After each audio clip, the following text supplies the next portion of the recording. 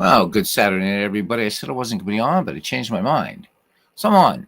And here we go. Some baseball. So I don't know, maybe a little out of the park, a little action PC. Who knows? We do a Chinwag. We'll put a Diamond Mine baseball game up there in the background and whatever. So we got some pretty good matchups here in our Myths League in Out of the Park Baseball 2025. So let me see. What would be good? We could do. Let's do a little. Yeah. How about this? Let's do Mike Mussina versus Mel Parnell. This will be the Baltimore Orioles versus the Boston Red Sox. Baltimore Orioles are 2-0 in the season, and the Red Sox are 0-2. So this is the third of a three-game set.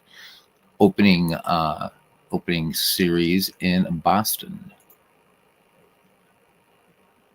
I haven't checked if anybody else is streaming baseball, but this is kind of like good old-fashioned television. Just go ahead and, tune into whatever game you want. And if you come over here, that's nice. And if you go elsewhere, that's cool too. All right. We're on our way to Fenway Park.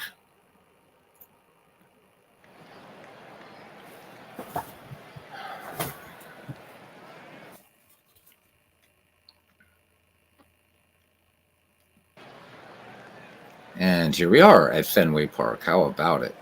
All right. So the Myths League is just what it says. These are the all-time greats with the 30 franchises. So some of them are sort of mixed together. The Baltimore Orioles also include the St. Louis Browns, for instance. The San Francisco Giants include the New York Giants, the Athletics, the Oakland Athletics, of course, Philadelphia and Kansas City. And you know the story. All right, let's look at the starting defense for the Boston Red Sox in left field. It is the splendid splinter Ted Williams. In center field, it will be Gold Glover, Dwight Evans. In right field, Hall of Famer, Harry Hooper. At first base, Big Papi, David Ortiz, another Hall of Famer. They're all over the place. At second base, Dustin Pedroia. At short, Rico Petrocelli. At third base, Hall of Fame Gold Glover, Wade Boggs. Catching, Gold Glove catcher, Jason Varitek. And on the mound, Mel Parnell. All right, Ken Williams will lead things off here for the Baltimore Orioles. He is 2 for 10 with a run batted in. And little pin around historic Fenway Park, built in 1912. John DFW. Hey, yeah, it's nice to be on. Thank you, John. And here's the pitch. Count 2 balls and 1 strike. And this one, little blooper into left. So here we go. Ken Williams, the slugger of the 1922 St. Louis Browns, leads it off here. And now, speaking of another St. Louis Browns, here's one of the all-time greats, George Sisler. Sisler off to an absolutely sizzling start. So what I did there, sizzling.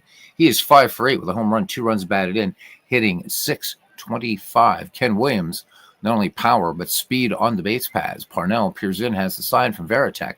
The 2-1 pitch, and gorgeous George swings. This one bounces short. Will they turn 2? They will not.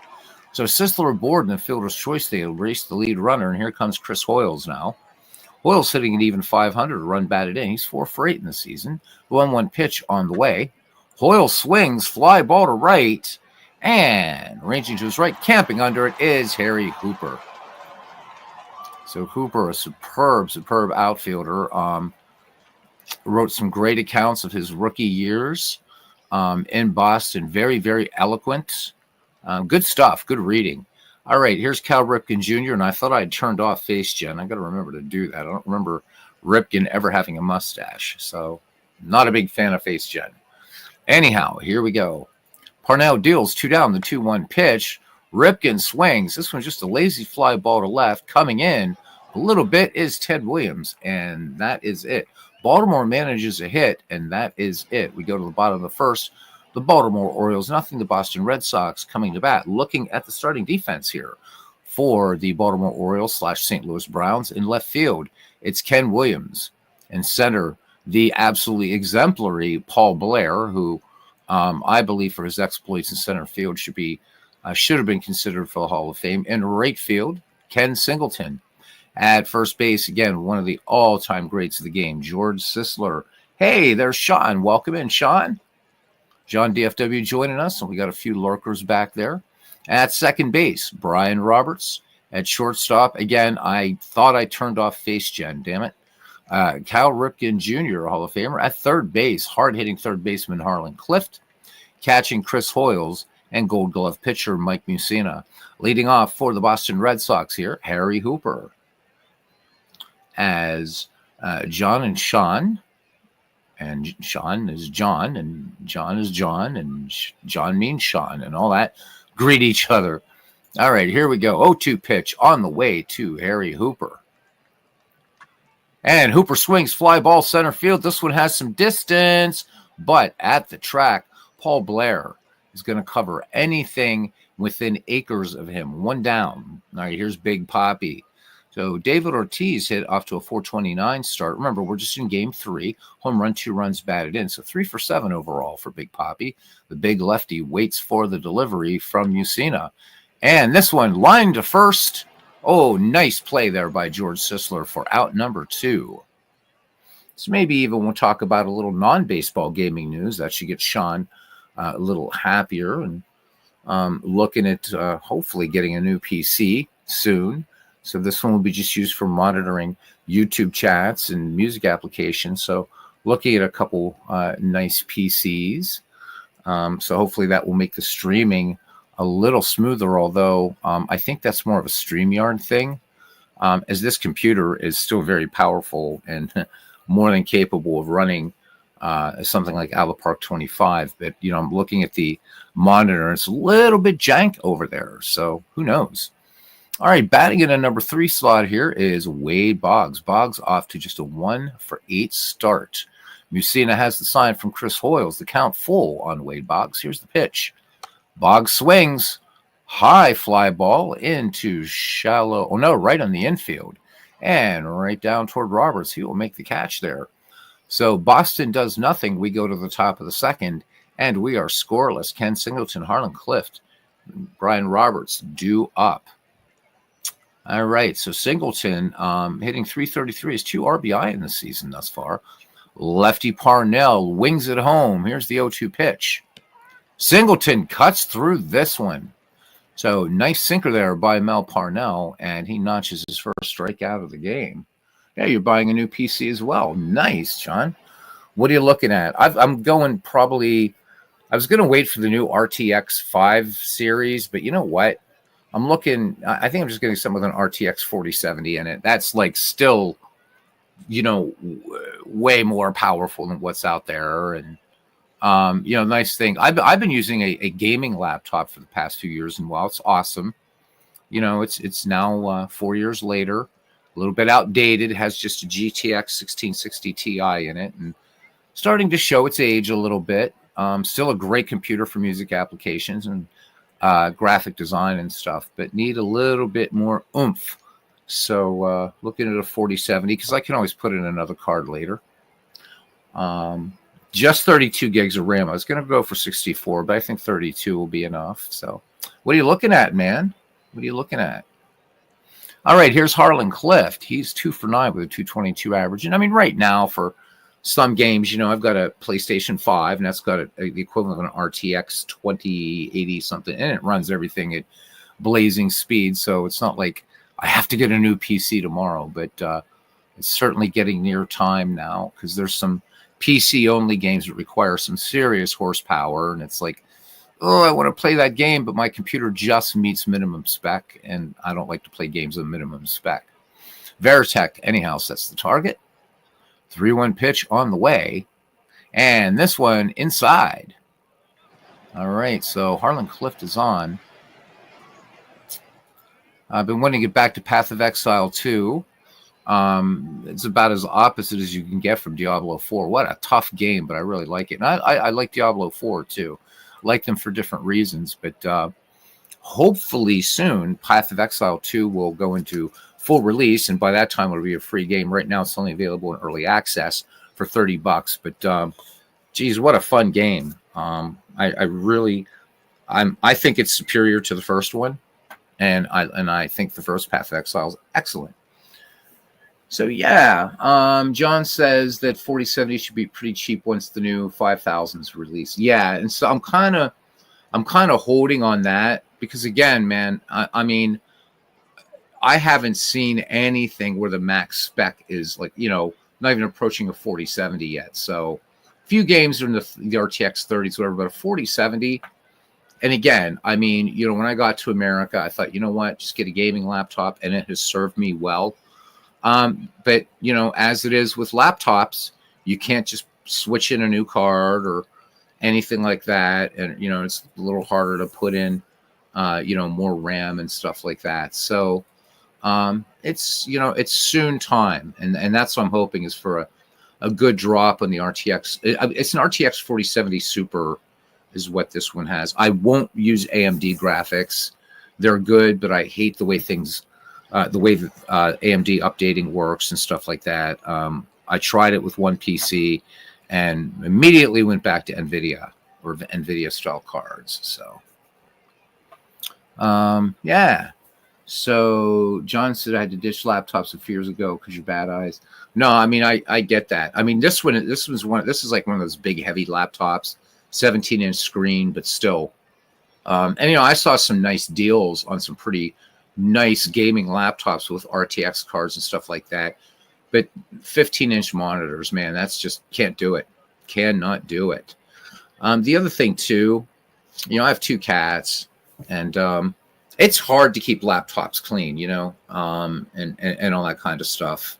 Whereas, a tower, you get in there, and I mean, I know with a laptop you can use a wireless vacuum and stuff like that, but just a lot easier if your tower gets a little bit dodgy.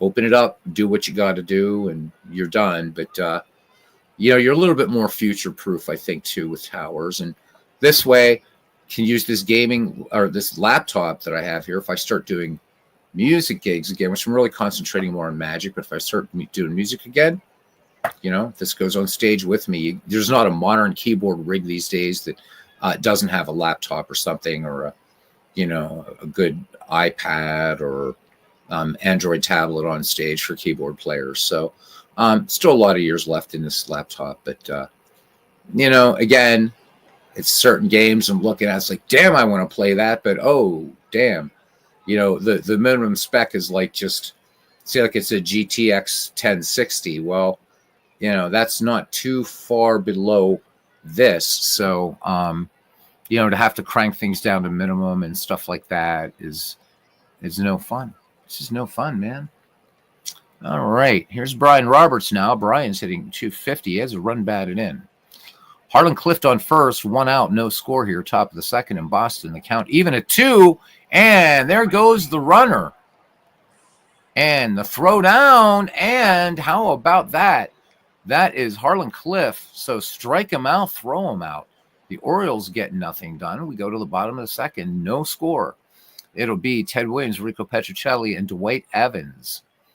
All right, Ted Williams hitting 333 in the young season, 2 RBI. I know a lot of people are going to raise their eyebrows at the way I'm saying Petrocelli, but it is an Italian name, and a CE in Italian is a ch sound. So I know everybody calls him Rico Petrocelli, but it is actually Petrocelli. But let's not Nick Pitts or pick nits or whatever it is. 1-2 pitch coming in now to Williams. And Williams swings, and this one driven to left, but not enough distance. At the track is Ken Williams. So score that one Williams to Williams, 1 out. Here's Rico Petrocelli now, and he's hitting 200 with a home run, 2 runs batted in. 1-2 delivery on the way. And Petrocelli drives this deep to right field, and it's gone. And the Boston Red Sox draw first blood in this contest as the lights are smashed a la Natural, the movie. 360 feet for Petrocelli, and it's 1-0 in favor of the Scarlet Hose. Let's look at another one. Look at a replay in this 95 miles an hour exit velocity. So line driver going out. What's this? About 5 rows back. Touch them all, Rico. All right. Here's Dewey Evans now off to an abysmal start. Just 0 for 6. Musina brings it home. The 0-2 pitch. Oh, swung right through that one. Mussina pulled the chain. Nice change up there. So 2 down now for Dustin Pedroia. Pedroia hitting .429. He is 3 for 7. The count, 1 ball, 2 strikes. Pitch on the way. Pedroia swings, hard hit into right field. Seeing eye single that had some velocity to it.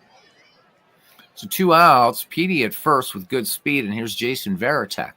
Varitek making his first plate appearance of the season. Mussina brings it home. The count 2-1. Varitek swings, weak little squibbler. 2 seconds. Score that one 4-3. Roberts on to Sisler. But the Boston Red Sox pick up a run on the Rico Petrocelli home run. We go to the top of the third. So the Red Sox 1 and the Orioles nothing. Paul Blair, Mike Mussina, and Ken Williams due up. No DH in this league. No DH. Hopefully we hang around a little while tonight. Maybe get a Chinwag in later, but we'll see what happens. All right, just kind of a dry run for the Super Bowl thing coming up in a couple weeks. All right, Blair, 0 for 4 in the season. Here's the pitch from Parnell. Paul Blair swings, bouncer to third. Blair has pretty good speed, but he's not going to beat this one out. Boggs fires on to Big Poppy for 5-3 putout. All right, here's Mike Mussina, first plate appearance. Count full on Mussina, Parnell's delivery. And Mussina looks at a call. Strike 3. So this one, a good little sinking fastball action from Parnell, who picks up his third strikeout of the game. Looking at the weather here today in Boston, it's partly cloudy, 46 degrees, and we have a wind coming in from right field at 11 miles per hour. So kind of a blustery day here in Boston, and it's April, as you might expect. All right, we're back at the top of the order now, and Ken Williams is up. Ken Williams is 1 for 1. The count full on Williams. Here's the delivery, and the lefty swings. Fly ball out to center field, and coming in and gloving it is Dwight Evans. 3 up, 3 down for the Birds. We go to the bottom of the third. 1-0 Boston. And it'll be the 9, 1, and 2 hitters for the Red Sox. Parnell, Hooper, and Ortiz. Mel Parnell makes his first plate appearance of the season. The lefty pitcher stands in. Mussina studies the signs from Chris Hoyles. The count, 1 ball, 1 strike on Parnell. Parnell swings, and this one chopped up the first base line, and George Sisler will trot it to the bag himself. Scored 3 unassisted. Back at the top of the order now for Hall of Famer Harry Hooper. Hooper, 0 for 1. Hooper behind, 1 and 2. Mussina, nice pitch there by Mussina. Fastball. And Hooper chasing a bit out of the strike zone. So Mussina establishing that strike zone. 2 strikeouts now for him. Here's David Ortiz. He has 0 for 1. Count, no balls, 2 strikes. Big Poppy cuts and misses. This one a changeup. So the Boston Red Sox go in order, and we go to the top of the fourth. 1-0 Boston. And it'll be the 2, 3, 4 hitters due up for Baltimore. George Sisler, Chris Hoyles, and Cal Ripken Jr. Gorgeous George, 0 for 1 in the game. The count, no balls, 1 strikes. And Sisler swings, fly ball going out to center field, and lighting a campfire and making the catch under it, Dewey Evans, while he toasts a couple marshmallows. All right, 1 away now. Chris Hoyles, 0 for 1. 2 balls, 2 strikes on Hoyle. Hoyle swings. This one going out to the triangle, and this is going to bounce off the wall. Hoyles will have 2 easily, and indeed he will stop there. So 1 out double for Chris Hoyles. All right, runner in scoring position for Baltimore, looking to even up the score here in the top of the fourth. Brings up Cal Ripken Jr., 0 for 1. Ripken digs in. The 0-1 delivery on the way. Ripken swings, and this one pass first. We'll see if they score that one an error, as Sisler unable to get to the ball, and they are going to score that one a single. So, I'm sorry, I said past Sisler, past Ortiz. So I think Ortiz should have made that play. But runners at first and third, 1 out for the Orioles, a chance to cash in here as Ken Singleton steps into the box, knocking a little bit of infield dirt off his spikes. He is 0 for 1. Here's the pitch. Singleton swings in the first pitch, base hit left field, and Baltimore ties it up. Singleton with the RBI single, and the runners move up. 1-1 your score now, top of the fourth, and here's Harlan Clift. Harlan Clift, a board on a walk, and thrown out stealing last time. Count full. Cliff takes inside, and Baltimore loads them up with one away. So threatening here to take the lead, unless Parnell can induce the double play ball. Here's Brian Roberts. Brian Roberts, 0-1. He struck out. It was a strike him out, throw him out earlier. 1-1 pitch. Swung on. This will get a run in. Fly ball, center field. No, it will not. It will not. Dewey Evans making the catch coming in. They're going to hold Ripken. So now bases loaded, 2 down. Baltimore doesn't want to squander a bases loaded opportunity. Here's Paul Blair in the box now, 0-1. From the stretch, the 1-2 pitch. And this one is going to be grounded past short into left. And 2 runs are going to score on that. So 2 RBI single. So Paul Blair comes through big time. 2 RBI single. And Baltimore takes the lead. It is 3-1. All right. Base is empty. Oh, that's it. That was the end of the inning. I'm sorry. We go to the bottom of the 4th. Baltimore plates 3, and it's 3-1. So Wade Boggs, Ted Williams, and Rico Petrocelli do up. I wonder what it costs to sit up in the Green Monster. Great question, Sean. I'd love to know it myself. We have a lot of Boston Red Sox fans in the community. Maybe somebody will pipe in and let us know. All right, here is Boggsy. Wade Boggs, 0-1. He's ahead in the count, 3-1. Boggs swings, and this one in the gap and right. This is going to get down for extra bases. Bouncing around the triangle out there. Boggs will slide into second. So leadoff double, and the potential tying run coming to the plate for the Boston Red Sox in the personage of the Splendid Splinter. Williams, 0-1. Boggs at second, no speed. All right, here is the pitch to Ted Williams. Ted Williams swings, sinking liner to left. This is going to get out for a base hit.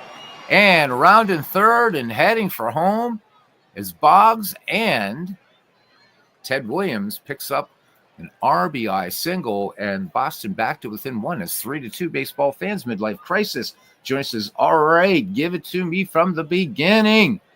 How you doing, midlife? Good to see you. All right. Here's Petrocelli now. Big story in this game for him was a home run.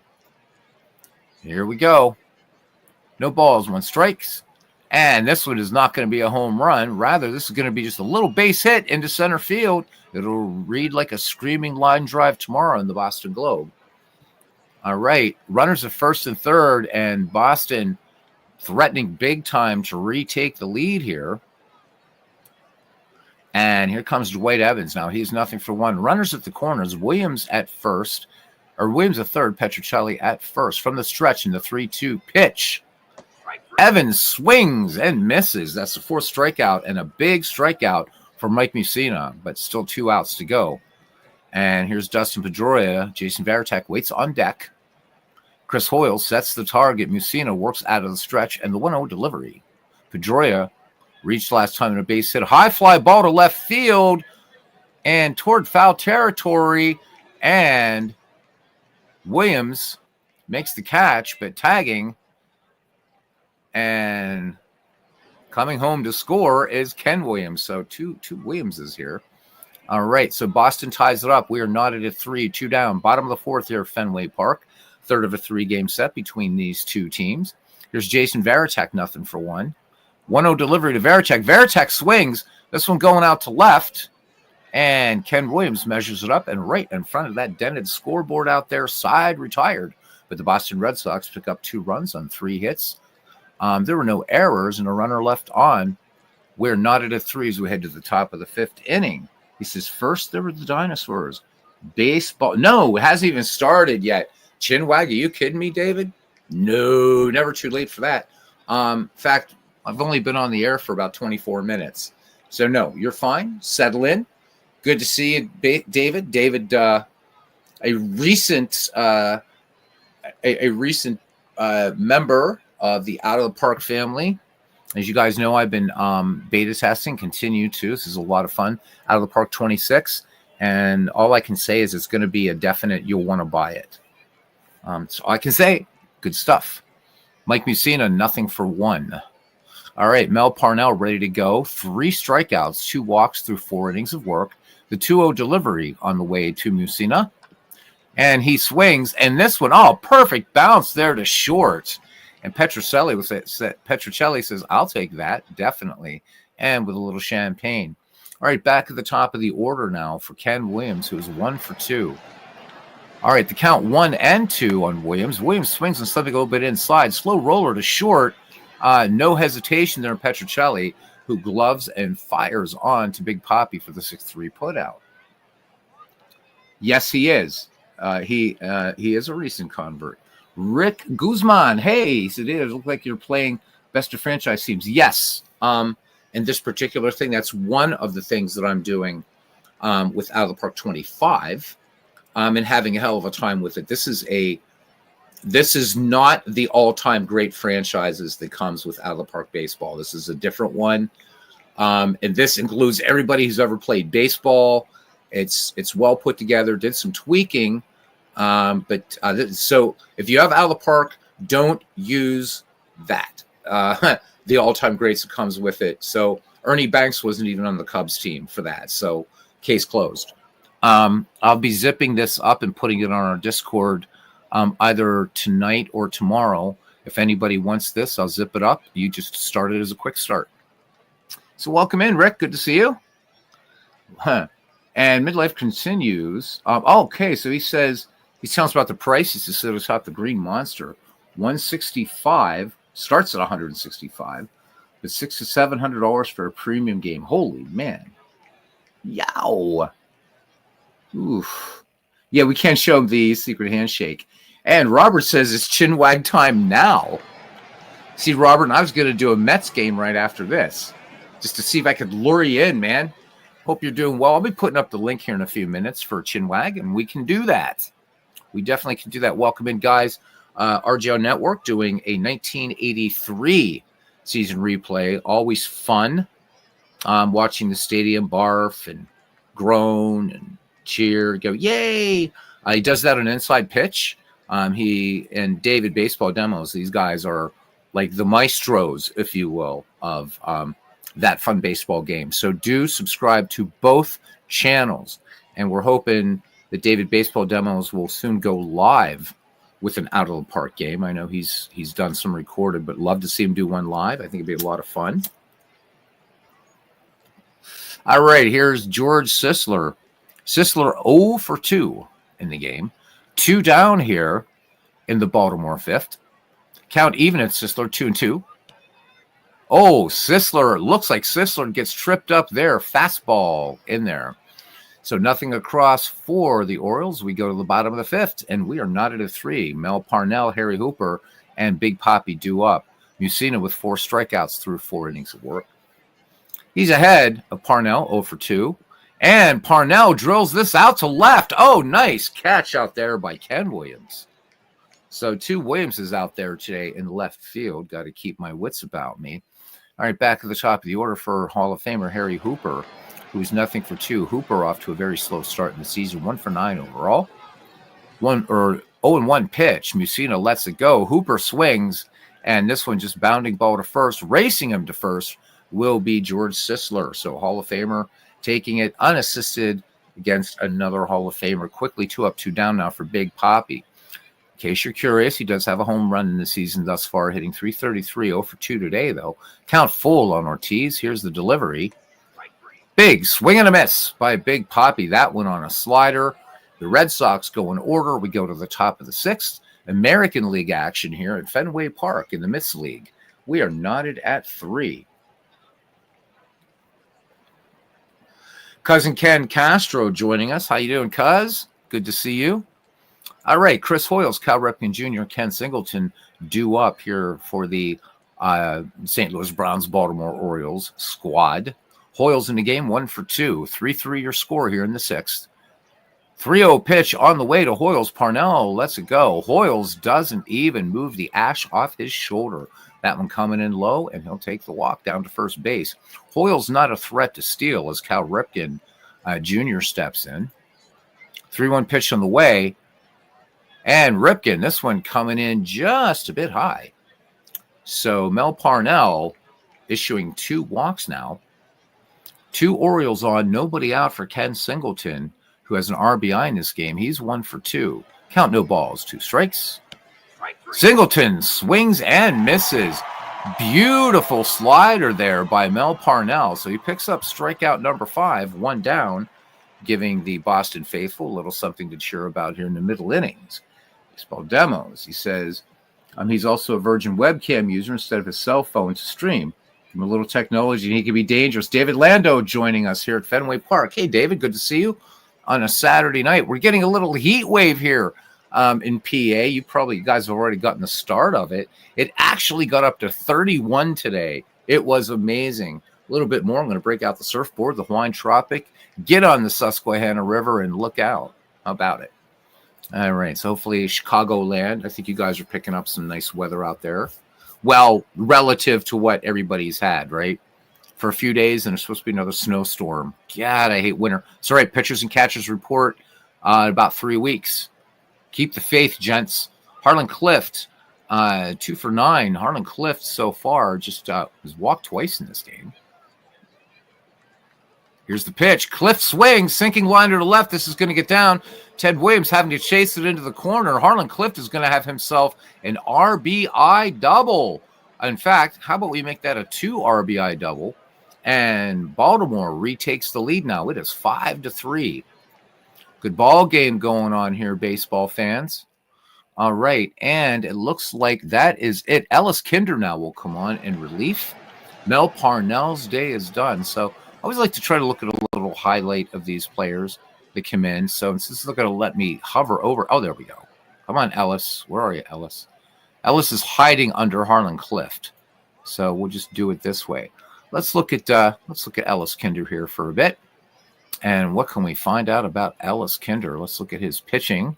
So in terms of win-losses, 1949 seems to be the year for him, 23-6. The 1949 Boston Red Sox, a very, very strong team, as were the Cleveland Indians that year, both of them giving the New York Yankees a run for their money. A 3.36 earned run average that year for Kinder. So let's see, with 138 strikeouts. So, yep, looking all the way across the board here, whip of 1.39.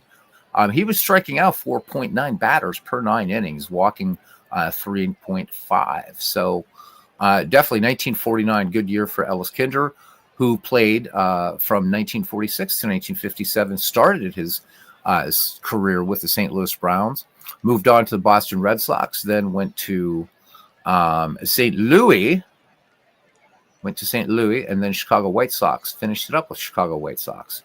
So lifetime 102 wins, 71 losses, a lifetime ERA of 3.43 for Ellis Kinder, and an ERA plus of 118. Let's return to the game. David, hope you're doing well in the Field of Dreams League. Baseball Demo says that they made it to 43 degrees today. That's a heat wave. You washed your car. That's why we're getting a snowstorm. David Lando says T-shirt and shorts, baby. All right, Harlan Clift in scoring position. Baltimore's plated 2 here in the top of the 6th, 5-3 over the Red Sox. And here's Brian Roberts. He has nothing to show for 2 attempts at the plate.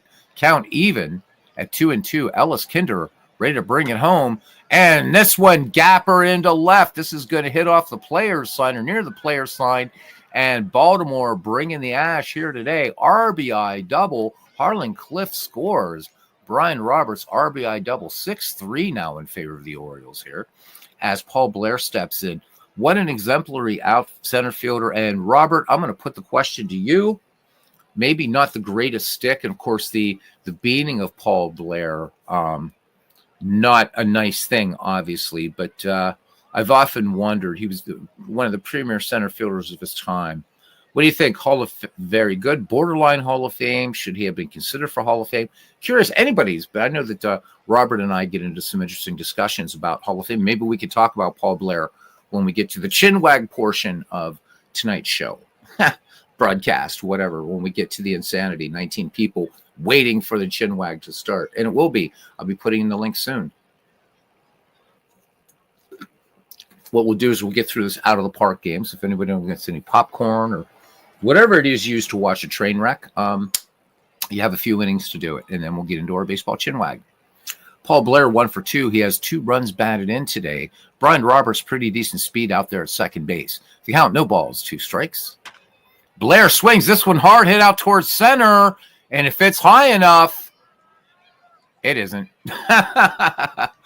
Dwight Evans trotting back and makes the catch. All right, so 2 away. Roberts tagged, thought about going to third, but Evans, pretty good arm out there. All right, here's Mike Mussina with a 3-run lead. They're going to let him hit. Count full on Mussina. Kinder behind him. But Mussina, big swing and a miss. That one on the fastball. But the Orioles pick up 3 runs, 2 hits, no errors. There was a runner left in scoring position. We go to the bottom of 6th. The Orioles lead the Red Sox 6-3. 3, 4, 5 hitters do up the heart of the Red Sox order. Wade Boggs, Ted Williams, Rico Petrocelli.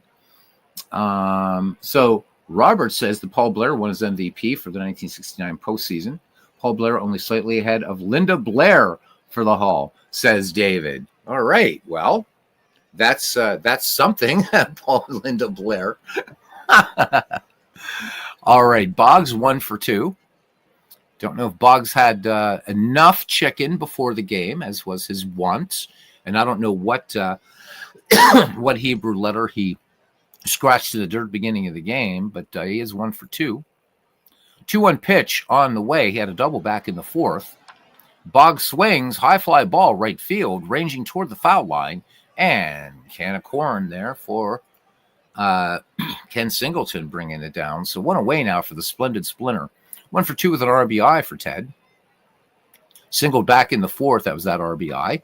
And Williams clubs this, murders this all the way out left field. And this one, if the seats weren't out of there, it would be out of the park. But that says big upper decker, if we can call it that, atop the Green Monster, 428 feet. And Ted Williams says, yup, we ain't out of this yet, guys. So 6-4, and of course, customary, Ted Williams not doffing the cap. All right, 6-4 now. As Petrocelli steps in. Excellent day for him at the plate, 2 for 2, including a home run. Bases empty, 1 out. Boston, these 2 teams fighting it out hard today. The 1-1 pitch on the way. Base hit back in the 4th. Petrocelli, hard hit out to center field, and just shy of the track out there is Paul Blair. So 2 away as he turns around and doffs his cap to Linda. Linda screaming something in another language, which our consultant has said something has to do with pea soup. And did you see what the little did? All right, so here's Dwight Evans now. He has nothing for 2. 2 away, bases empty. Count even, 2 balls, 2 strikes. Struck out against Mike Mussina last bat.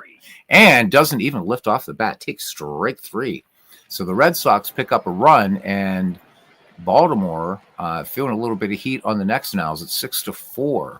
Top of the 7th we go, and it's back at the top of the order. Ken Williams, George Sisler, and Chris Hoyles. Ken Williams 1 for 3. 1-2 pitch on the way. Swing and a miss. Strike 3, and that one just a good old-fashioned fastball from Ellis Kinder, who now picks up his 2nd strikeout. All right, here's George Sisler. Sisler, uncharacteristic for him. He's 0 for 3. Came into it with this batting average a lot higher, and watching it sink down. But Sisler's not going to be somebody that's going to be hitting the doldrums, believe me, in any kind of league. All right. Sisler swings in the first pitch, little number back to the mound. Kinder off the mound to his left, fires on to first, and Big Poppy takes that one. So score that one 1-3, 2 up, 2 down for Chris Hoyles. 1 for 2 for Hoyles. Count even, 2 balls, 2 strikes. And Hoyles fooled on that one, little change up. 7th inning stretch time, baseball fans. Baltimore leads Boston 6-4. I'll be right back.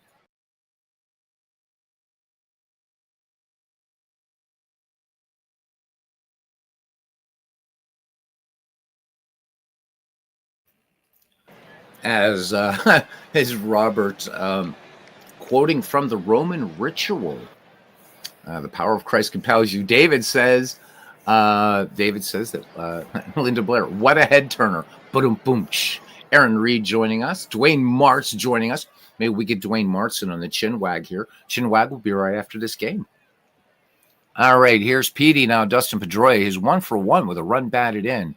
Musina with 6 strikeouts. He has yet to issue a free pass.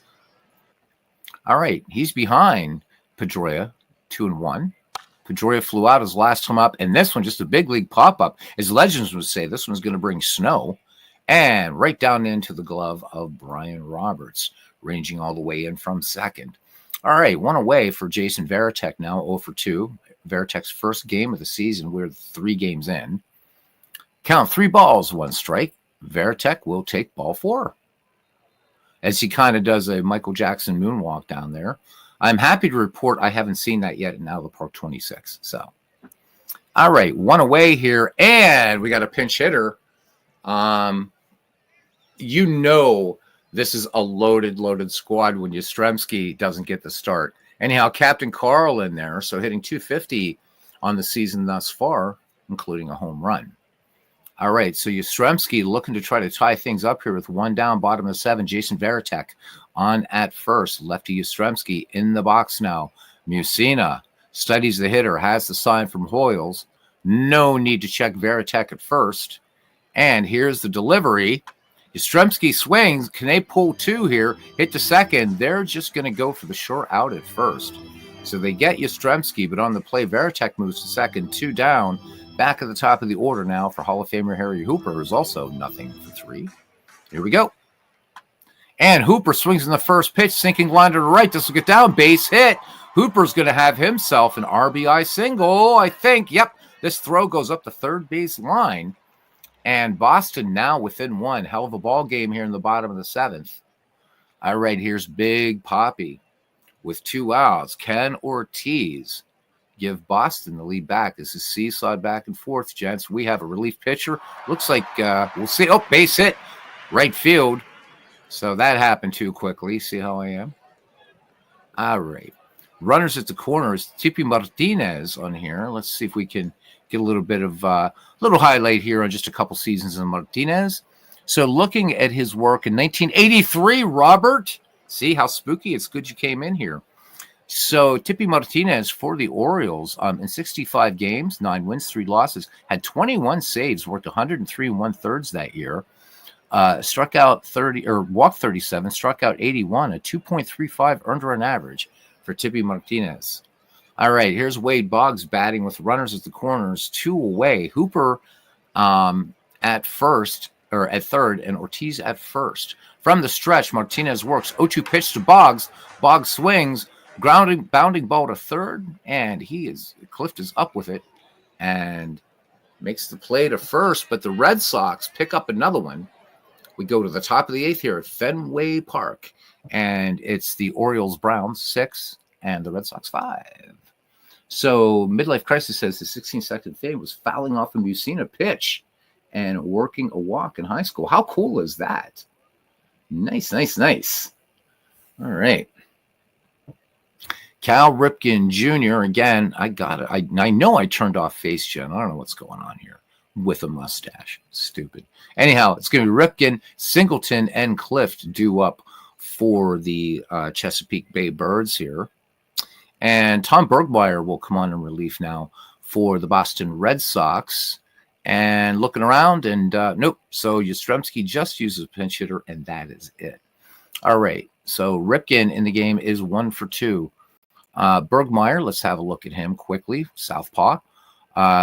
So in 1980, he went 5-4. He had 24 saves, 20 walks, 54 strikeouts, an ERA of 2.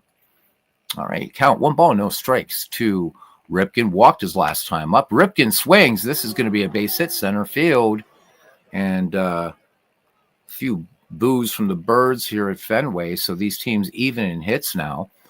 And here's Ken Singleton. He has an RBI. He's 1-for-3. Count even, 2 balls, 2 strikes. Singleton swings, and this will get down for a base hit. So Bergmeyer getting lit up here a little bit. 2-1, nobody out for Harlan Clift. 1-for-1, 2 RBIs, 2 walks. So good day at the plate for Clift, responsible for 2 of these 6 Baltimore runs. 1-2 pitch. Oh, Clift tried to hold up, and the man says, nope, you went around. So nice slider there by Bergmeyer to pick up out number 1. And here is Brian Roberts. He has an RBI in this game, 1 for 3. Ripken at second, Singleton trailing him at first. Ripken, pretty good speed. He could score on a single from Roberts. 2-2 pitch on the way. Swung on, and that's not going to be that single. That will be a 3-6, and no 3-6-3 double play. So Roberts getting down the line quickly. They're unable to turn 2 runners at the corners for Baltimore. And here's Paul Blair, 1 for 3, 2 RBI. A chance for Blair to break this game open a little bit. Blair not known as a home run hitter, but rather great fielding. But that being said, if we look at the 1969 season for Paul Blair, who Robert said earlier won league MVP in his 1969 replay that he did right before he started the 1983 replay. So that was the end of last year. But 26 home runs, 76 ribbies for Paul Blair in 1969 with a 285 average. I'd take that on any team, wouldn't you? All right. Bergmeyer, the lefty, works out of the stretch, count full. Paul Blair, swing and a miss. And that does it. So sinking fastball there. No runs, 2 hits, 2 left on. We go to the bottom of the 8th inning. Baltimore clinging, I say, to a 6-5 lead. Samuel Smith joining us, man. So good to see you, Samuel. He says, good evening. He says, great looking ballpark. Yeah, really nice job, isn't it? This is, of course, this one comes with the game, but beautiful Fenway Park. On my bucket list. Got to go to Wrigley. Loved it. I went to Wrigley in 2003, so that was before a lot of the renovations.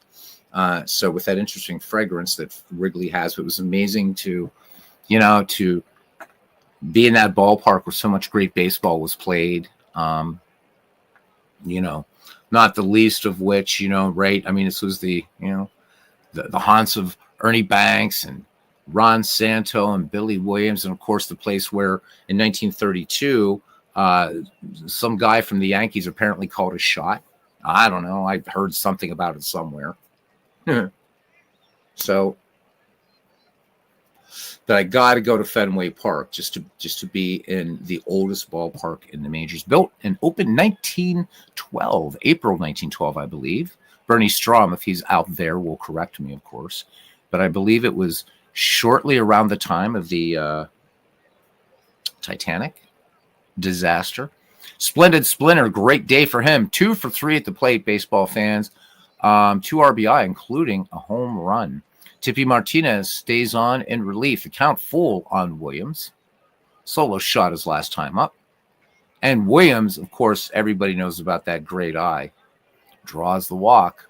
So the tying run is aboard for the Boston Red Sox, and Stu Miller will come on now in relief. So let's have a quick look here at Stu Miller. And for the 1965 Baltimore Orioles, went 14-7 with 24 saves, 119 1/3 worked, 32 walks, 104 strikeouts. Look at that ERA, 1.89. Not too bad, huh? All right, Stu Miller's finished his warm-up pitches, and here's Petrocelli now. He's 2 for 3, including a home run in this game. Ted Williams on at first, so tying run aboard. Petrocelli would like to be the go-ahead run. The 1-1 pitch on the way. Petrocelli swings. It's not going to get out of the park, but this is going to go all the way to the wall for extra bases into center field. And let's see, Williams is going to be held at third. So not going to run on the arm of Paul Blair, but 2 in scoring position for the Boston Red Sox. Nobody out here in the bottom of the 8th inning. And here's Dewey Evans, nothing for 3. He's waiting to bust out. Stu Miller has the sign from Chris Hoyles, works out of the stretch. The 1-2 pitch. And Evans, little grounder to second. They look the runner back. Score that one 4-3 as he fires on to Sisler for the out. All right, still 2 to go. He's got to get past Dustin Pedroia and Jason Varitek here. Pedroia 1 for 2. He's got an RBI in this game. Stu Miller once again working out of the stretch to Petey. And Pedroia swings, and this one blooper to short, and Ripken has it. So Stu Miller has a chance to get out of a sticky situation here, provided he can get the said Mr. Varitek out. So 2 away, 2 in scoring position here for Boston in the bottom of the 8th inning. Count full now on Varitek. And Veritek draws the walk. Now the drama increases here at Fenway Park as Nomar Garciaparra. We have time to talk now as Garciaparra steps in because he's adjusting his gloves, stirrups, swinging the bat, stepping out, fixing the batting helmet. So how the hell everybody doing tonight? Oh my goodness gracious. Good to see folks in here tonight. I wasn't going to be on tonight, but plans change. So here we go. All right, I think Garciaparra is ready, back in the box now. So Garciaparra is 0 for 4 on the season. And here's the pitch. Garciaparra swings first pitch, bounding ball to second, and that will do it. The Boston Red Sox waste a bases-loaded situation. We go to the top of the ninth, and Baltimore holding on to the 6-5 lead. Jonathan Papelbon comes in for the Boston Red Sox. And I mean, what can you say about Jonathan Papelbon? Let's look at that 2006 Red Sox season here, 4-2 with 35 saves, 68 1/3 innings pitched, 13 walks, 75 strikeouts, and a rather penurious ERA, 0.92. All right, Brady Anderson steps to the plate now, just looking around to see if we have any defensive substitution for the Red Sox. We do not. Brady Anderson is 3 for 6 on the young season with 2 runs batted in.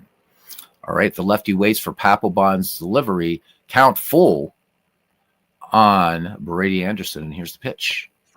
Ooh, big swing and a miss. Nice fastball. Jonathan Papelbon daring him, and he wins this time. All right, back at the top of the order now for Ken Williams, who's 1 for 4, slugger from the St. Louis Browns of the 1920s. 0-1 pitch.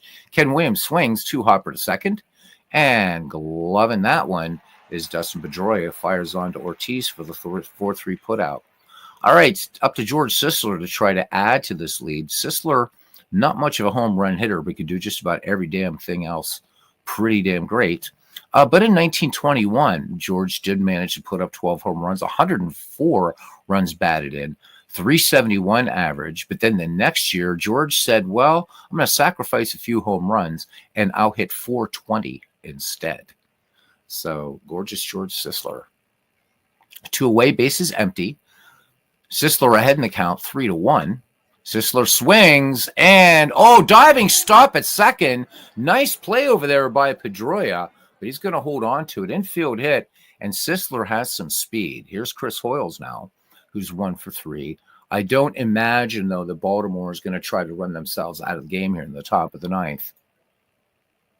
The runner does go. How about it? They gun it down to second. Sisler slides, and this one, the throw just a bit high off the mark. Pedroia unable to get the tag down, and Sisler at second. So there goes my baseball acumen. Ha! All right. I don't know. I mean, even somebody as speedy as Sisler, don't know in this situation I would have sent him. But here we go. Not with 2 down anyhow. All right. Hoyles back in the box, but gutsy move. That's a Ken Castro move. Count full. Oh, look at this, huh? This one up high, ball 4. Chris Hoyles draws the walk, and they're going to pitch to Cal Ripken Jr. now, who's 2 for 3. Baltimore threatening here in the top of the ninth. When we get to the Boston ninth, it'll be the number 1, 2, 3 hitters, Harry Hooper, Big Poppy, and Wade Boggs. 2-2 pitch on the way to Cal Ripken Jr. This one scorched to third, but score that one 5-4 in the final out of the inning. The Orioles get a hit and a walk. They strand 2. We go to the bottom of the ninth inning here at Fenway Park. Zach Britton will come on and try to pick up a save here for Baltimore. He'll face Harry Hooper, David Ortiz, and Wade Boggs. Let's look at let's pick a year here. They show just a few years instead of just clicking on Zach Britton. So in 2016 for the Baltimore Orioles, 2 wins, 1 loss, 47 saves, and a 0.54 earned run average for Zach Britton. All right, Harry Hooper, 1 for 4 with an RBI, leads it off here. 3-2 pitch, and Britton lets it go. Harry Hooper, swing and a miss. So nice sinker there. 1 away, and here's David Ortiz now. Big Poppy, 1 for 4. 1-2 pitch. Oh, look at this. He's going to go for the trifecta. So Ortiz goes down swinging. It's down to Wade Boggs, 1 for 4. Can Zach Britton strike out the side and pick up save and a win here for the Baltimore Orioles. Here is the pitch to Boggs. Boggs swinging the first pitch. Number back to the mound. Zach Britton fields it cleanly, and that's your ball game. Baltimore taking this one. But a good ball game it was. All right, so the Baltimore Orioles improved. They are undefeated, so 3-0. The Red Sox 0-3. Ouch. So despite a fine performance by left-hander Ted Williams, the Boston Red Sox lost to the Baltimore Orioles 6-5. Williams went 2 for 3 with a home run and a walk, scored 2 times, and drove in 2. Baltimore with the win is 3-0. Baltimore used a well-timed hit by Harlan Cliff to capture the win. The third baseman socked a 2-run double in the bottom of the 6th inning to put the Orioles ahead 5-3. That was only hit in 2 at-bats. It was important. All right, so let's see what we have here. So Mussina gets the win. He pitched 6 2/3, 7 hits, 5 runs, all earned, a walk, and 6 strikeouts. Tippy Martinez came in, worked a third of an inning, and gave up a walk. Stu Miller worked 1 inning, gave up a hit and a walk, and then Zach Britton gets the save with 2 strikeouts. Mel Parnell tagged with a loss, 5 1/3 worked, 6 runs, all earned, walked 4, struck out 5. Ellis Kinder worked 1 2/3 in relief, gave up a hit, struck out 3. Tom Bergmeyer came in, struck out 2 in 1/3 of innings worked, and Jonathan Papelbon worked at inning relief and walked 1 and struck out 1. So your player of the game, despite losing, despite the Red Sox losing, is Ted Williams, and I think that is well deserved. So let's go ahead and leave this game, and let's put the link in here now for the baseball Chinwag. Copy. There we go. So anybody wants to join, I will look for you in the green room. So, of course, any important topic is open for the Chinwags. That'd be baseball, and, of course, baseball. So feel free to join. Click on the link, and you can join up. In the meantime, let's look around. Let's do something. I don't know. We're going to play another game. What we're going to do, we'll see. If we have a Chinwag going, I'll fire up Diamond Mine Baseball. We'll let it just. I'll just click, let it play in the background, stuff like that. Hey! There we go. Hey! And the legend Tim, Clee Baseball Fan 879, and Aaron both joining us here. What a tandem! Hey guys, how you doing? Hey. So Tim, what's going on with the Gaylord Perry project, man? I don't have the players cut for the extra players because we are starting the month of September. I do have all the videos uploaded for August, and now I just have to play his final. I think it's 7 starts for the month of September. So how's the lubricant supply holding out for Gaylord? We okay? Do we need to send anything over there? Emery boards or whatever? I don't know. That would be the Negro would need the Emery board. He would need the Emery board. All right, remember that? Yes. Yeah, seeing that, that's so funny. God, seeing that there. And Aaron, how are you doing? Aaron, you have no audio, dude. So, hello. There we go. The man of 1,000 voices. Hey, buddy. Again, everybody. I'm doing pretty good. Just hanging out at my grandpa's house. Oh, good. Hey, Grandpa. Grandpa how you doing? Warren, you actually. Can't hear me. What's his name? I'm not Warren. That's his last name. 85 years old at the end of last year. He turned. Is he a baseball fan? He likes all kinds of sports, baseball included, but he's not. Baseball included. Sounds like he's a heretic to me. He likes boxing, football. Boxing, okay, boxing's all right. Boxing, baseball, westerns, which isn't a sport, but Westerns. What depends on. Never mind. Anyhow, I'm not even going there. With 19th century, how should I put this? Munition. This would be a great way to put it. Exactly. Well put. You can always count on Tim to save the day. Thank you, Tim. Yep. Save my arse there, man. Save the man's arse. Absolutely. So Tim, what do you got? I know we're thinking ahead and everything, but have you sort of rattling around what your next project's going to be after the Gaylord Perry thing?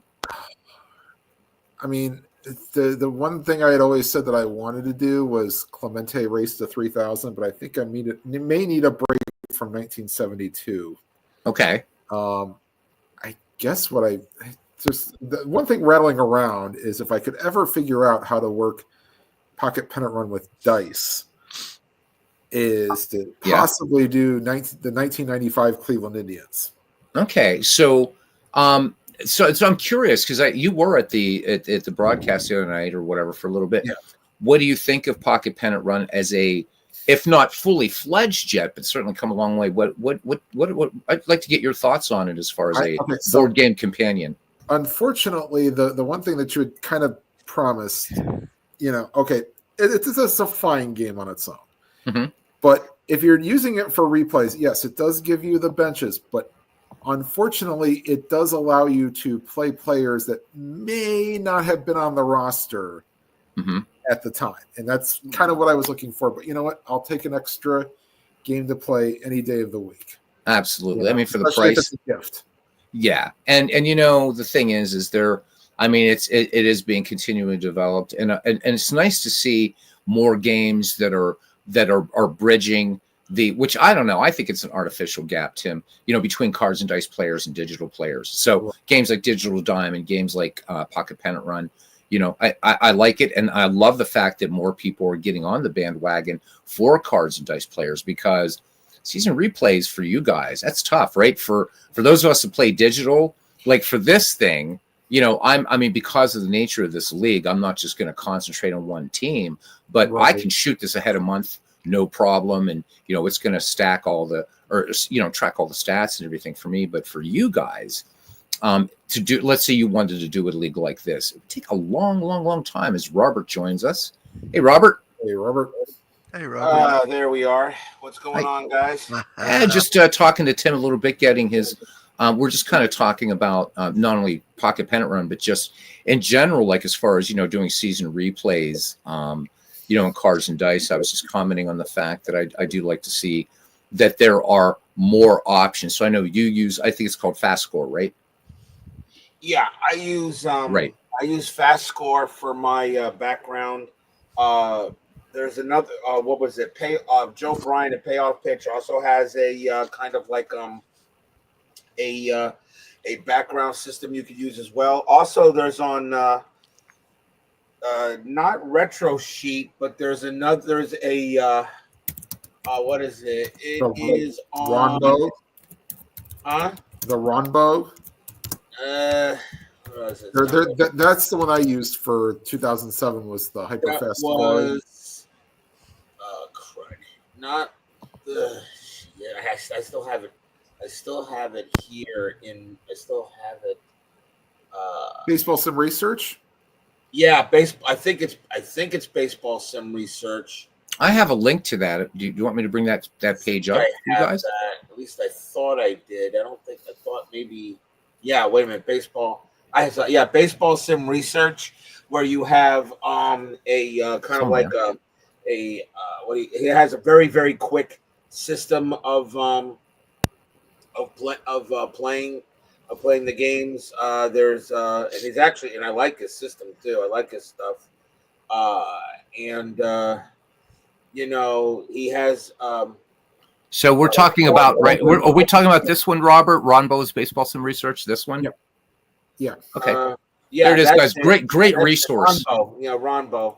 Great resource. He has a great, very good resource, and he has a. I'm trying to find it on this. I'm looking right at it. I'm trying to see where he had his what is it? His quick rolls. I don't see it here. I don't see them on here either. I'm looking for them. Where are they? I know he had them. Well, he's got maybe one of these the sub menu or up here. It's under replay strategy materials. Okay, let's go to it. There we go, guys. He only has them up to 2018. He hasn't. It looks like he hasn't updated that for. Hyperfast Baseball. Yep. Yeah, Hyperfast Baseball. He has it up to 2018, and that's it. Which I messed with this. This is really fun, actually. Yeah, but there were some issues in the fact that he wants you to roll 3 dice, right? But only gives you it's like 066. Like, what are you trying to do? 066. That's. Let's see if there's something where it's like 066 or something. I'm looking at his 2018 thing right now. I don't see a 066. I swear there was some in 2007 that I had for mine. I'll look at 2007 real fast. If he did a 066, I'm pretty sure that might have been an error. So probably meant 166, okay. I guess. You know, that probably could be. Go to April 0. 4th, 2007, the Oakland and Seattle. What day is it? April 4th, 2007. Opening day. Yeah, I see it. There it is. Yeah, 066. He probably meant that to be a 1. Okay. Either that or he's another sleight of hand artist that I have to meet. Or something. I mean, he goes. What he does is it's supposed to be. I believe he uses the percentage. The team that won. He takes the percentage of the team that the percentage of the team that won, and then he attributed it into this kind of dice. I guess. I mean, I don't know. I never used it. I never used this. I've been using Fast Score because Fast Score is just just a little bit more visual because you can actually see me go through the page, as I write down, but you can still use this. I heard it's still pretty accurate to its point. So yeah. although he hasn't made any since 2018, he's behind by about a good number of seasons. Unless maybe you ask him to create them. Maybe he can create some new seasons or something, I guess. Well, then there's stuff on his front page that he's got where it's donation only. Yeah, he's got donations and stuff. Yeah, well, that's the stuff I'm looking at here, you guys. This page here, this is the stuff that's for sale. Yeah. Whatever that is. Oh, so this is like for National Pastime 3. So Sean says he's really lost here. So this is like a really, really crazy, nice site for people that do a lot of cards and dice. You've got as played score sheets going back to 1901. Pretty cool. Player appearance grid. Some of the stuff I've never looked at. Should probably just pull one up here just to see. He has these replay guides, which are really interesting. So in Robert's honor, let's pick 1986. No, in Tim's honor, damn it, we're going to pick 1948 because the Indians don't get enough love here. There you go. Well, there we go. Speaking of the Indians, I did something really fun today. So if any of you played the Immaculate Grid. Oh, Immaculate Grid! You're like the savant in that, man. I've tried. I'm Immaculate like so Grid. bad. I am so Never bad. heard of it. Immaculate. Yeah, that's on Baseball Reference. So go ahead, Tim. Reference. Yeah, go ahead. So they had played left field, center field, and right field for one game, and then it was Hall of Fame, All-Star game, and 100+ RBIs hitting. I started with the middle row. I unfortunately had the knowledge that Omar Vizquel played like 2 innings in left field in 1999. Right. So I went there. And then I said, okay, let's take another one that played center field. I think it was 2017. So I went Jason Kipnis. I said, all right, well, I've already took 2 Indians. Why don't we take another one? It's like, oh, well, Buddy Bell's played right field in my 1972 Gaylord Perry replay. We'll just put him in there. And yep, he made an all-star team. So I'm like, okay, let's make this an all-Indians grid. And so, and this is spoiler alert for anybody that plays this, I apologize. But so my 100+ RBIs for right field, David Justice. Oh, my. For 100+ RBIs for a guy who played maybe 10 games for the Indians in 2002, Brady Anderson, 90210. Nice. Hey. And for played left field for 100 RBIs, the recently deceased Rico Cardi. Oh. So it was an all Indians grid. And so we got the top row here. So right. My right field Hall of Famer, one of RJL's favorite players, Harold Baines, who played for that short time period in 1999. RJL Network Barbs. Harold Baines makes it into another Beatles Eternally broadcast. Thanks, Tim. Oh. And then for Hall of Fame left fielder, he played 1974, 1975, managed as well, and 1976, Frank Robinson. Ooh, smoke. Oh, yeah. And then I didn't realize that this guy played for the Indians I believe former Pirate legend Ralph Kiner played 1955 with the Indians. He did? Yes. I don't doubt you. I just want to look at base. I never knew that. I didn't either. I pulled up something that was like, I need a list of Cleveland Hall of Famers, and right, his name popped up, and I was like, okay, that's crazy, man. So, I mean, because we're sort of neighboring cities, you know, right? Sort of, kinda. Let's see. I'll be damned. Yep, 1955. Here, let me bring it over here for you. Ralph Kiner, one of the voices of the Mets. One of the voices of the Mets, yeah.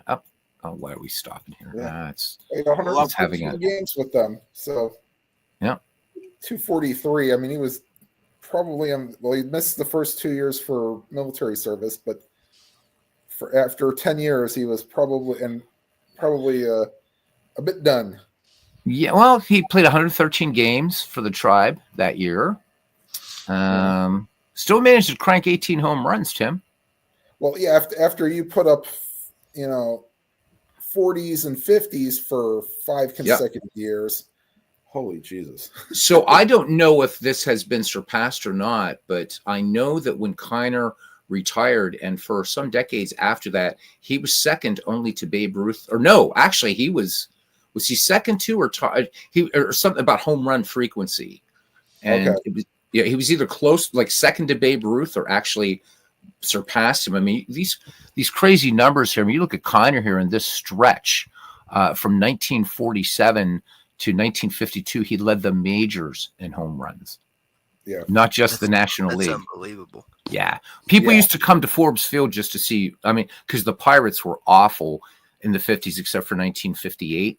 They would come to see Kiner play, and after his last at bat, they would just leave Forbes Field. So, but I didn't know he played for Cleveland, and he had a little bit of time with Chicago. I see too. The Cubs, 2 seasons. Yeah. Of course, you can't forget the '60 Pirates who slayed the Yankees that year. Yeah. So, Sean, I mean, I know you don't play, or I don't know if you don't play cards and dice, but you know what? Even if this isn't just a cards and dice thing, I think this is a great resource for baseball fans. You're looking at everything here. This is just the 1948 season, all the as played schedules. I mean, this is a crazy amount of work here that's done. Yeah. I mean, so you've got like whatever games were played on certain days. Yep. Yeah, this is like above and beyond, just crazy stuff. I'm just going to let it scroll and stop at a random page here.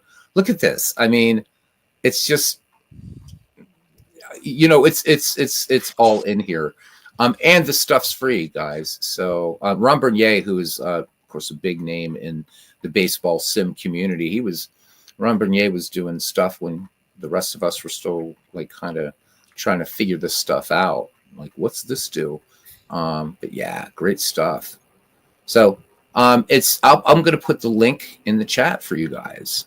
But this is just crazy, right? So you get all the lineups, everything. So yeah, I mean, I know we have other things like baseball reference and stuff, but I think from a gaming perspective, it's really hard to beat this material.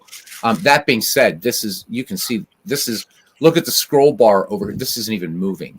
That's how mammoth this is. So go on there. I'll put the link in the chat. Somebody's got to be interested in it, right? I would like to see how, like, if in the World Series line, if you could look at like World Series lineups and see if they use the exact same lineup every night or day during the series. Yeah, I mean, Baseball Reference is going to give you that information. Yeah. Because you can. It's kind of hidden, but you can look at lineups for every single game in Baseball Research. They just don't. It's not like right there. You have to sort of dig down deep into it, but you'll find like all that information too in here. So there it is, guys. Check it out. Yeah. I wouldn't doubt if they did, but like when you get to like the 2000s and 2010s, you may have some teams that use different lineups for lefties and righties. Right. Yeah, you're certainly not going to find that in earlier World Series. I mean, it's really Casey Stengel that kind of, not the platooning or things like that. weren't around. It was around in the dead ball era, but it wasn't really prevalent as we see today. Tim, so Tim Robert, thanks for bringing this up because this is great stuff. Robert, I wanted to ask you because I've watched so many of your games, and I'm trying to figure out not for I don't just the fast score interests me because I'll see you like roll the dice for each team, and so I'm always trying to guess. Okay, can I figure out what the score? And it makes no sense to me. So, but how like those? I mean, obviously that's season per season. So how have you ever researched how that works? Because it's not just you're not just rolling the dice for chance because. Right, anybody can just roll dice and say, okay, well, Philadelphia, beat St. Louis. I mean, so how are those things determined, like for each team, Robert? Do you have sort of any idea? Brian Davis, who's the creator of Fast Score, Mm-hmm.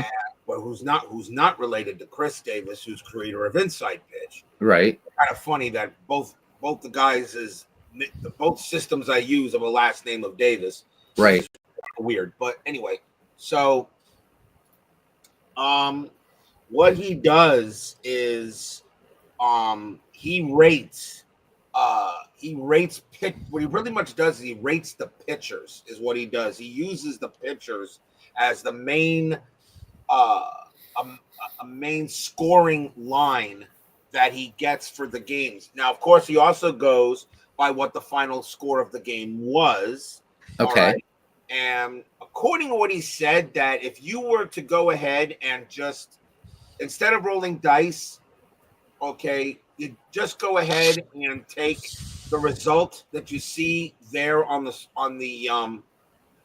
take the result on the paper, and you take the result and you roll a third, and whatever it is, I believe it's take the result in the paper. It should come to the actual results of the season as it historically went. Mm-hmm. But I actually had an issue with that because on the first game between the Mets and the Phillies on their opening day, when Tom Seaver came back against Steve Carlton, he has the Phillies rated higher than the Mets in that role, but the Mets won that game historically, so they Seaver got the win. So, but now when I rolled the dice, the Mets actually did win the game in my roll. So I said, okay, fine. But he says it's not always true. So it's not always true. It's not going to be like that. So he utilizes the pitchers to get his numbers.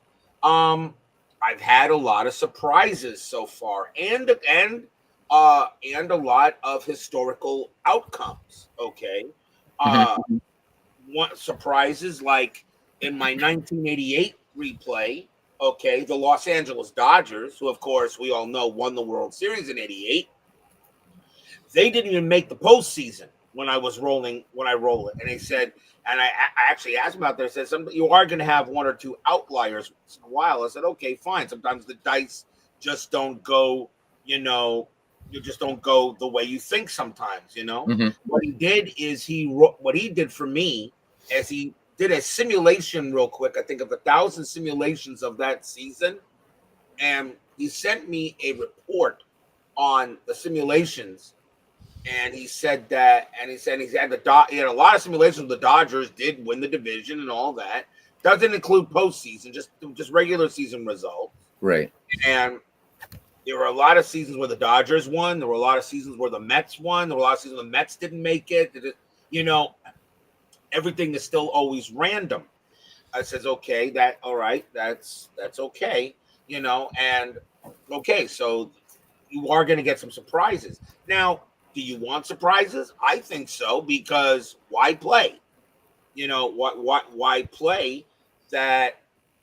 Why play the games if you don't want? If you don't like surprises. If that's the case, then just take your teams that you did and just play them as they historically went. Fast Score. The reason why I like it is everything is already laid out. The only thing I have to do is just print and play. That's it. The other system I used I actually had to create my own sheets, which was a pain in the butt, utilizing Joe Bryan's system. Mm-hmm. But not that his system isn't bad. His system is very good. But when I saw Fast Score, I said, this guy's already got it laid out for me, and let me go ahead and try it out. And I got some realistic results. Okay, like you're gonna get some. Like I said, you are gonna get some surprises. Let's see, the 2016 season. The Miami Marlins in the 2016 season got out to a quick start. They were actually doing pretty well. And then they collapsed late in the year, pretty much after Jose Fernandez passed away, got killed. And they just fell apart and they just faded away. And in my replay of 2016, all right, they did just that. The dice just did just that. So you are going to get pretty much historical outcomes. Mm-hmm. I mean, I'm about to finish. I'm about to finish the month of May tomorrow. Okay, and as I look at the records that I have written, I only post my standings once out of every month. I can't post them every day. It's ridiculous. But if I post, like, at the end of the month, I'll post them into the Facebook group so people can see how the teams are doing so far. And as I look at and as I went and I'm using Baseball Reference, which can bring up the 1983 schedule, which I'm doing now. Okay, and I just ended May 27th. So, May 30th. May 31st is tomorrow's game, which I'm going to play in the morning. So if I look at May 30th, 1983, and I look at the standings, there are some surprises. Okay, like there are some surprises in these standings that I'm getting. Like I got a number of overachieving teams, and I got a lot of teams that are underachieving, and I got some teams that are right on the money. Right. Okay. But then again, if I was to re-roll these all over again, I'm going to get, of course, much different results. Sure. Okay, but still may be close. Okay, like let's see here. Let's see here. I mean, right now, leading my American League East is the Yankees at 31-15. Wow. The Yankees, right now I have the standings on my board on Baseball Reference. The Yankees are 24-21 after May 30th, so they are a +7 right now in Fast Score. Right. Baltimore is really underachieving. They were 26-21 historically. I got them at 22-25. Okay, which is weird. Okay, I have now at one point, some of the teams are right on the money. For instance, the Chicago White Sox, I have them at 21-23. Historically, at this time, they were 20-24. That's pretty close. Okay. Sure. At one point, my Mets are overachieving a little bit. The Mets in 1983 were horrible. All right. But they were 16-27 at this point. And right now I got the Mets at 19-24. They're +3. At one point, they were tied for first for a while. Okay. And then, of course, I got teams that are, up and down, up and down, up and down. And the thing is that I like about surprises is I think that I feel that utilizing this system that, and yes, World's Worst Gamer, you did tell me that in my chat, and I agree with you on that. That I feel that you're gonna want some surprises. You're gonna want some, you're gonna want some special, some things that are gonna bring to you a different result. I just don't think you're gonna want it to be exactly. I mean, if, like I said, why play the game if you just want to be why play if you're playing a replay for stats, okay, and for to be as accurately as possible, to the actual result, depending on what engine you're using, whether it's Stratomatic or Inside Pitch or Fall Classic or of course or a video game such as Action PC Baseball or Diamond Mind or whatever you want to use, okay, that's fine. All right, but I think you're going to want some surprises. Well, I agree with you, Robert. If I can just add to that, I think that again, it gets back to that narrative. You know what? If I want to, again, you and I, we've talked about this so many times, right? If you want an exact replay or exact whatever, well, you know what? You can go to Classic Baseball on the radio and listen to it. You can go to backtobaseball.com and watch any game replayed, open any book. I love the fact that how you're saying that you're getting some surprises, that some things do seem weird. Well, none of us know what's going to happen in the 2025 season. There's going to be surprises. There's going to be weirdness. And that's what I like about it, because at least for me, no matter which game I'm playing, it becomes, and this seems strange, maybe not to us, but to like somebody kind of looking in at the train wreck here, right? It becomes real. I'm playing real baseball. It's what it feels like to me, So I like the surprises. I like that's weird, Yeah, I like that. You want yes, you do. You want surprises. You want to play. It's a game after all, right? You want to play the game. What's the point Right. of playing a game if you're always going to win or if you're always going to lose? Okay, Right. but then again, in a simulation like we do, as we're playing simulations, okay, so that I guess really that what we are playing are really not games. We're really playing simulators. Right. We're playing simulators.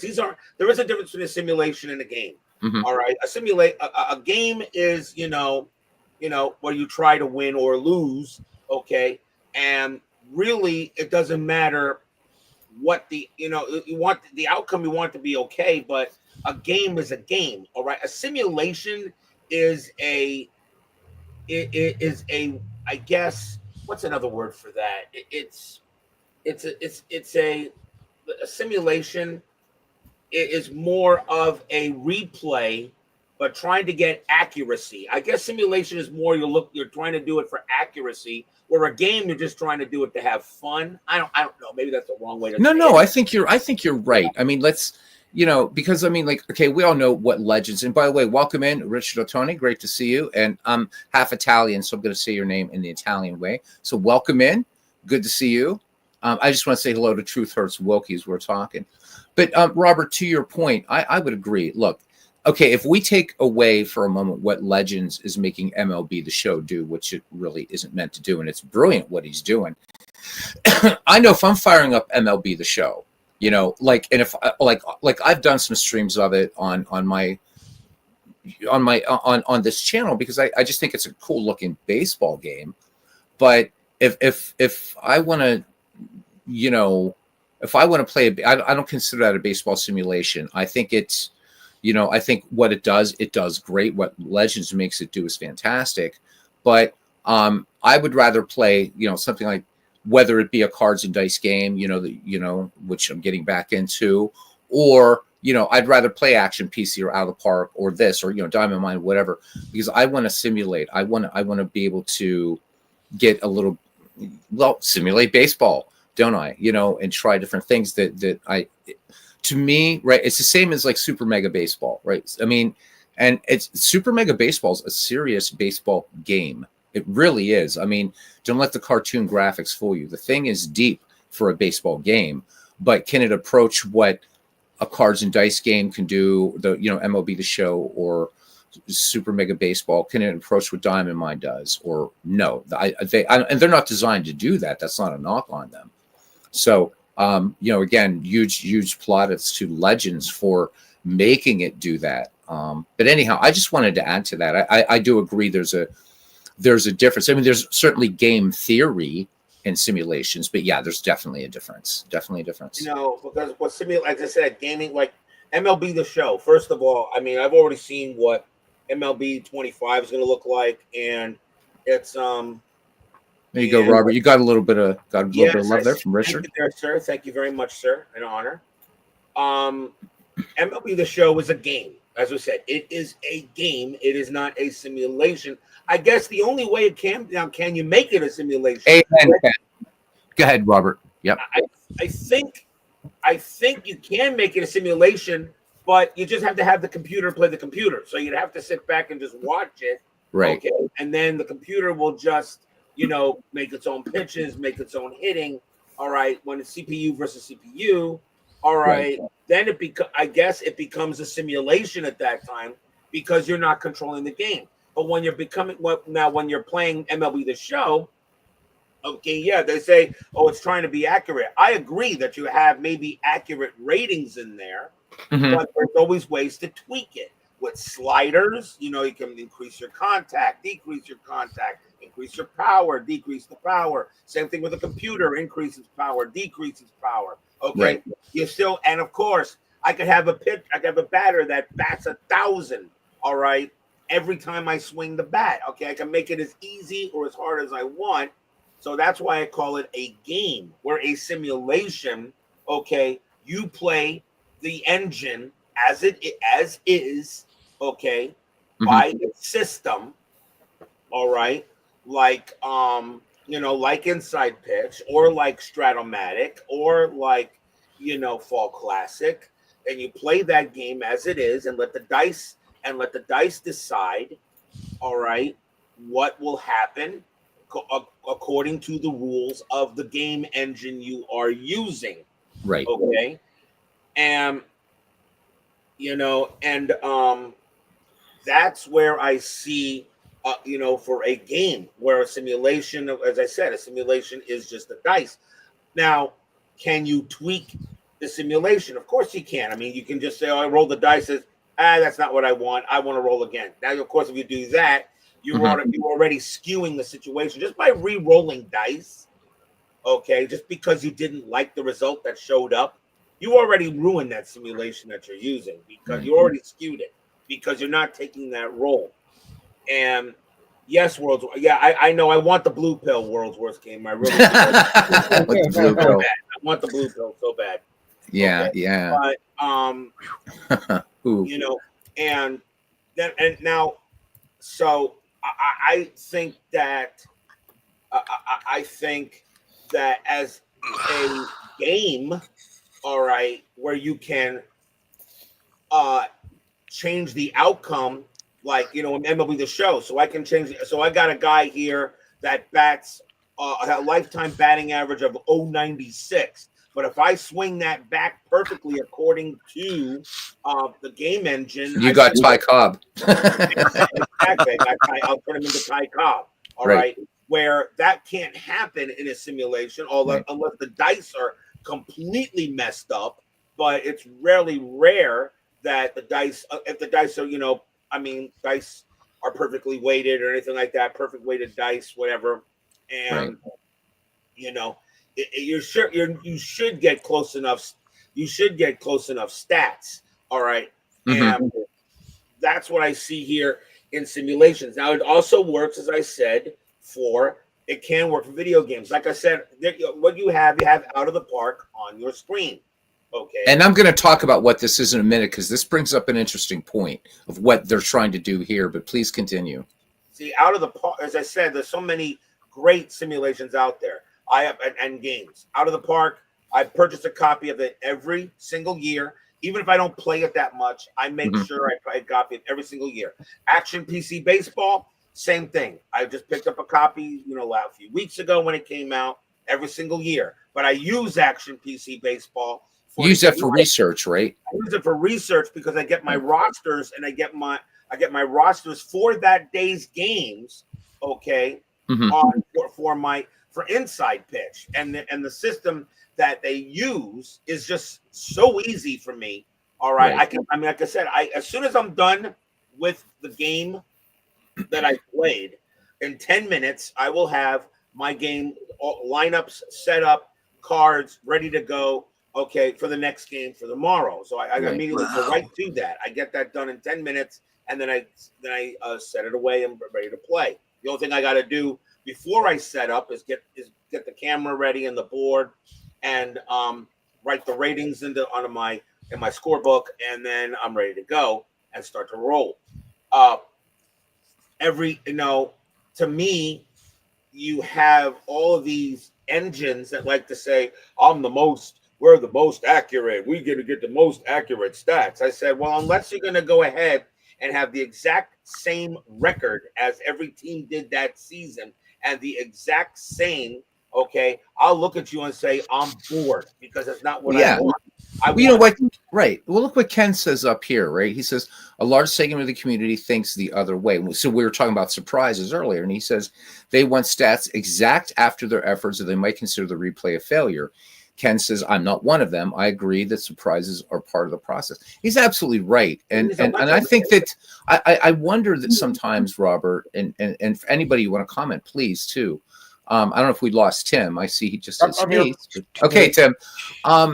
That are they catering? Is that part of the community, guys? Do you think it's so vocal that game companies, because we want accuracy, but I would say accuracy to the point of believability. Again, you're right, Robert. If I'm firing up, like, so offline, I'm doing a 1934 season replay, and if right now the Cardinals are behind the New York Giants, there's a big tight second place race between the Pirates, Cardinals, and I forget who the other team is right now. I think it's not somebody else. Anyhow, the point being is if it came out exactly at the end of that replay and the records were pretty much exact, I'd be like, but I could have just, opened Baseball Timeline or gone on Baseball Reference or Back to Baseball and just did something there. I want surprises.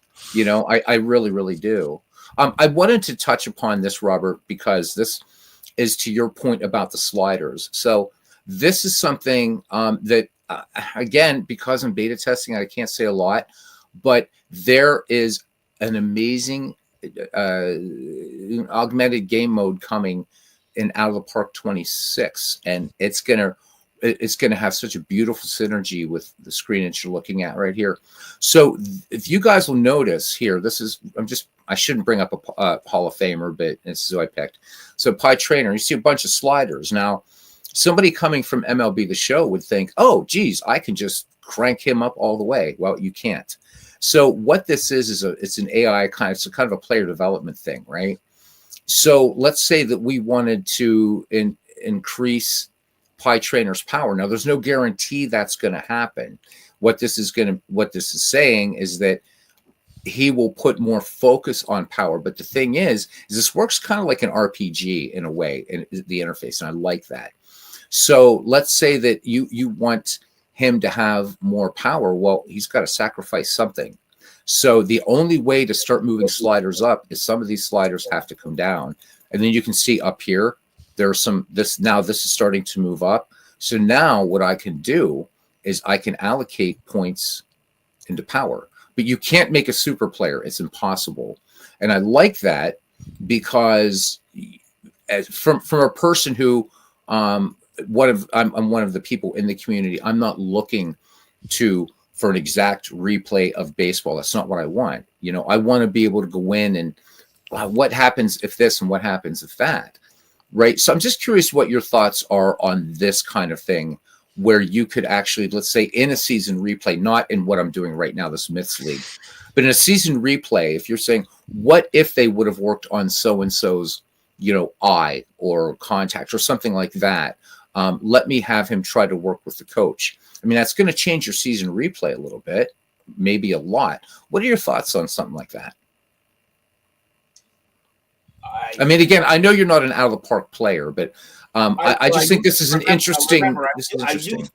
I used to be a major Out of the Park player. I was doing season pre-plays and replays for Out of the Park until, in my opinion, in my humble opinion, although a lot of people may disagree, and that's okay. But I think the artificial intelligence in Out of the Park is gamey when you play a game against the AI. When you are in charge, not watching a computer versus computer. When you are playing your favorite team, and all of a sudden and you got a big lead, and all of a sudden, no matter what you do, the other team suddenly comes back and wins. I call that gamey. All right, now let's put it now. Hold on a second. Now, I did have something like that last night. Okay, where I played the Baltimore Orioles against the Toronto Blue Jays in '83. The Orioles, okay, they had a 4-1 lead going into the bottom of the ninth inning, and suddenly the dice just wound up. I rolled the dice, and Lloyd Mosby there was one home. Let's see, Barfield hit a home run to lead off the ninth, and then Lloyd Mosby belted a 3-run bomb later to win the game for the Blue Jays in the bottom of the ninth inning. An automatic game of the year candidate. Okay, so but that is dice. Okay, where I rolled the dice that's how the dice landed. I'm literally putting them in my hands and watching them roll. I didn't change anything. Okay, I saw the engine at work in the version of the dice. But when I'm playing like an out of the park, I can't see what's happening behind the scenes. So I really don't know if the AI is saying, okay, this guy's playing this game. I'm gonna go ahead. I'm programmed to go ahead and win. Now, of course, I don't think AIs are actually saying that, but then again, it just seems to come out that way when I played out of the park. When I did action PC baseball, I found a little bit more realism in the game I was playing, but even action sometimes got a little gamey on me when I played against the computer. I take the Mets in the 1986 season, and after 20 games, my Mets are like after 20 games, they're like 12. They're like, what are they? They're like 8-20. Now it could be my managing, of course, but let's come on, could be human error. All right, absolutely human managing, but I'm using as played lineups, so I just don't see, and I just, I just felt, wait a minute, this is the '86 Mets. This team is supposed to dominate pretty much every. I had 108 wins here, and they were not 8-20 after 20 games. Okay, all right. I said, for the hell of it, let me try even a different team. So I took the 1927 Yankees, and after 30 games, I was playing out in action PC baseball. Okay, 30 games I went in there. The 27 Yankees were like at 500, 15-15. I'm saying, no. I just, I just have issues with the software that, that these people are making. You're trying to make a game. It is a game. It's, WWG is right. Need to be fired, but I fired myself. I said I suck. I'm out of here. Somebody else do this stuff. I don't know. It's simple as that. But Richard brings up a good point here, a great talking point, and one we should have maybe talked about many moons ago, but it's a good one. So he says here, I really think that accuracy is such a slippery term. What does it mean really? He says, I've always believed that as soon as you touch the game, accuracy in the eyes of the beholder. Dave Gardner, what's his famous thing? As soon as you roll the dice, click the mouse button. It's fantasy. It's a fantasy, right? Fictional. I think the thing is, we wouldn't mind having it within like one or two either way. It doesn't have to be exact spot on. But when you start getting 5 to 8 games difference, that's when it starts to get a little hokey. Okay, so there's Tim. Guys, throw in. What about Aaron? Are you still there, Aaron? I'm still here. I've been quiet this whole time. I've just been listening to the chatter, but I think, huh? You're lurking. That's like if I take the 1990 season. I know we beat this horse to death a lot, but let's say I take 1990 and do a sim of. Let's go to 1990 while you're talking. Action PC baseball, for example. I did one a few months back, and this is just for the hell of it because I wanted to figure out how to make a playoff bracket, which I know how to do now thanks to the community showing me how to do it. But I did 1991 day, just simmed the whole season, didn't play any games. The Reds actually lost the division to that division, the Western Division, to I think it was the Padres. That's in that replay. I don't know about how much, but it was like that's not realistic. I mean, yeah.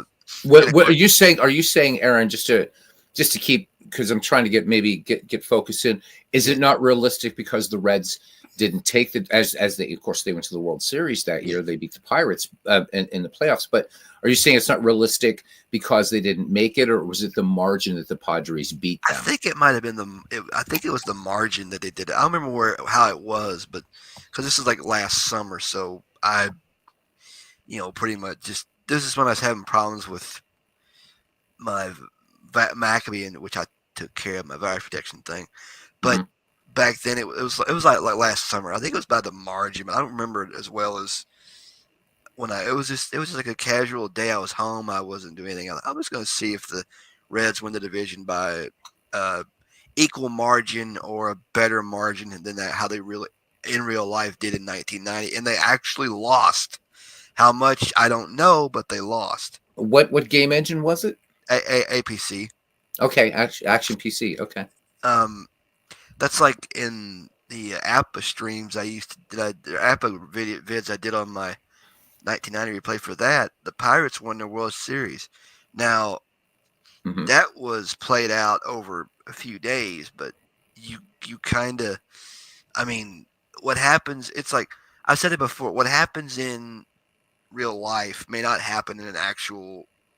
If you was to replay the whole season, for example, I mean, the Phillies did not win the pennant in 1966, but right now in the replay I'm doing it, they are leading the way with like 2 games left, and they're a game and a half up on the Pirates, and that wasn't the race at all that year in real life, and it's like that's when it becomes like it's like okay, this isn't what happened in real life. It's like it's fantasy pretty much, but yet the drama is like holy cannoli. This a team that didn't do jack squat can can turn it around and do well in a replay. It's like it just amazes me because when I did, and then when I first got Action PC Baseball, I did a 2000 replay with the Reds.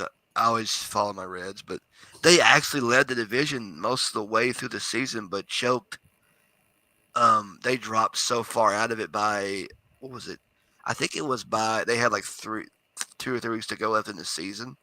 They fell out of contention quick. It was bad. I mean, they kept on losing every other day. I was like, this is sad to see. They were once the top of the NL Central in 2000 in the replay. Now they're near the bottom, so to speak. But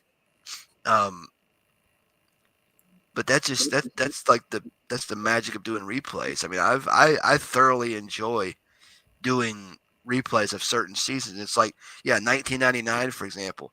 I try to take the Reds to the World Series that year. Lost the NLDS to the Astros.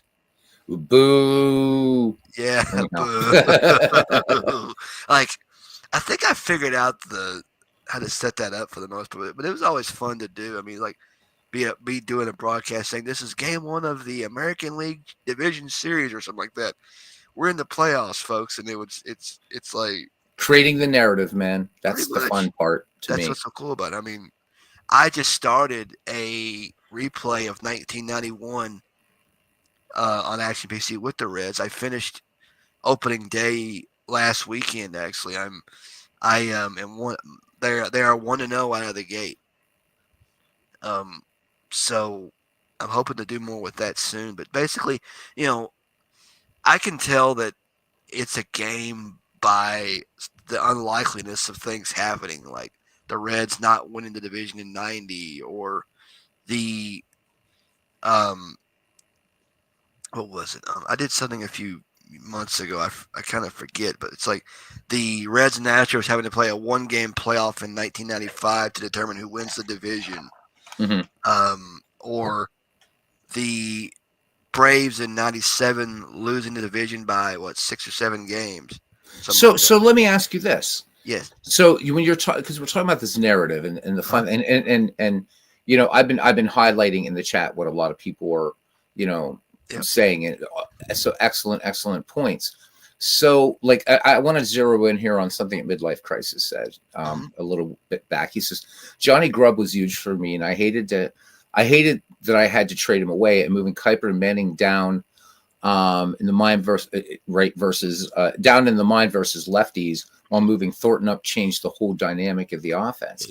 So if we get back to Richards, you know, putting that question out there about, you know, what is accuracy. So what I'm seeing from just about everybody in tonight's chat is more of these kinds of, well, this happened and I had to do this and I had to do this, but it was, and I'm not talking about creating the narrative right now as a person who is an educator, but rather is just all of us that we want to get so immersed in this game that I just get this sense that while maybe a lot of people in the community will say they want, I've had people want pinpoint accuracy, and it's like, well, there's, you know, I'm not going to mention, it's nobody in this chat, but I've had people in the past say, well, if a game can't give me pinpoint accuracy, I'm not going to play it. And I'm like, but that's impossible. You know, like my classic example of that is like, okay, then you're asking, if you're playing a 1941 replay, Joe DiMaggio better have a 56 game hitting streak, things like that. But what people are talking about here, we could be talking about baseball, like real baseball, and these things become as real. And I don't think people are as resistant to surprises as maybe game developers might think. Any thoughts, guys? So Tim, look, I wanted to ask you, so in your Gaylord Perry project you're doing right now, are you seeing any surprises? Are you seeing anything that seem off for you or whatever? Do you feel happy with it? And if you are happy with it, why? I'm just curious. Well, I'm at least happy that I found out that he did struggle in the month of August. I'm like, he's losing way too many games. I was like, but wait, he only went 2-6 in the month of August that year. I was like, okay, that makes me feel a little bit better. Now, granted, you were playing the Orioles and the A's, so you're not going to be right. You know, spot on results. But it's a little spooky that's happening in the game, and as it happened in in that season, right? I will say this: we will probably see him pitch less innings because he pitched a lot of like 10, 11, 12 inning games, and that's not going to happen. Right. So we'll probably see a little bit less on the innings pitched. I'm happy that he has a winning record. Right. You know, that's fine. You know, with a not so great team, I mean, I'll be the first to admit it. It's like he won games basically 3-1, 2-1, 4-1, 4-2, something like that. You get one big inning and then you hope and pray. You hope and pray. Richard said, does anyone expect to see Tippy pick off 3 runners on RGL's current replay? I think I had what, 2 runners picked off. I think something like that. I think. Robert, how are you with like, you know, because you've done some, you know, like I do. I love your projects, you know. So how are you if you start to see something that you feel is anomalous? I mean, how do you? I'm just curious what, you know, an anomaly, a positive, or I mean, we think of an anomaly usually as something negative, but it really just means something strange, out of the ordinary. I mean, how does that affect you when you're, because you do season replays, right? Guys love it. And I know you did the dead ball one and done. And I know before you say it, I'll say it. I only made 1 game. I suck. Okay. That being said, because there, I robbed you that one, Robert. I'll give you the floor in a second here, though, my friend. Not only suck, you suck bad. Dude, seriously. Anyhow, you wait till next Hanukkah. I'm not getting you anything. Anyhow, wait, I didn't get you anything this year. You didn't get me anything any year. I suck. What can I say? God, oh, man. All right. But go ahead, ask your question.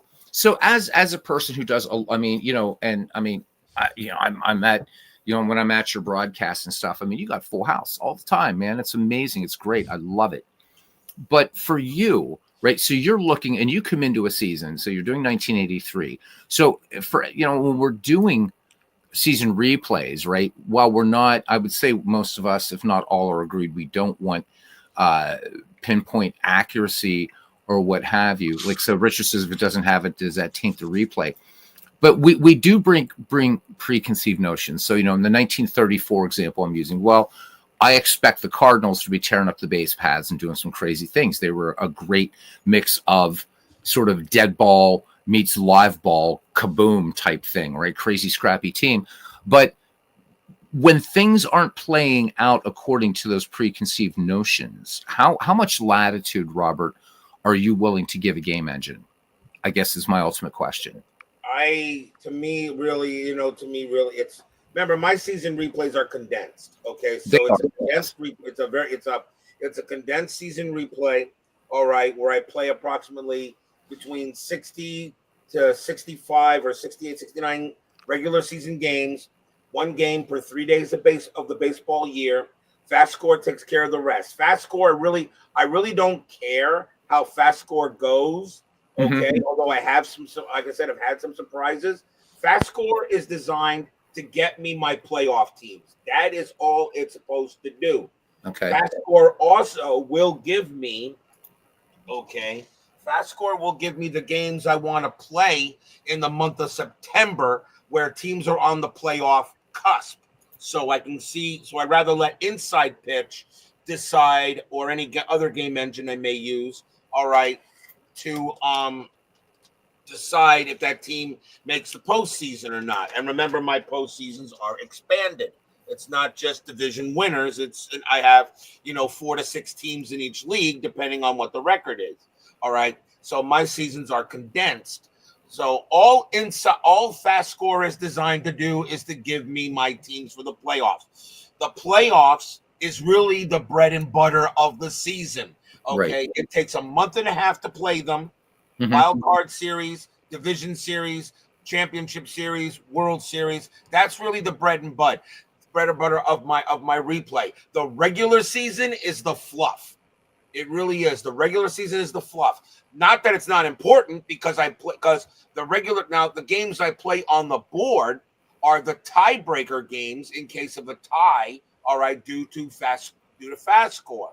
All right, that's what I use the board. So trust me, games on the board, they count, and they have decided division winners, seeding and seeding, and that. All right. To me, the playoffs is the bread and butter of the replay, and the regular season is just the fluff. Now, here, how about this? In the 1969 season, in that completed, Pete Rose, in one of my games with the Reds, Pete Rose hit for the cycle in a ball game. He never hit for the cycle in his entire career. So, but was that a bad thing that he hit for the cycle? No, exactly, absolutely not.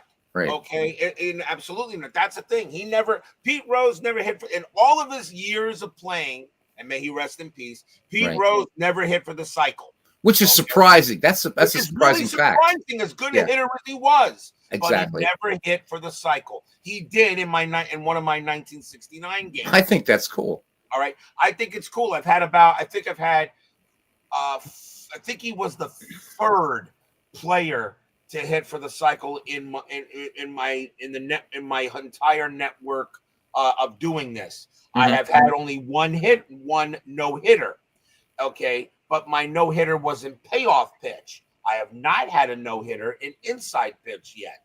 Oh, wow. And I played close to 1,000 games of inside pitch. I've gotten close. I've had a lot of one-hitters. Yep. But I've never had a no-hitter.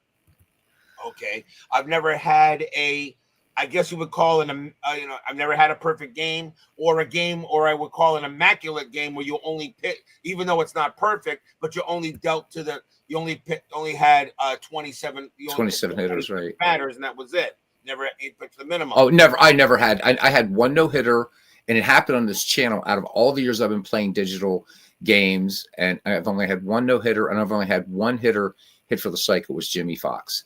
But I've never had a perfect game. Now, in the McGreevy League, it was a game that we didn't show, but we actually, and I was like, damn it, wish we would have shown. Tim Keefe had a perfect game, but that's the only perfect game I've ever had, but never saw it, if that makes sense. So I love it. I don't know if Jimmy Fox ever hit for the cycle, but I was excited that day broadcasting the game, and one of my favorite players of all time hit for the cycle, and it was like, go Jimmy, So it was a cool thing. That's why I asked you, was it cool, that Pete Rose did that? I think it's great. And in a sense, right, Robert, you're going to remember that just as much as you remember great highlights of real baseball. And I think that Jimmy Fox actually did hit for the cycle. Did he? Okay, way to go, Jimmy. Robert, you beat me to it. Yeah, thank you, Tim. I was waiting for Tim to come up with that. He did hit for the cycle, yes. But Pete Rose never did. And another player that hit for the cycle in one of my games was in 1976. He hit a natural cycle, single. Oh, that's super rare. Run. Super rare. But he never hit for the cycle in his career either. And that was Mike Schmidt. He never hit for the cycle either. Okay. So, that was a natural cycle. All right, which is, if you think hitting for the cycle is something, hitting a natural cycle is very hard to do. Oh my God! I mean, when was the last? Yeah, when was the last natural cycle? Tim, you're the guy in the truck there. When was the last natural cycle in baseball? That's super rare. I think it might have happened last year. Oh, it's a natural cycle last year. Wow. Or and yes, I do remember midlife. We were all hanging on that, man. Because I was doing a broadcast and Lefty Grove pitched a perfect game. That was brilliant, midlife. Yes, I do remember. Wikipedia. Yeah, thanks, Tim. I'm just curious because that's like, because how many years then before that natural cycle? Yeah, hit single, double, triple homer. I mean, that to be at a game like that. Oh my God, that's amazing. Oh, sorry. 2006 was the last natural cycle. Wow. So there you go. Here we are, 2025. We'll say it was a junior Sarge. Okay. Wow. Yeah. And then there have been reverse cycles too. Oh, really? Yeah. They went home run, triple, double, single. In a weird way, that one is like, I mean, it's funny because that's rare too, but it's almost like, okay, so you can imagine, so once they get the home run, right, and the triple, right, those are the big ones. Singles, right. Doubles, not, but they're pretty common. Triples are now, pretty much the rare hit if we take away inside the park home runs. I mean, triples, we don't see a lot of those these days. Unless you're playing in Detroit or San Francisco. Unless you're playing Detroit or San Francisco, true. But somehow that reverse cycle, I mean, it's still exciting, but somehow doing it in the proper order, to me, it's like, oh my God, he's got a single double. All of a sudden the guy hits a triple, right? And so when he's up for his fourth or fifth at bat, whatever it is, right, and everybody, the whole park, whether they're against him, right, for him, whatever, they want him to hit that home run. Whereas I think the reverse cycle, it's like, all right, so all he has to do now is single. Well, he could just bloop one, and I don't know. I think the natural cycle going the other way to me is like edge of your seat stuff more. That's just me. Here's the thing as we're talking about, because here we are saying, hey, stick tap. Okay. So because Pete Rose did something he never did in real life, because Mike Schmidt did something he never did in real life. Okay, does that kind of tank the replay or something like that? No, I think it makes it exciting that it's okay. I rolled dice and this is how they landed, and due to the game engine I'm using, this is what occurred. All right, and that's would the same thing happen with another game engine? Of course, it probably could, because each game engine is different. Where Inside Pitch is different from Fall Classic, or Fall Classic from Strat, or from APA, or from Status Pro, that kind of thing. Right. And it's I don't think it takes anything away from the replay. I mean, let's see. What if I go ahead and play a Nolan? Let's say I do a Nolan Ryan career replay, which would take a long time to do. but still, okay. How many no hitters did he have? What, 7, 8? 7. 7 no hitters. So what if I go ahead and do a Nolan Ryan replay, and I don't career replay from his time with the Mets all the way to the Rangers and all that, you know, and I don't roll one single no hitter? Is the replay tainted? I say no. Tainted? I don't think so. I don't No, think so. right. I mean, so I don't roll a single no hitter, out of it. I mean, that's the thing about these engines. They're they're always going to have their nuances so that the game engine flows, Right. and it just, I don't think it takes anything away from it. I mean, yeah, you want accuracy, but here's the thing about accuracy. To me, do I really care about accuracy when I roll inside pitch? No, I don't care, because I'm not playing 162 games, okay, times 26 teams. I'm not doing that kind of thing. All right. Where David Baseball Demos, he's right now doing a 1987 American League strat replay, just American League.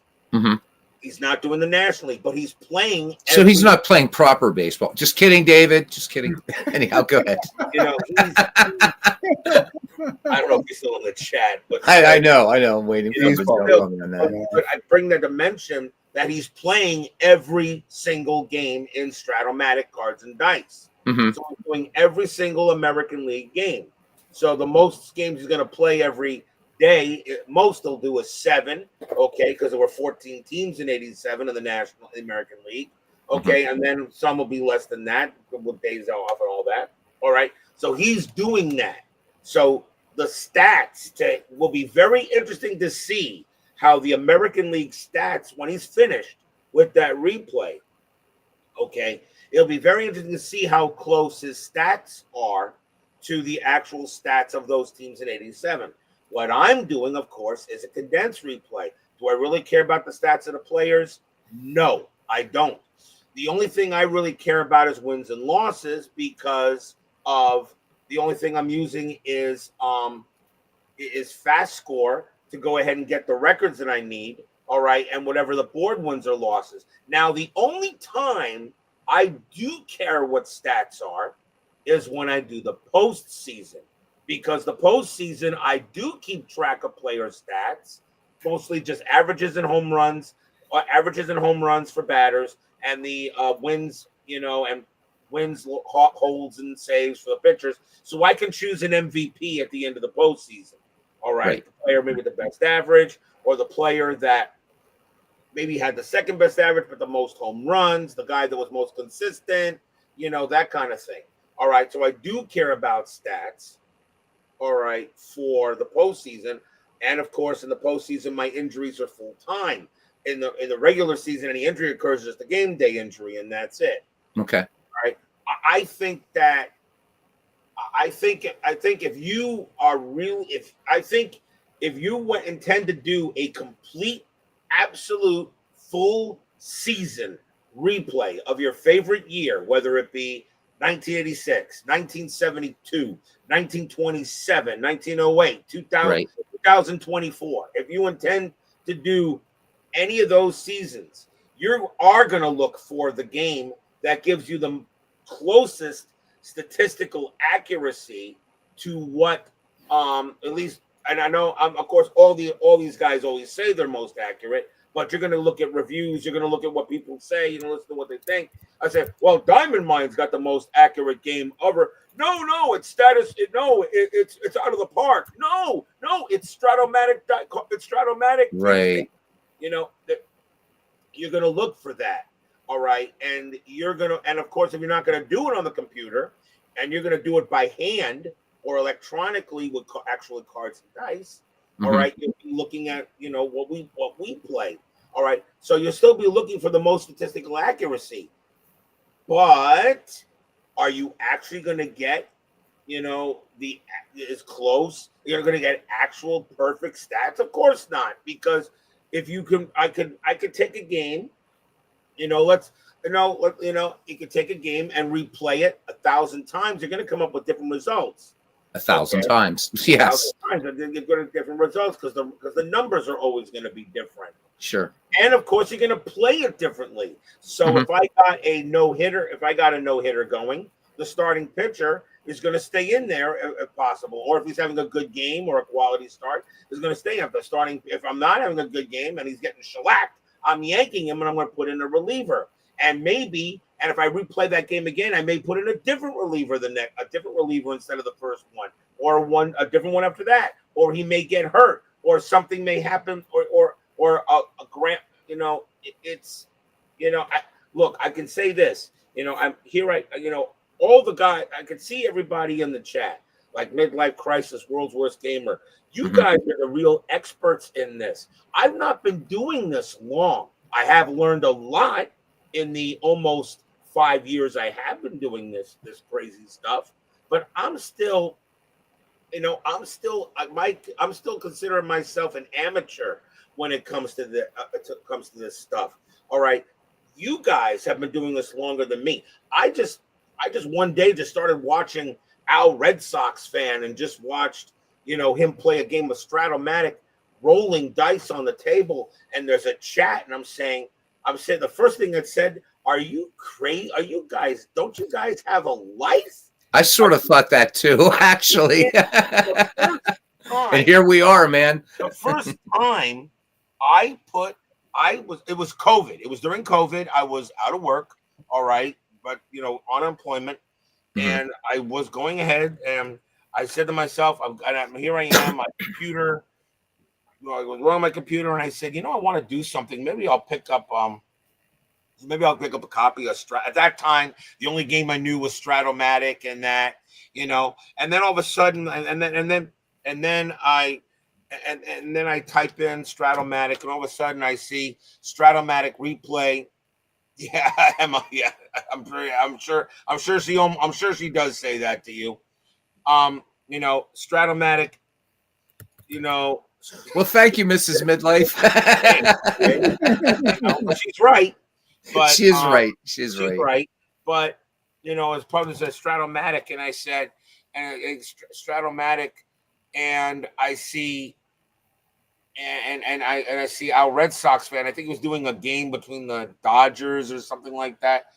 And like I said, I clicked on this, and I sat back and watching, and here he is. At that time, his camera was still upside down and still doing, all of that, and he's still upside down camera in that time until he got everything all set up the way he does now, which is even more more viewer friendly. Yeah. Okay, and I started watching him, and he started rolling the dice, and there's a chat, and I'm looking at the chat, and people are saying, "Oh yeah, go Al, yeah, oh you got to steal. I mean, Koufax, he's got to go." And I'm saying to myself, there are people actually here sitting in their chairs at home watching a guy put cards on a table and just roll dice. I'm saying, God, you really, guys, you guys don't have a life. And then I said, okay, all right, interesting. I didn't decide to do it yet. And then I look around and I know about Appa, and then suddenly I find Appa Brian, who hasn't done much lately. Thanks, Legends. Yeah, where's he been, man? I don't know. Maybe he's taking a break. I really like to see him back playing again. But I saw him, Appa Brian, rolling basic Appa, and I'm saying he's doing this too. Good to see you, Legends. Thanks for coming in. He's not doing it. He's not doing it live. Okay, he's doing but a replay, but I'm still watching this. And at the time, when it was COVID, I actually liked the way his presentation. Was a nice, calm, cool presentation. Mm-hmm. So every morning I got myself a cup of when I was out of work. After I grabbed my coffee, the first thing I said I sat down, put him on, and watched the game. I didn't care what teams he was running. It was usually, he likes rolling classic Appa, like the 20s, the 1920s, the 30s, that kind of thing. And he was rolling classic Appa. I'm saying, okay, all right, interesting. Someone else is doing this. Then Then suddenly I find Retro Sports Network. I find Uncle Ron. I find Ron Chuck. Now, of course, this is on a computer, but and I'm still people are watching him do this. And then of course I start searching even more and more. I find ID Jester, and his reviews on games. I said, maybe I can do this or something. Maybe I can broadcast or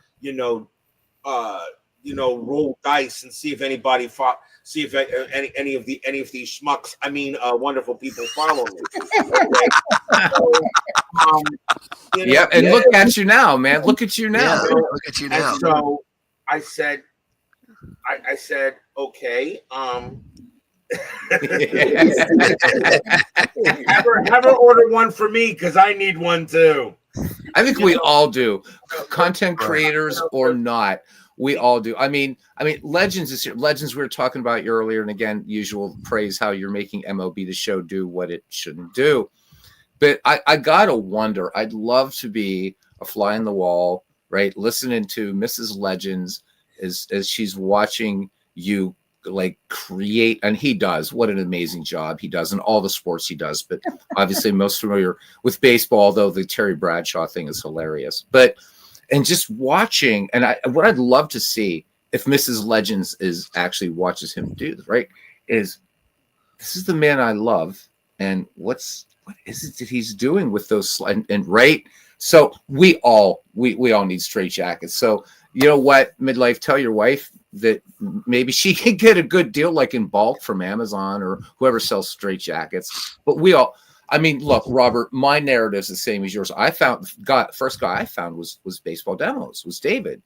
And I did it just because I was, sitting in Europe and like, oh man, it's like 3 a.m. and what am I going to do 3 a.m, blah, blah, blah, blah, blah. Because, girlfriend was sleeping, all that. And I just typed in, not that I knew who he was, but I wanted to look for demos of baseball games. So I typed in baseball demos. And all of a sudden, I'm like, I gotta click on this, and there he was holding his phone, showing the game I'm playing. That I'm like, oh my god, wow. What is this? People are doing right. And then I found our Red Sox fan, the 2 Earls. So yeah, I'm going back a little bit here, and I'm watching. Oh, there's baseball demos. Hey, what's going on? There he is, like Beetlejuice, right? And say his name 2 times and he shows up. Right, the 2 Earls. I see it. God, so yeah, I gotta see the. She said, "Let me just." Right, she said the other night, "Does this midlife crisis? Are you seriously watching a guy roll dice? He's not even playing the game." See, they don't understand. They don't get it. I said, "I gotta see if the Phillies win. Leave me alone." It must have been that game against the Dodgers I did or something. Maybe I oh my god! Yeah, but I mean, but really, so it's like tuning into Tim. Tim's got his slip of paper up there with the scoreboard, and the he's got his Wrigley Field there, and he's rolling Strat. Now, and Robert, again, I met him at Stadium Barfs. I'm like, I got to listen to this dude. But the thing is I thought the same thing. And where it hit me, right? So David, this is all your fault. Thank you, because you're one of the first people on YouTube to do this. Right? Getting all the crazies together, right? But if somebody would have told me, like back when I was doing music full time and stuff, like, there's going to come a time in a couple years, dude, you're going to be sitting in Europe and you're going to be watching some dudes rolling dice. And as you said, Robert, moving cards around the board and stuff, I would have said, what the hell are you talking about? And here we go. And I get invested in it, man. I love watching it. It's like, as right, as John says, I got to see if, so-and-so wins.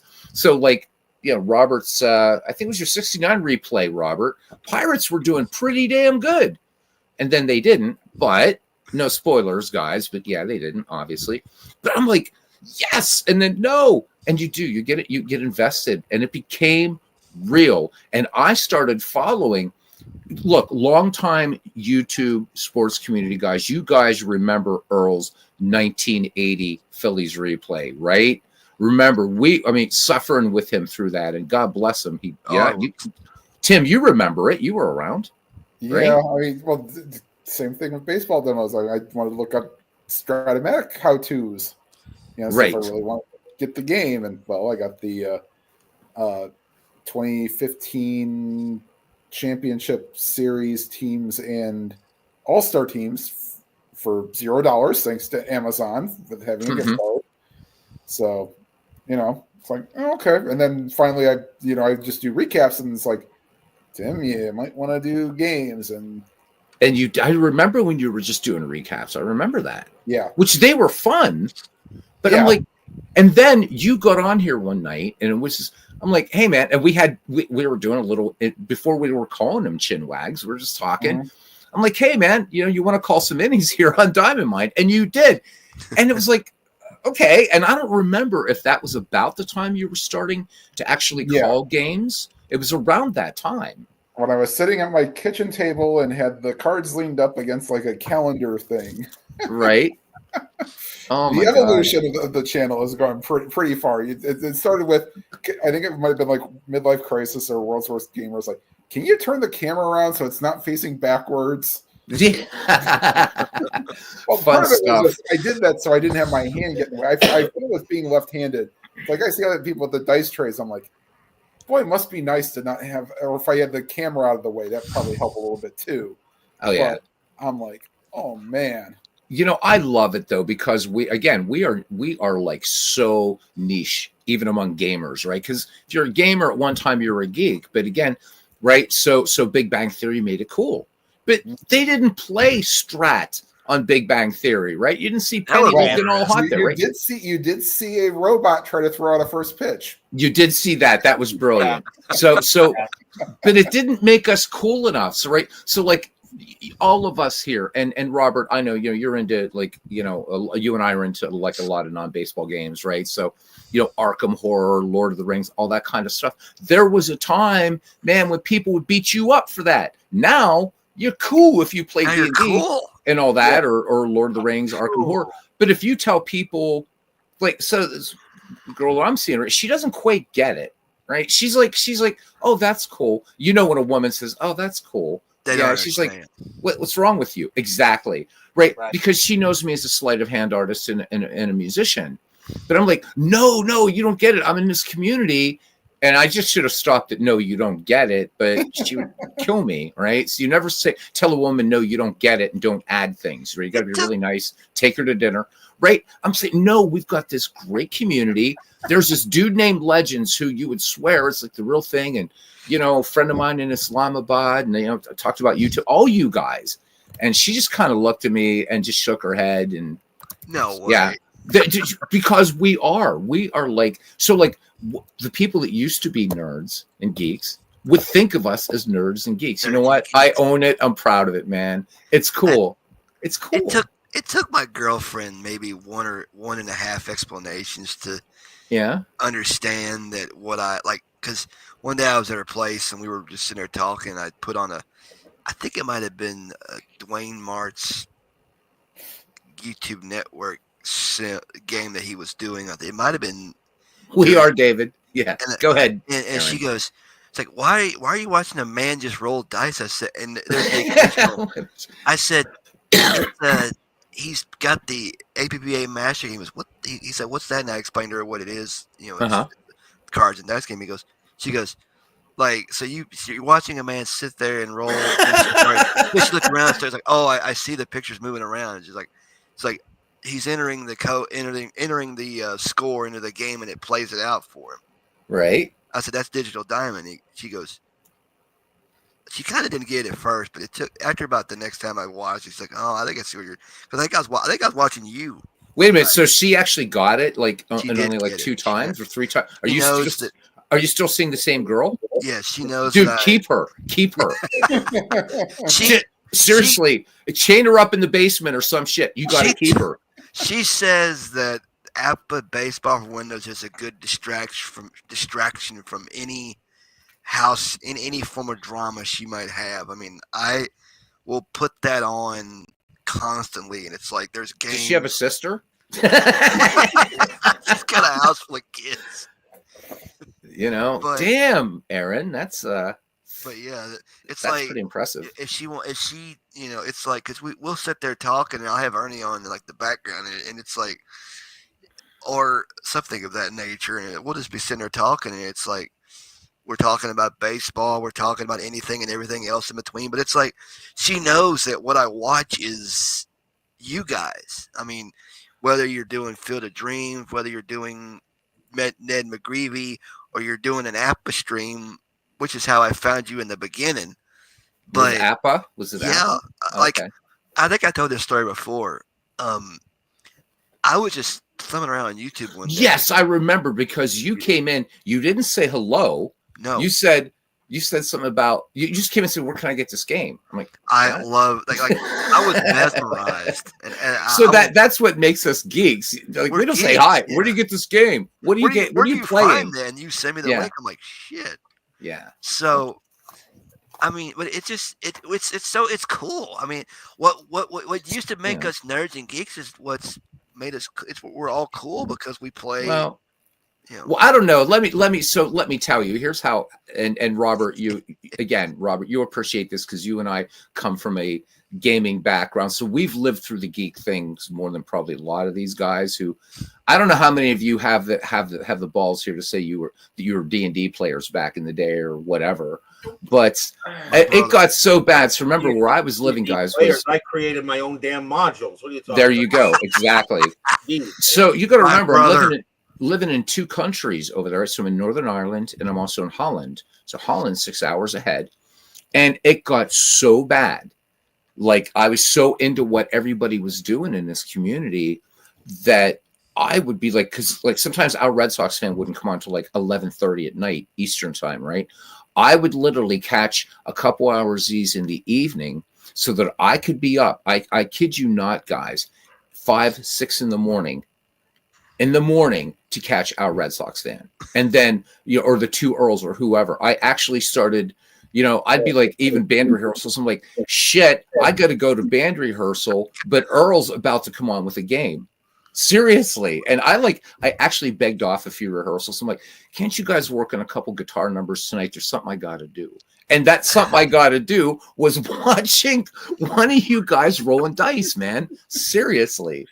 I mean, and I love it. I love it. I don't care. I mean, you know what? My cats don't care.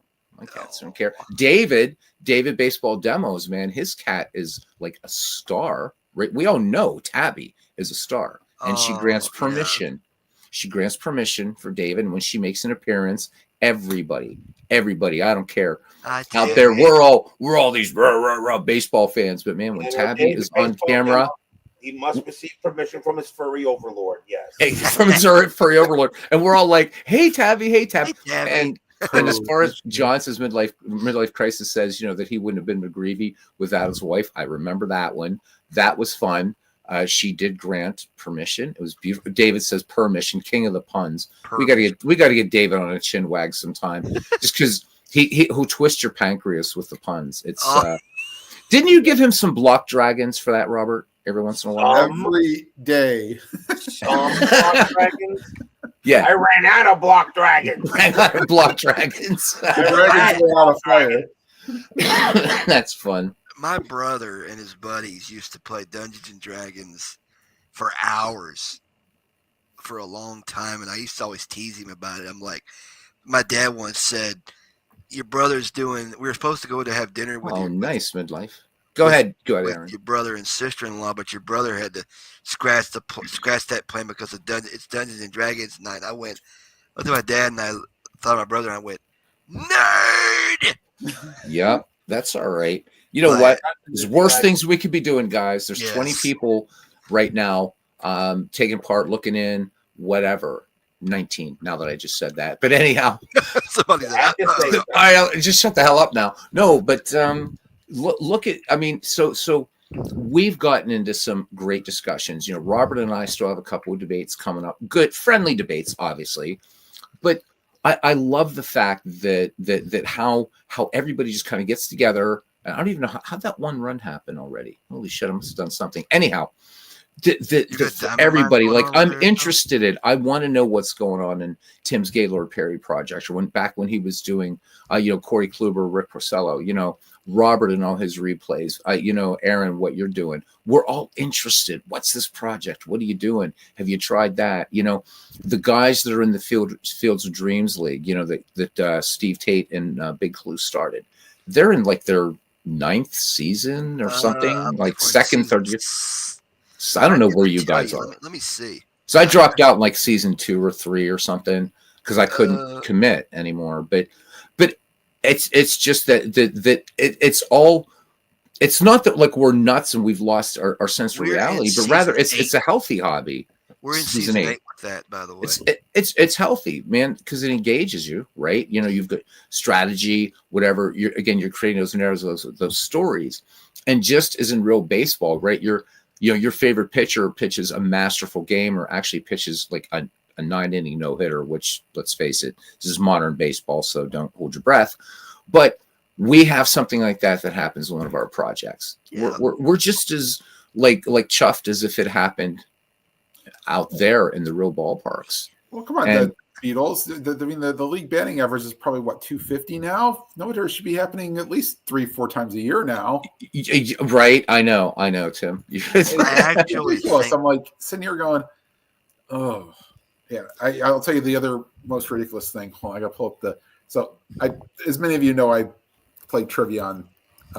That's called Buzz Time. You have the trivia on the TVs, and they had a question about a guy by the name of Brenton Doyle won this award in 2024. And I had never heard of this guy before. He is the center fielder for the Colorado Rockies. Yeah, Todd. Go ahead, Tim. Just Todd B said something funny there. Welcome in, man. Hey, what's going on, Todd? Is porn? It was demos of porn. I know, right? I'm sitting in Europe, baseball demos, when I could have put in, put in a name here. Anyhow, there, Anna Fox. I guess that's go check her out, guys. Our least our little known players for that right. We can appreciate for all our replays. Yeah. I'm starting to see a lot of guys that are playing now in our field that are a lot of guys that play the IRL game now that are in our Field of Dreams league. I think somebody in our league has the 2021 Atlanta Braves, and some of those guys are playing baseball in real life now. So it's gone from like Ronald Acuna, Ozzie Albies, Austin Riley, Freddie Freeman's here. Yep. Oh yeah. It's amazing how far the eras have stretched. I mean, I think we have some 1,800 players. So David brings up first, we do need an ID Jester type rant because again, I think if you're going to be a member of this community, it's imperative that you watch his Strat PC rant. He's had many, but that's still, I think that's his coup de grace. But he also said, he's right. How can we disagree with this? Another nerdy thing of the best view type video in this niche is an unboxing. And it's true. How many, right? It's like somebody's unboxing their new season or season reveals. Is it season reveals? Robert, did you not say that those are like your biggest draws? Beyond, like when you're not doing a season replay. Are you talking about unboxings? No, when you're doing your season reveals. You're talking about my season selection shows and all that. Yeah. Yeah, that show usually gets me at least around 40 viewers for that to find out. That's crazy. Yeah, people are very interested to see what the what my next season is going to be.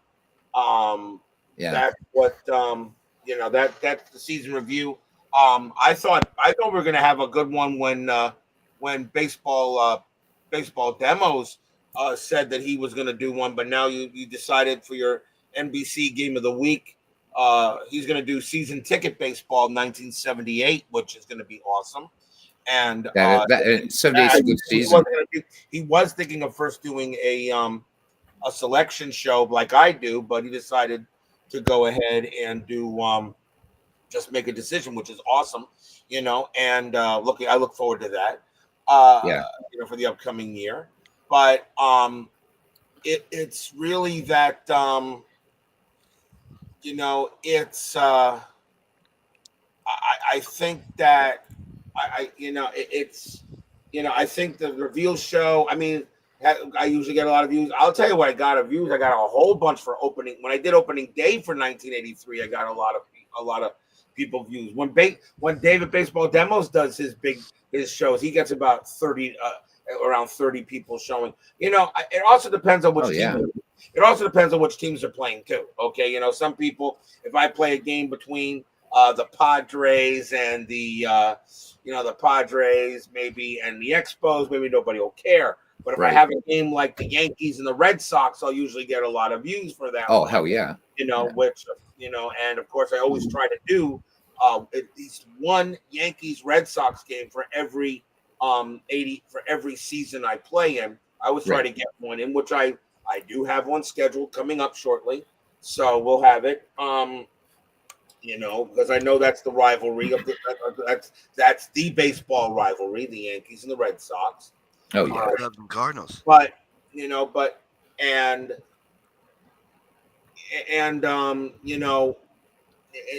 the way it's we all get these kind of views. I'll be honest. Sometimes I think I've had a couple of games where I think I had no more than 3 people, and that was it.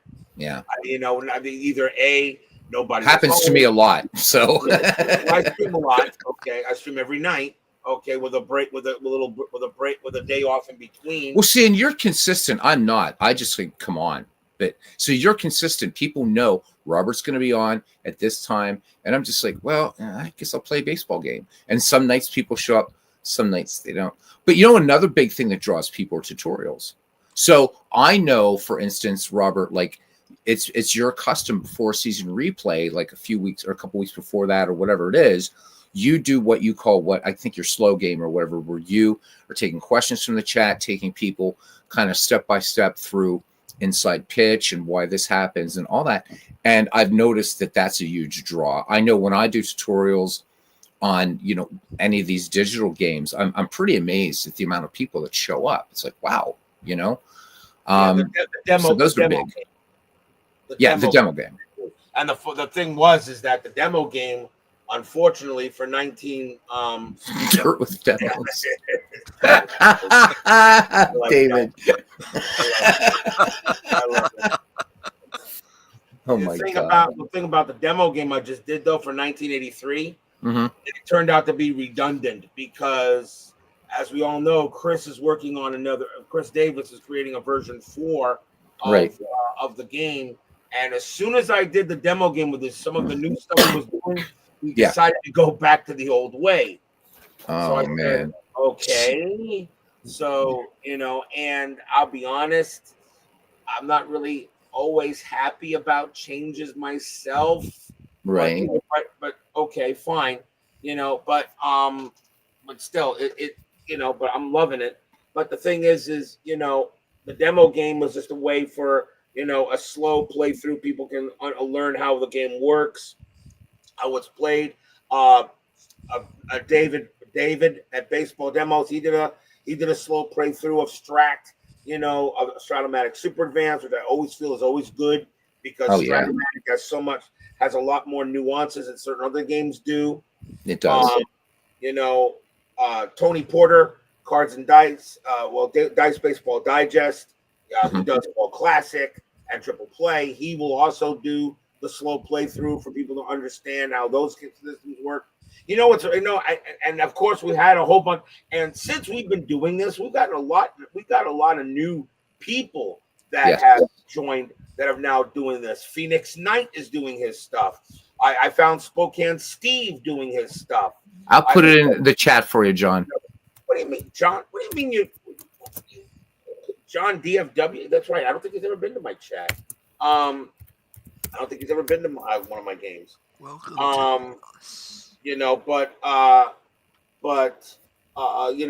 Spokane Steve, JC Sports Network went ahead and showed up. There've been a lot of new people that have been showing up now, and some, of course, been doing it for a long period of time that I never knew existed. But when I started, checking things out, I found Gillies Tebow. I found, Al Wilson. I found after further review with Steve Tower. Al Wilson, what a good guy he is, huh? You take he's a minute to give him some love. I Fascinating found baseball, all all that. these guys. I know, and of Yeah. course Uncle Dave Gardner. Of course, Yeah. him. He's the hockey guy, and He's and- yeah. You know what though? He always says, "Oh, I'm just a casual baseball fan." Dave is like getting He's more modest. of a baseball fan. I think he's having us he's on. modest. He's modest. No. He doesn't Yeah. want to admit it. He does like baseball. All right. I mean, hockey's his living too. I get that, but he does a good job with baseball. Because of him, all right, for hockey, I tried doing some hockey games, and I've tried APA, I've tried Stratomatic, and I've tried Hockey Bones. Mm-hmm. And I'll tell you, I really fell in love. I did a whole tournament, an entire series.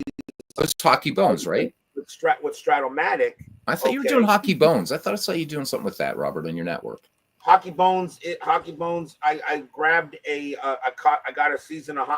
Since the Florida Panthers won the Cup last year. Okay, which now last year is now my favorite season with the Panthers. Now that they won their first Cup. All right, I wanted to play hockey, I had already a copy of APA Hockey, but I didn't like this. I didn't like the system. I did Stratomatic Hockey. I did an entire. Thank you, sir. I did Stratomatic Hockey entire tournament with that, but I felt as I was playing it, I felt it was missing something. But then I saw Hockey Bones, which I grabbed. I grabbed last year's season of Hockey Bones, and I played that game a little bit, and I said, "This is much better. This is what I was looking for." All right. To me, right now, Hockey Bones is my favorite hockey game that I will play from now on. I mean, I don't think I can do a season. I mean, if I do, I'd have to put Inside Pitch on the shelf for a little while. But I love the game, and now I would like them to release. I'd like them to create another season with the Panthers. But either way, I like the game, and after watching him play, and he said it, and they say, the card. He said the cards may be a little intimidating. When I first got the deck, I looked at the cards. I said, all right, I don't know what the hell I'm looking at. And as soon as I read the rule book, I started going to the rule book. I said, I still don't know what the hell I'm looking at. Then when I got through once, but then there was a section of the rule book, and I said, oh, okay. The pennies dropped, right? Right. I finally figured it out. And I was actually able to play a game of Hockey Bones. It took me about 2 hours to play. High praise here from Ken Castro. He calls the game awesome. Yes, it is. I played.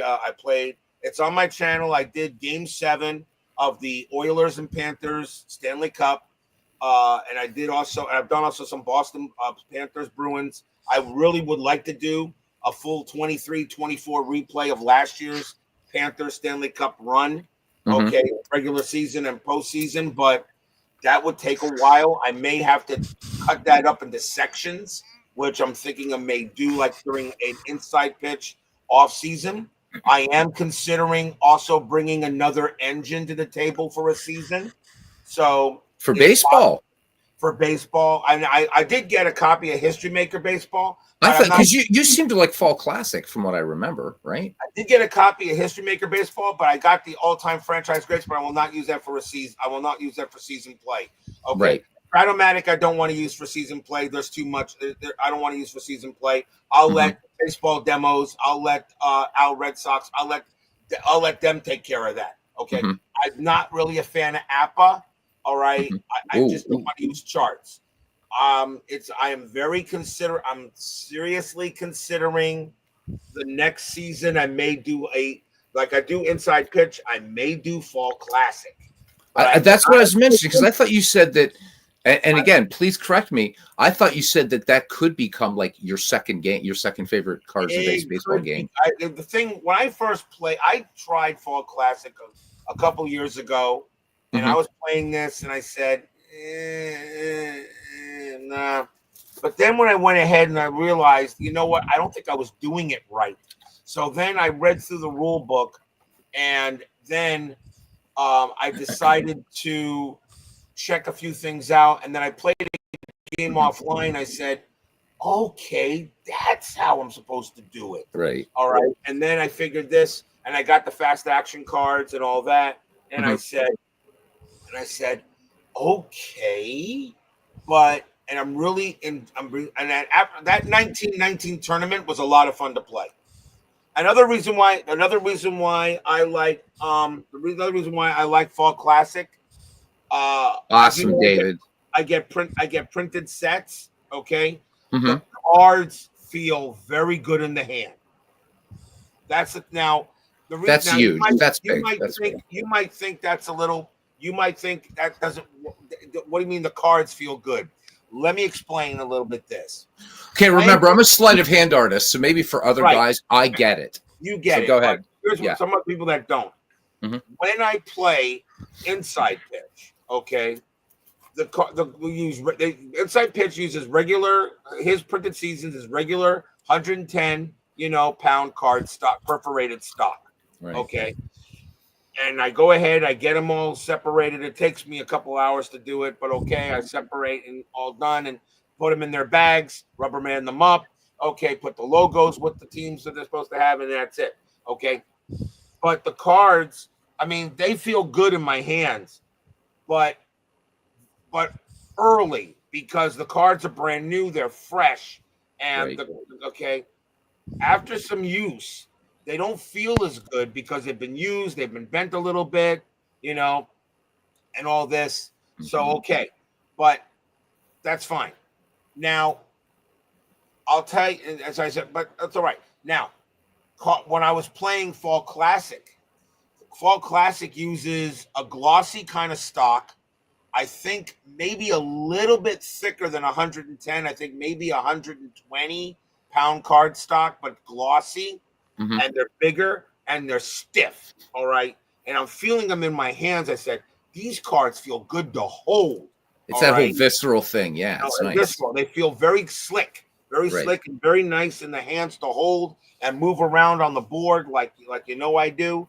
Okay. And they just feel, I have done that, by the way, Dave. I have done Glory Days boxing. I love the game. I'm just not really, and I have all of his boxing stuff. I'm just not that much of a boxing fan. I leave boxing to our Red Sox fan. He is the expert when it comes to that. I think everybody should leave boxing to our Red Sox fan. I let him and Lee Anthony Crooks to do boxing. I won't. I'm not going to touch their sport. But the thing is they felt good in my hands. And then when I got Stratomatic Hockey. Okay, it also uses the same card stock, although they thickened it a little bit. But then I ordered Hockey Bones. I got the set of cards from Hockey Bones from Drive Through Games. And Dave Gardner was telling me, when you get those cards, they're going to feel so good in your hands. Okay, they're good, excellent stock. Okay, they're going to feel so good and very readable. When I got them, I'll tell you the truth, I really didn't want to put them down. They really felt good for me to move, shuffle, slick, everything. And I'm beginning to realize it's not just, playing the game, but you want it to feel, because remember, our hands are doing all the work. Right. Okay. Besides when we're rolling dice, our hands are rolling the dice, our hands are moving the cards, they're looking through for their lineup or whatever you want to do. All right. I realized, I said, does it really matter if the cards feel good in my hands? The answer is yes, it does. And I mean, I would really like to see. What I would like to see Chris do. I mean, you can go ahead and download a PDF, okay, of like Inside Pitch. If I was to take a PDF of his and take it to like maybe Staples or something. And say, okay, I want you to print. Or I can do it on my own printer, but I'll go through ink and cardstock real fast. But something I want done professionally. So I'll go to Staples or something like that. Say, here, I want this PDF printed out on 110 or 130 cardstock, or maybe the same cardstock that Joe Bryan at Payoff Pitch uses, which is the best cardstock there is. Okay, I think he uses 150-pound glossy, very tough stuff. All right. You couldn't bend that with you couldn't bend those cards with a wrench. That's how strong those cards are. That's tough. Right. And Right. you know, and print them out. And I could have maybe a glossy set of the cards. All right. I mean, that would be totally awesome to do. It would be expensive because of the cards, the paper, and the time that they would have to do it. Right. All right. But I mean, I could have it done that way. But then again, Fall Classic automatically sends them to me. All right, if I order Fall Classic. Same thing with Joe Bryan at Payoff Pitch. You know, there's many ways you could do it. Sure. But but that's the thing. They feel good in the hands. And that's why I got kind of like turned on a little bit by Fall Classic. I said, I just like holding on to these cards. And they're easy to read. They are fast moving. You know, I don't know. I want to touch on a comment here. So this could be open time here for you guys who aren't content creators. So Sean asks here, and I know I had this up here for a long time. I mean, Robert, I agree with you again. As a magician, I completely understand. I do, but you know, I don't want to, you know, so if I'm playing cards, I want the components to feel good. I get it, man. It just adds that much more to the game. I hear so many people talking about, you know, I'm not going to name any baseball sims by name, but you know, yeah, these are crap card stock, and that's one of the big things. And I wish, I'll just say this, and I'm going to move on to Sean's thing. That I know the pocket pennant run guys that, you know, they're not talking, you know, they don't want to sell seasons. But I'm telling you, for anybody that has a physical game, their card stock is amazing. And I've said before, if that kind of card stock is like what I use in paying gigs, you know, for Magic gigs, their card stock is that good. And believe me, I don't know if any of you other guys know any sleight of hand magicians, but if it's just doing, you know, I can take anybody's ratty old deck of cards and do stuff. But if we're doing a paying gig, you've got to use the best cards out there, you know, tally hos, things like that. Bees, bikes are still good.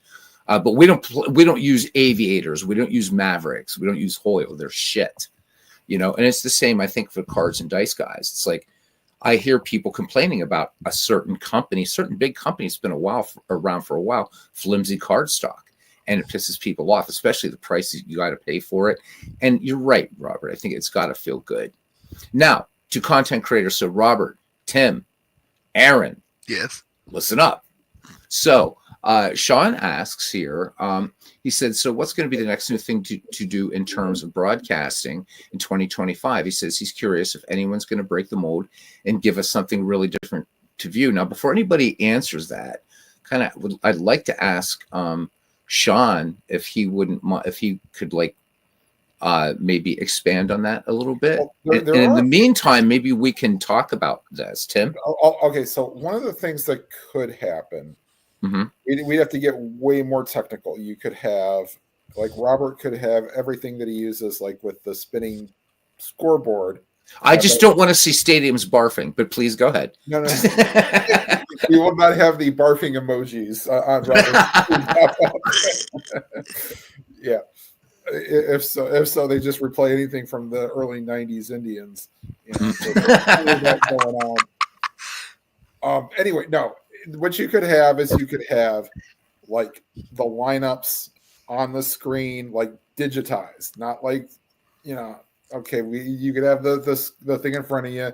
You could have the card. You probably should have that still on the screen, but you could have like the player, what they've done, like you could do like an MLB scoreboard. You have the player that's at bat, right? What he's done throughout the game, and like, you know, and if you maybe digitize like how many outs there are or something like that, I don't know. Or the problem is that if you did season stats, I guess if you put season stats up there, then hey, you know, that could be about the next level. I mean, some of us are almost at capacity of what we have right now. I mean, for those of us that are filming on our phones, having having the score bug on the screens and having the pegs for the base runners, that's way more than what I was doing before. Yeah, true.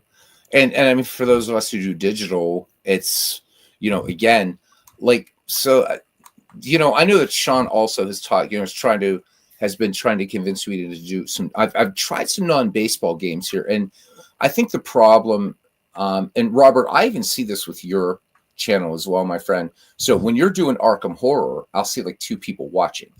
But when you're doing Inside Pitch, you've got your usual 30 to 40 outlaws in there, right?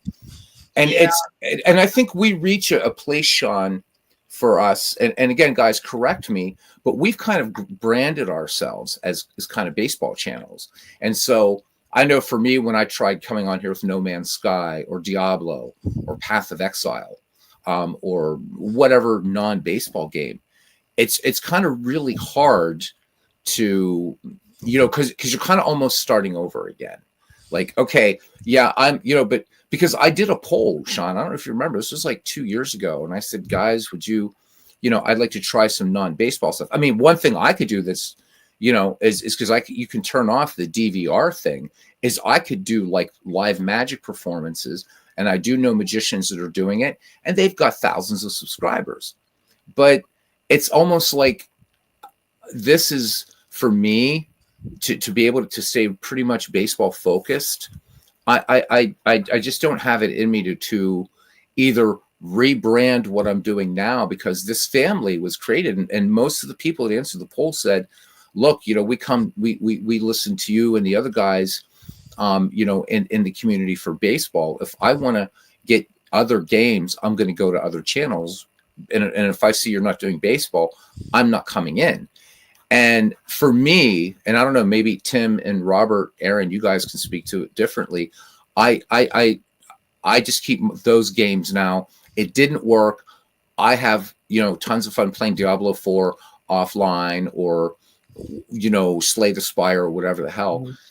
That I just want to keep the baseball community going. Right now, at this time, it's 12. Holy shit, it's 12:51. And I don't think 15 people in this community would be here watching me play Diablo 4 or, Dragon Age Veilguard or whatever. Thoughts, guys? Well, a lot of it is that do you, if you wanted to dedicate a year to it, I mean, a lot of people say it's just a placeholder, or you have to rebrand your channel like I did. It couldn't be Tribe Fan 879 anymore. Right. I mean, so I know I've probably honked off tons of Beatles fans out there, because they're my favorite band, but my show has nothing to do with the Beatles. You have nothing to do with the Beatles at all.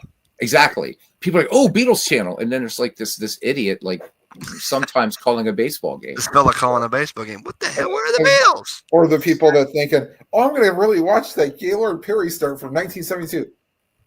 But it's cards and dice. Yeah, I had some guy complain.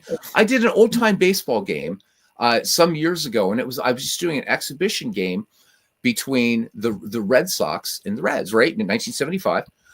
And this dude in the comments was incensed. He said, well, for one thing, this isn't real because Mel Allen didn't call that game and blah, blah, blah. He was going off. And I'm like, you know how many. Oh, my head imploded, man. Anyhow, Robert, go ahead. You know how many idiots I get into the comments? That's like last year. There was no 1969 National League Division Series. I know, right? Okay. The Baltimore Orioles played the Mets in the 1969 World Series. Okay, I had one guy in 19. I think it was what was it? I think it was my 20. I think my 2016. My yes, baseball demos is right there. Yes, he is.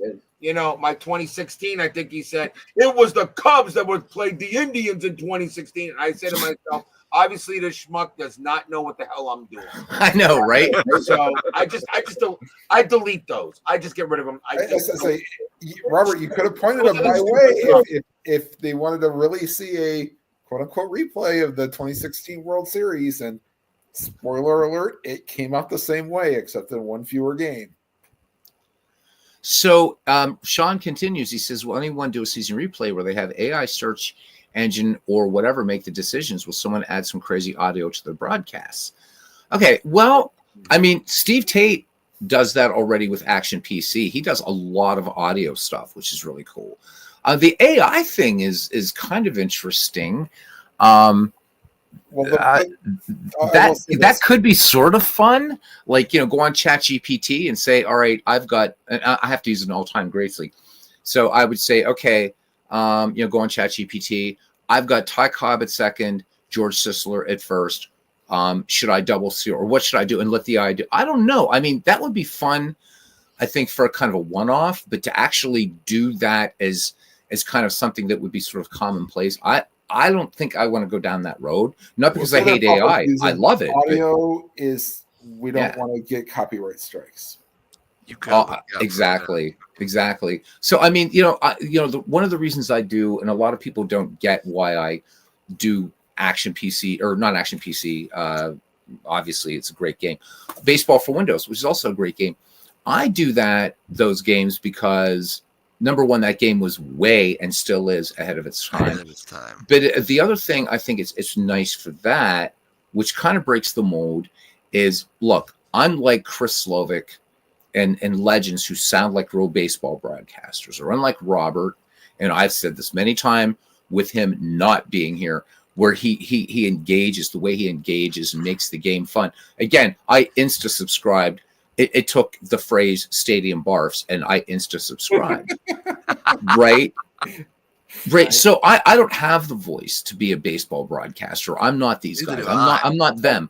My thing has been, I come at it with, all right, I've created this channel. And so where it's really hard for me, Sean, and I know it sounds like I'm making excuses, but I want to educate people, because there's been a lot of shit in the community over the past years about dead ballers and 19th century players. And I think they were great athletes. And so anybody who's been a member of this family for any length of time knows that, sometimes I would do those read-throughs of players, and people have come away. I've gotten a lot of positive comments. We really love when you highlight players. I never knew this guy was doing that. And so I know my where I'm challenged, and that is, I don't have a broadcaster voice. So I'm doing what I'm doing. But if somebody comes away and says, holy shit, I want to learn a little bit more about, and I'll name a great, right? I want to learn a little bit more about Carl Hubble, or I want to know a little bit more, about Elmer Flick. You know what? Then I think I've done something very, very different. And that's not to say that everybody else should be doing that. I mean, I'm an educator. I have an advanced degree in education, and that's for me. And I get about the new stuff. I think it's cool. But I just, I mean, short of doing what Legends is doing, which I've always said, when he has his baseball season on, I'm never going to try to broadcast an MLB The Show game, because I can't do what he does. But then again, he can't do the magic that I do. We all have our strengths. I think it would be fun. I mean, what I'm waiting for, though, I think, and maybe Sean, you've kind of anticipated a question I had. So again, for content creators, and for those of you who don't create content on YouTube, everything you do is just as amazing. Guys, let me put a question out for you here. What is your dream project? And let's confine it to baseball projects. If you had unlimited money, so this is mainly for cards and dice players, because this would take a lot of cards to do it. But what would you guys, if you had a dream project, something you've thought about, it's a project I'd like to do, but holy hell, either it's financially prohibitive, or as far as it would be too much of a time sink. But if you had the funds and the time, do you guys have dream projects that you'd like to do that nobody has done yet? Oh, like, yeah. Well, I mean, if we want to take age 13, Mm-hmm. I haven't seen anybody do a 1992 season replay. I mean, as fun as that would be, to me, it's like I could name all the players, and I mean, granted, I'd like to do one where the Indians at least did well. I mean, 76 and 86 is not completely terrible, but I'd like to see it where they won a division, right? But you're talking about great Toronto teams. You're talking about great Braves teams. That's sort of hey, it forms there. I mean, heck, you could do 1995 and you get it shortened by 18 games a team. So you only do 144 instead of 162. So thank you, Justice Sotomayor, for getting shit back on track in 1995. But anyhow, yeah. But a lot of it is you got to print all the stuff, the things out. And if you're going to play every game, like the way that RGL does it, great. That's what we need to see. We need to see every team, once or twice at the beginning of the season. Right. And then maybe not so much later on. And for me, McGreevy was kind of, and that's why, I keep saying McGreevy 2 is coming. The reason it's taking so long is because McGreevy did well, but I want it to be better. And that has been, for me, the project I've wanted to do. Robert, what about you? Do you have, dream project? I know all the things you do are really good. Tim, what you do is really good, right? Aaron, what you do is really good. Everybody else in your MV. But you have a chance, Robert. You could quit your job and devote everything to doing the most amazing baseball project ever. Have you ever just considered what you would do if you had that freedom? There is a project that is very possible. I may actually, as I said, remember, I have a season right now of Inside Pitch going on now. And there will be a second season I'll do. But next year, it's a very good possibility. Next year is 2026.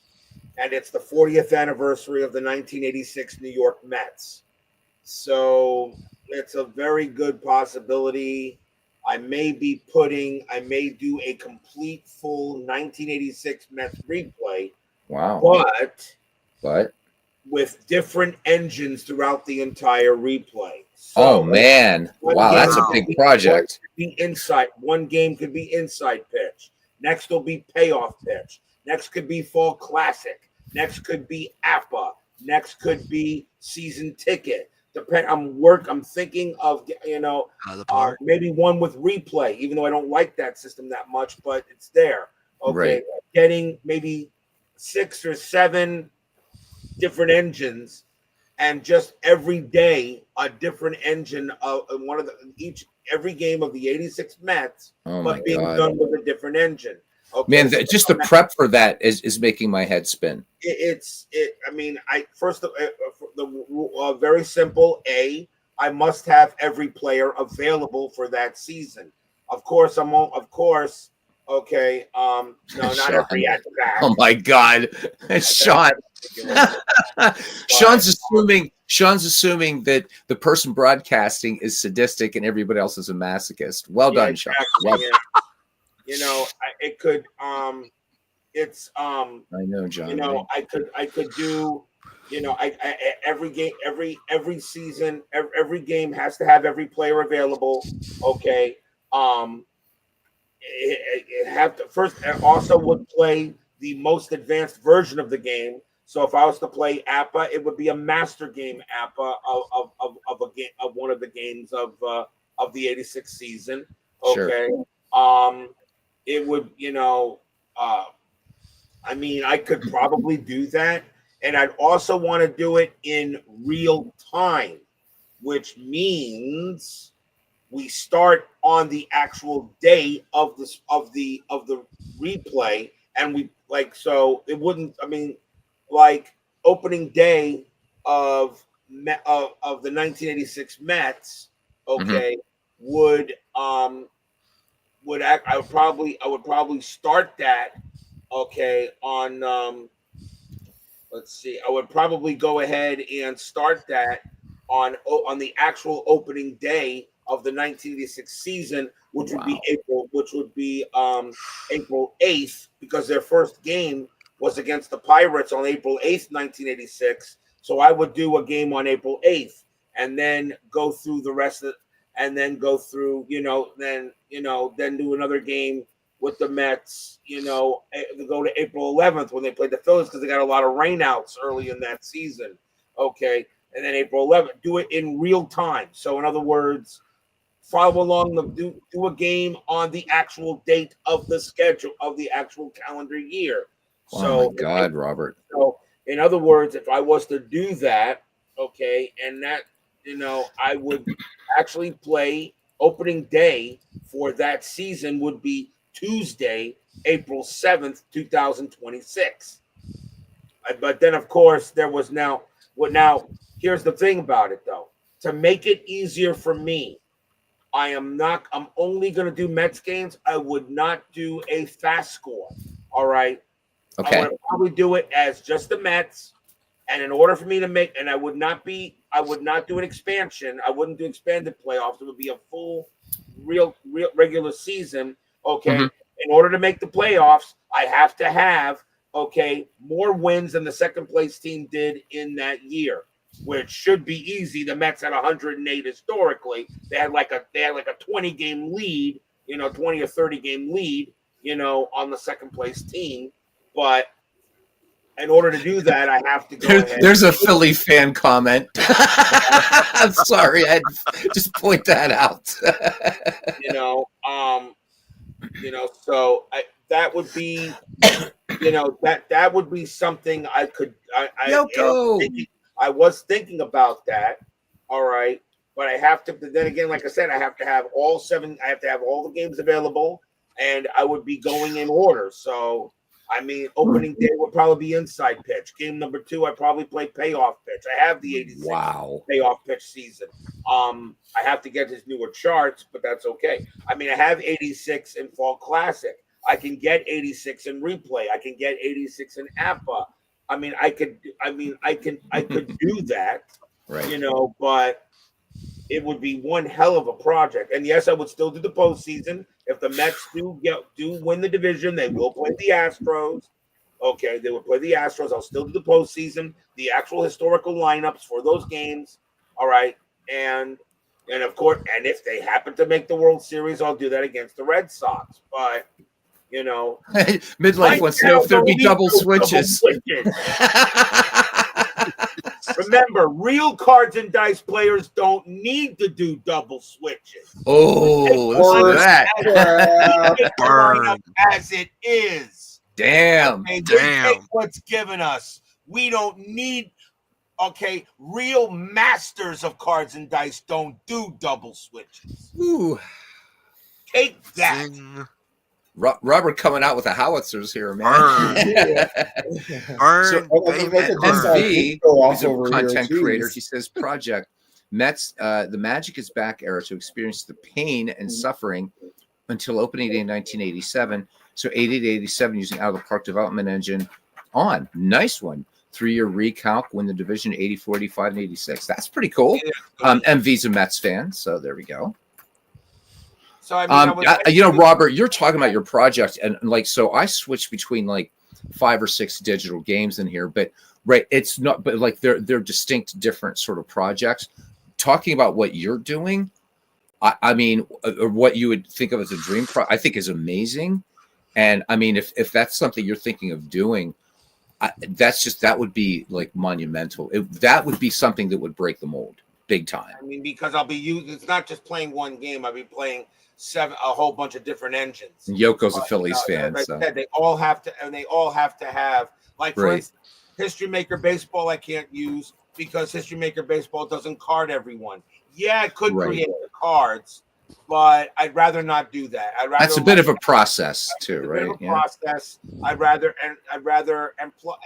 let someone, an expert, I'd rather let their gaming, unless of course they come out with it next year. But David Baseball Demos could do it in history because he created all of us. It was 2019. I would want Keith Avalon to go ahead and do and make the season. Right. But there are certain but if I can do it, I would probably use Action PC Baseball to make sure I got the rosters right. Okay. Right. I mean, I could do it. It would be a heck of a project. I would try to keep stats. I'd have to actually, you know what? Replay Baseball does have the 86 season. I can use its user interface and input the information into the game.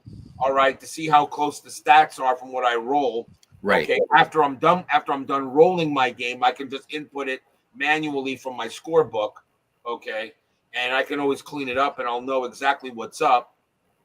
It would, of course, I would do as played lineups. I would not create my own, although I was thinking of doing it as an alternate replay where I go ahead and, I would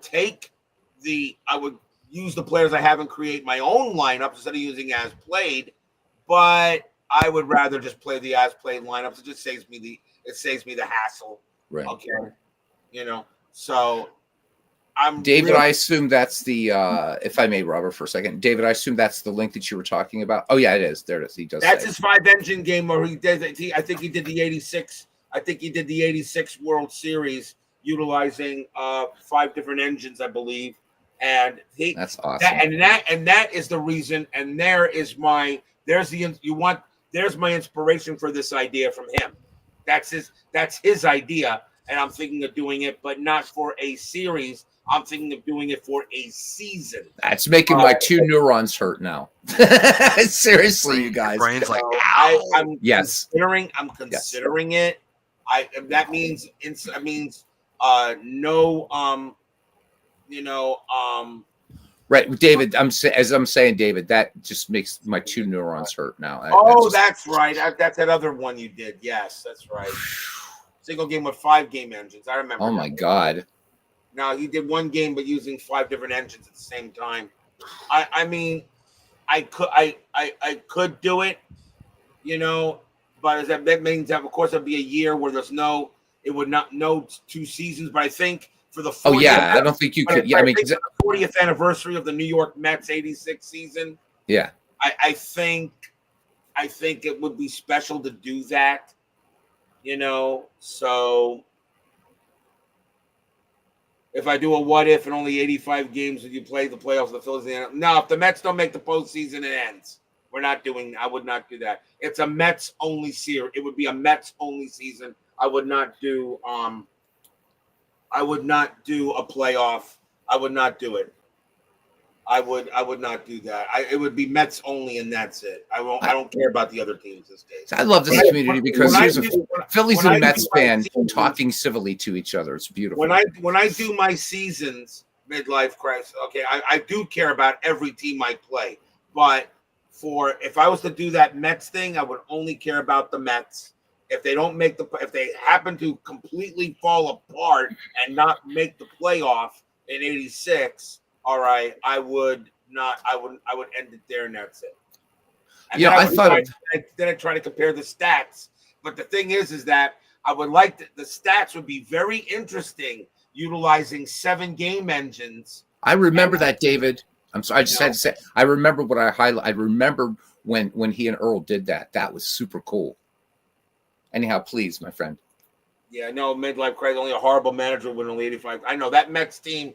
That Mets team was one of the best baseball teams in history. There's no doubt. It's one of the top 10 teams ever. They dominated. They dominated the National League that year. They truly did. So what's coming up this year? Even though I could never handle a project like you're doing. That would probably be next year, and I got time to think about if I want to do that. Upcoming this season is the 100th anniversary of the Pirates' 1925 World Championship. And I wanted to do something, but then the funny thing about it for me is that people will come in here because I'm known as the dead ball guy.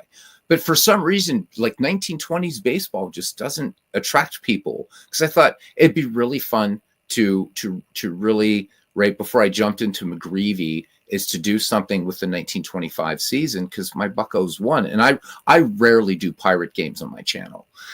But again, when it's 1920s, people are like, 1920s, if Babe Ruth's not in it, meh. And I think 1920s baseball is amazing, but so I guess I'll just have to do one broadcast. Hey guys, it's the 100th anniversary of the Pirates 1925 World Championship. Here's a game, and highlight some of the Pirates from that team because not a lot of people know that team. You have to realize, Beatles. The reason why you may not get many. None of us were alive that time, okay? I get right. No, I get that. None of us were alive then, but the thing is when I do what made this channel, one of the things that made this channel large was McGreevy, and that was that was 1880 to 1919 were those players, and people liked it. MV has credited that as being one of the things that actually got him back into baseball was the Ned McGreevy League. But it's like there's something weird about like when I start talking about 1920s baseball, people are like, meh. And I don't know what it is like with 1920s baseball. So I don't do it. I started a 1922 St. Louis Browns thing, and people are like, it's okay. But if I do something from like 1911, which I'm doing a 1911 thing, people like it. But it's like the 1920s. There's like a curse on it. I don't know what it is. Why don't you do a replay of the 1925 World Series from the Pirates and the Senators? Because here's like right because Sean gets it right. Ruth, Gehrig, Simmons, Fox, Combs, Lazari, so many more. The Wayner brothers, whatever. But it's something about 1920s baseball. And right, none of us in here saw any. I would say probably Bernie, right? Because Bernie saw Ted Williams play. So none of us in here, except maybe Bernie, actually got to see Ted Williams play. I don't think anybody else here has. Ken, did you ever see? Ken might be the only other person, perhaps.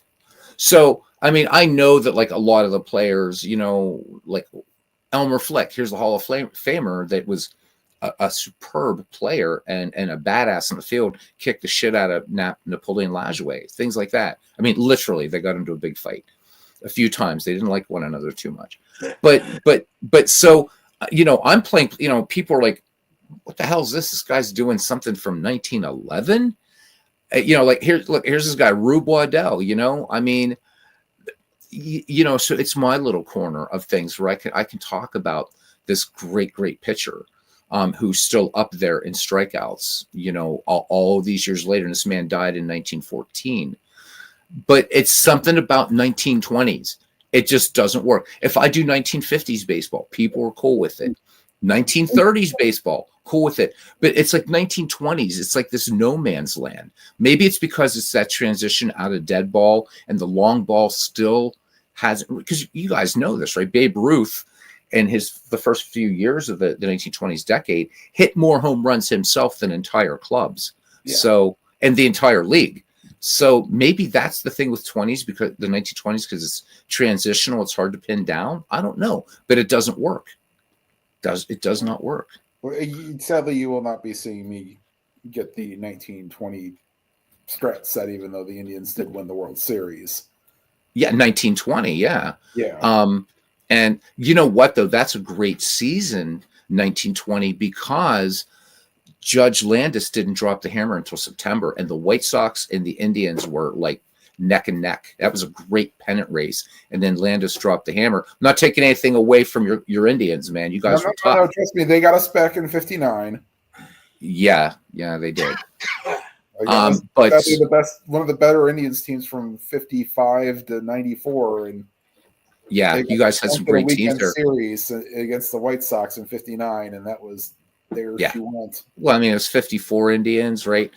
But yeah, I think John's right. He says the 1920s, kind of a weird hole between dead ball and modern. Maybe that's it, because there's no anchor in the 20s except Babe Ruth. Gehrig starts in the mid 20s. Jimmy Fox starts in 1925, doesn't his first home run until 1927. Al Simmons comes at the end of the decade. Maybe that's it. I don't know, but it doesn't work.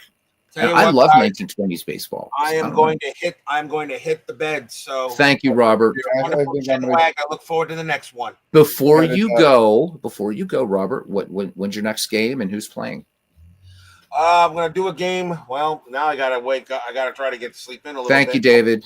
Tomorrow morning will be the May 31st game, 1983. We have the Chicago White Sox taking on the Boston Red Sox. Floyd Bannister will be going up against Bob Ojeda at Fenway Park. That is tomorrow. That'll be I'm going to try to get that game at 11 o'clock due to the football games being played tomorrow night. I want to watch them. So, of course, get some sleep, brother. I want to get some sleep before that happens. So we're going to play the White Sox and the Red Sox at Fenway. And that's my last game for the month of May. Then, of course, I usually take a day off, and I'll start June on Tuesday. So that's my next game, brother. All right, man. All of you have a wonderful night. We'll talk again soon. Robert, always a pleasure, man. Thank you, man. Bye, guys. All right. All right. Tim, you take it off as well? Yeah, I'll probably stick around, but I think I'm just going to leave here. So All right, man. Yeah, we're gonna start to wind it down here in a little bit. So, Tim, always a pleasure. Thank you. We got to get you on here to call a game sometime again. It was fun. All right. So, guys, it's been fun. Aaron's hanging in there. Aaron's hardcore. He'd be here till 7 a.m. if we were doing. I'll be here all night. Yeah, it's so cool. That we got to give a nod to Al Red Sox fan. Because he's the one that started the chat with Al thing, and these baseball chinwags just came because of my inability to actually stay focused on a 9-inning game when I'm broadcasting. And just one night we started it, and I was thinking of Monty Python for some bizarre reason, or not Monty Python, Fawlty Towers, John Cleese, and he uses the term chinwag, which is a very British Irish thing to say. So thanks to Al for sort of inspiring this, and then he loved an idea I've had. If you guys remember, one night I had like 4 of you on, and we just kept passing off broadcasting, and I'd like to do that again some night. That was so much fun. To have different guys broadcasting, no. What happened was, because you were part of it, I started the game. Robert called a couple innings. Our Red Sox fan came on, called a couple innings. It was really, really fun to kind of have the community call a baseball game, and you were doing color commentary. I remember it. Yeah, I think I remember it. Wasn't that the night that Dwayne and I did? I'm going to get you on here. What's that? The night Dwayne and I did an out of the park game with the Reds and Braves. Yes. I think I remember that. That was fun. Yeah, it was a lot of fun. It was one of those Sunday night or Saturday night things that we do. It was a Saturday night in like November, I think. It might have right around that time. Right. So Midlife Crisis says in his Strat CPU 1919 replay, the Indians lost the pennant by a half game. He says he chose not to make up the games because Major League Baseball decided not to make up the missed games at the beginning of the season, so he didn't. Yeah, there was a little bit of controversy surrounding that in the actual time, Midlife. So that's a pretty cool thing. I just wish Strat PC would kind of be a little bit cooler about their licensing, because I do. Interface aside, I do like the game, but until they're going to be cool, so I can have this on like 2 computers. You mentioned that would be nice, because I'd like to jump in and play. Because every time Midlife talks about playing on Strat PC, I'm like, God, I missed that game, but You mentioned that. I see a lot of people playing it in the Discord chats because Jeff Strat PC. Strat PC, yeah. Oh yeah. Jeff does it. I think it's a good game. It's a good game. Everybody's doing it. Will Tool has it. Yeah. Like Jeff's got it. I watch these people listen to people playing, and it's like, I know this game does not have an actual in-game narrator, but damn it, I mean, just to try to play it, I mean, well, again, I don't think that's so. Again, props to APA that I don't know whether they did it on purpose, but their game's accessible. But oh god, let me tell you, my only thing, and I'm not slamming the game. Strat's been around since 1961. They know what they're doing. Solid, great baseball engine, but that interface is a nightmare. A lot of people look at baseball for Windows and say, the only thing is it's modular, so people have to come to terms with that. But that's what people don't understand. I remember when I bought baseball for Windows, I'm like, it took me like a day, and I'm like, this makes complete sense because the modules talk to each other. But I remember Strat PC and those long menus, and it's like, wow. But after I got to grips with it, I'm like, this is a really fun game. And then I'm not, I've gone over the story a billion times, switched PCs. Yeah. I'm living in Europe. Strat wanted to actually use TeamViewer to go on my PC to supervise the uninstall and reinstall. And I'm like, forget it. No, you're calling me a thief, dude. But hopefully maybe with Strat Max, because Strat Max looks pretty. And I don't know if it was John or Midlife, one of the two guys, they were telling me that they're going to be starting to add, like make cross-era play a lot more robust with tournaments. And I might jump back in for the $20 a month for that, because I did like Strat Max. It just fell short in that because I'm not strictly a season replayer. But I love the Strat, and I'm an APA guy. When it comes down to it, I like APA. I'm talking cards and dice. I played more APA than I played Strat, but I think Strat's excellent. So I'm not part of that Yankees Red Sox rivalry between Appa and Strat. I'll play them both and have played them both. My game of choice when I was an undergraduate was Status Pro baseball. So I'm excited about the upcoming Digital Diamond baseball that's going to include Strat, or it's going to include Status Pro as its own game engine. That's going to be brilliant. That's going to knock me back into cards and dice, big time. When we did that Diamonds and Dice interview back in the summer of last year. It was John. Okay, thank you, John. Go ahead. When we did that Diamonds and Dice interview last summer, when you were telling the story of how I think Bernie hates me. I know that's gone by the wayside. But go ahead.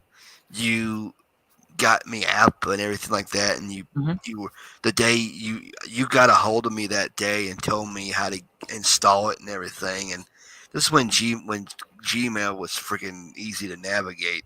Mm-hmm. Now it's like walking through hell in a barbed wire fence, through a hell and across a barbed wire fence. It's not easy to do. Gmail's a bitch. Yeah. Oh God.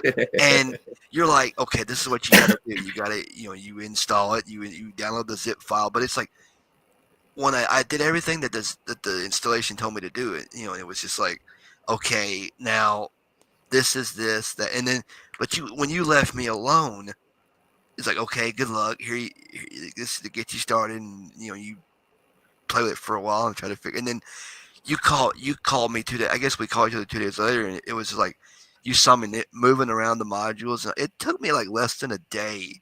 I know, but you kicked ass. It was amazing. Figure. It was like, okay, this is this. Okay, I can control what names are here and everything. And then league manager, I can set up organization. Eventually, I've set up organizations, make leagues, and all that stuff. League manager, start a season, whatever it is. I mean, set up rules and all that. It's like, and I understand how people get turned off by that. It's like it's racking their heads around. It's so modulated. I mean, I'll pull up like the other day just for the shits and giggles. I played a 1982 World Series, and I did a quick sim. Pulled up StatMatcher, read up all the results.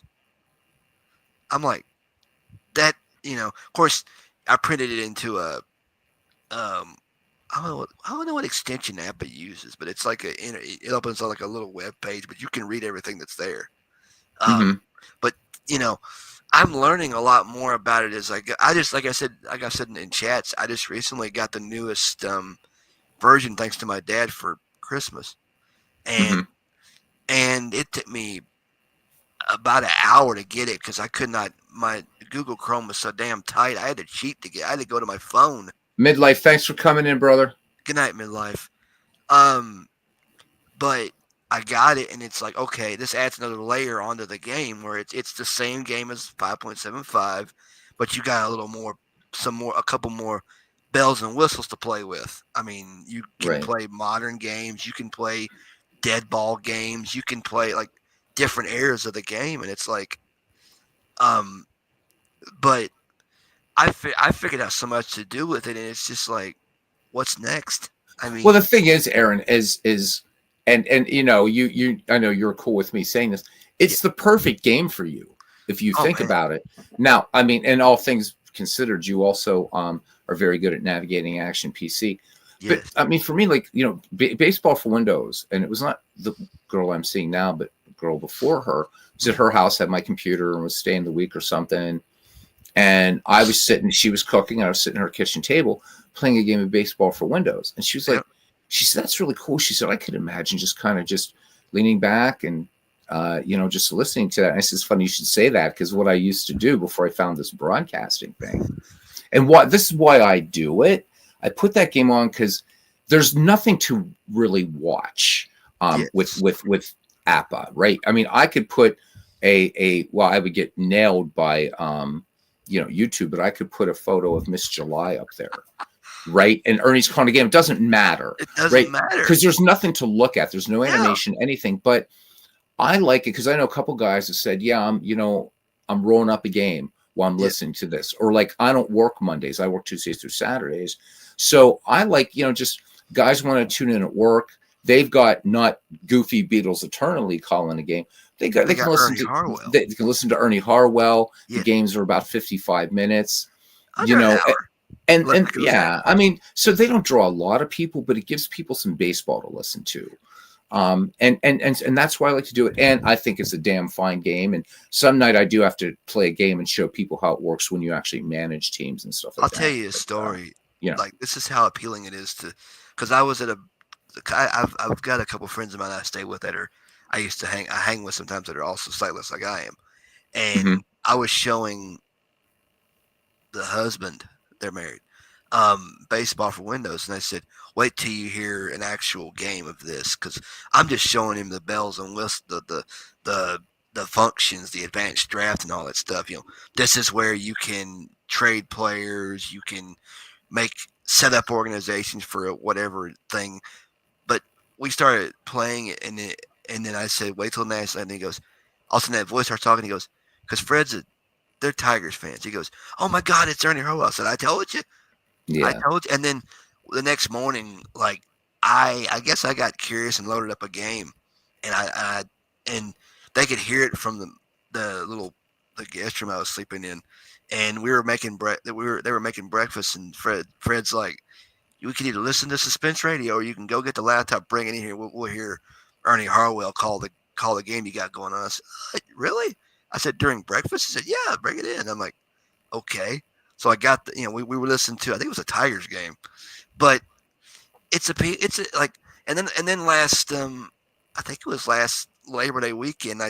We were at another friend's house and I was showing this to my friend's husband, and he seemed to like it. He goes, "That's kind of cool how that works." And I said, "Oh man, if only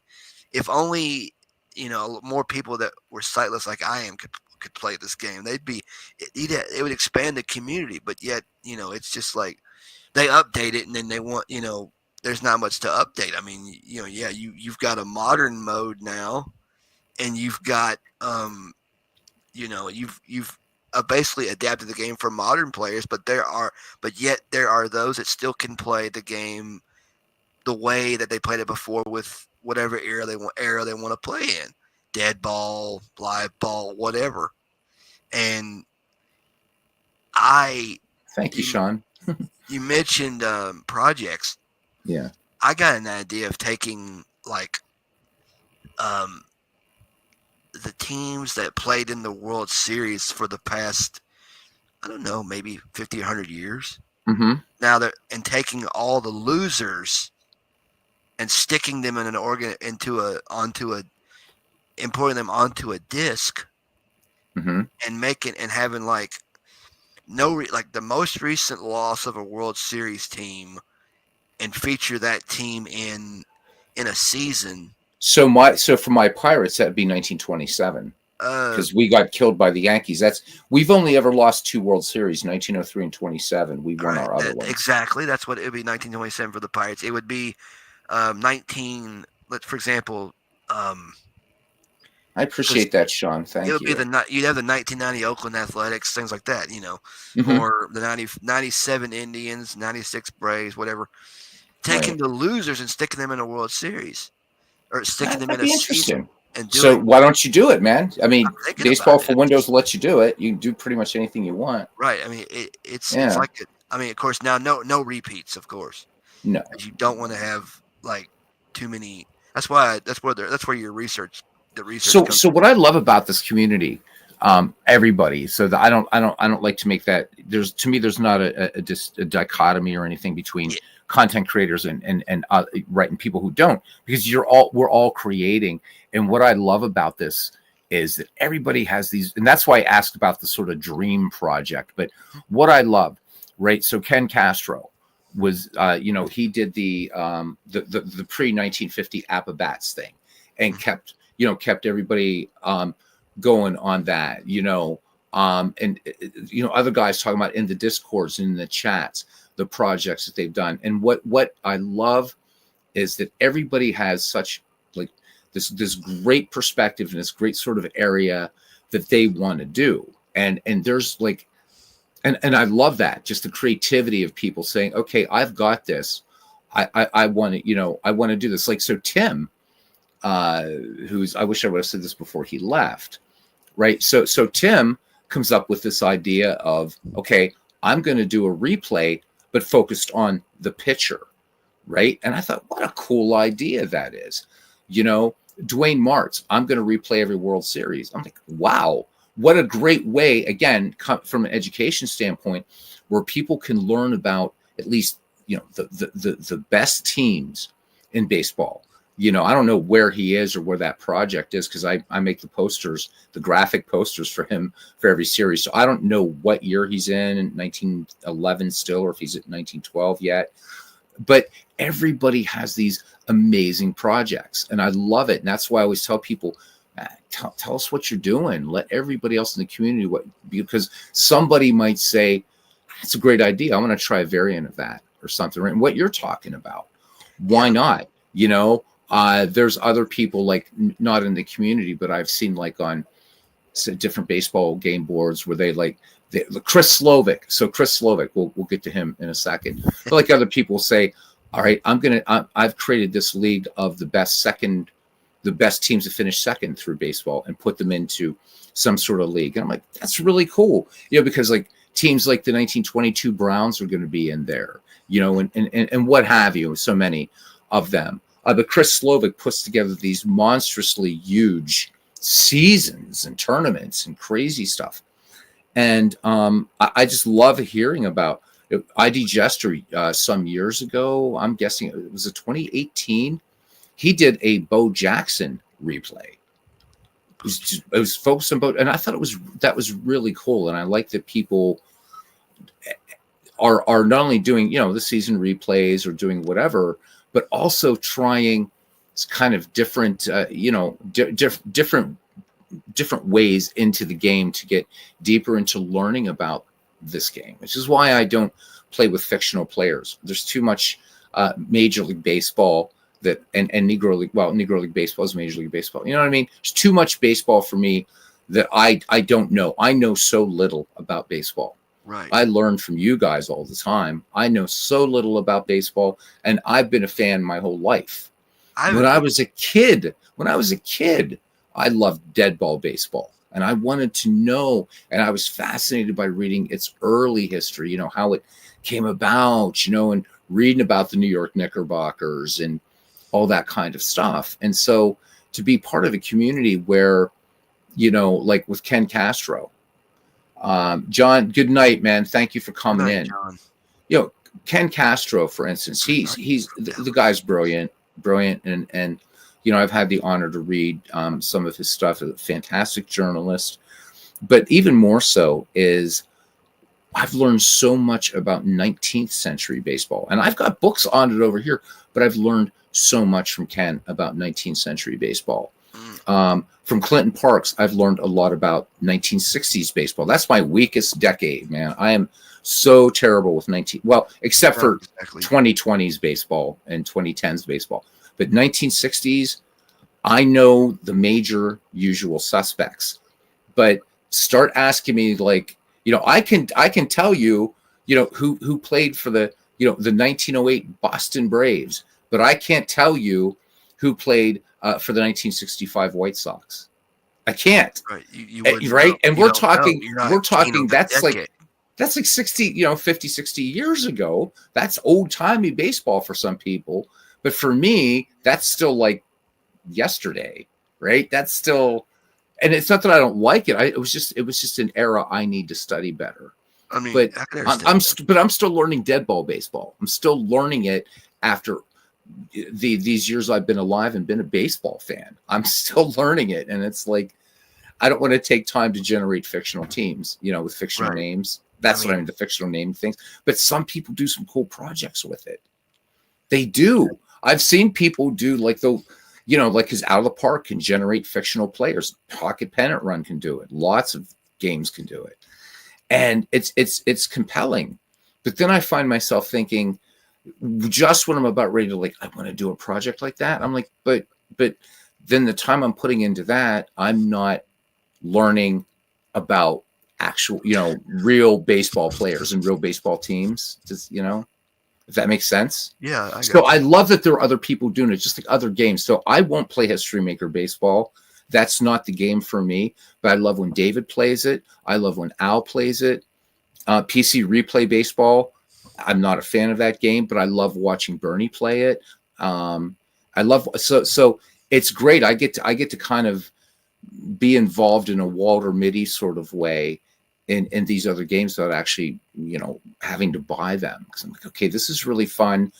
I don't like the game for me to play History Maker Baseball because there's too much stuff you got to look at to resolve in a bat for me. I actually miss when you were doing MLB The Show and stuff like that.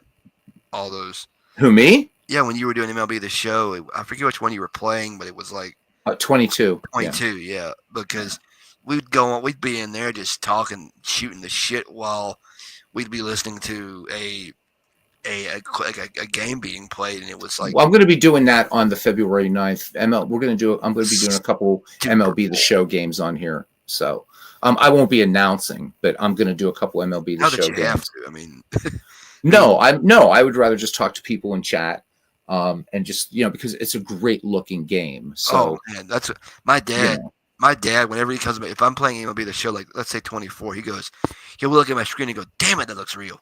Yeah, I haven't bought 24 yet. I may buy that but the only thing is I don't know how many like all time great rosters are available for that yet. So that's why I've stuck with 22 because there's some really really good rosters.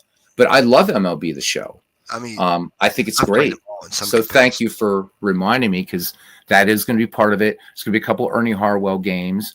And we might even just take maybe, I know a lot of people they're going to be too hungover and stuff the next day to go to work and talk about the commercials.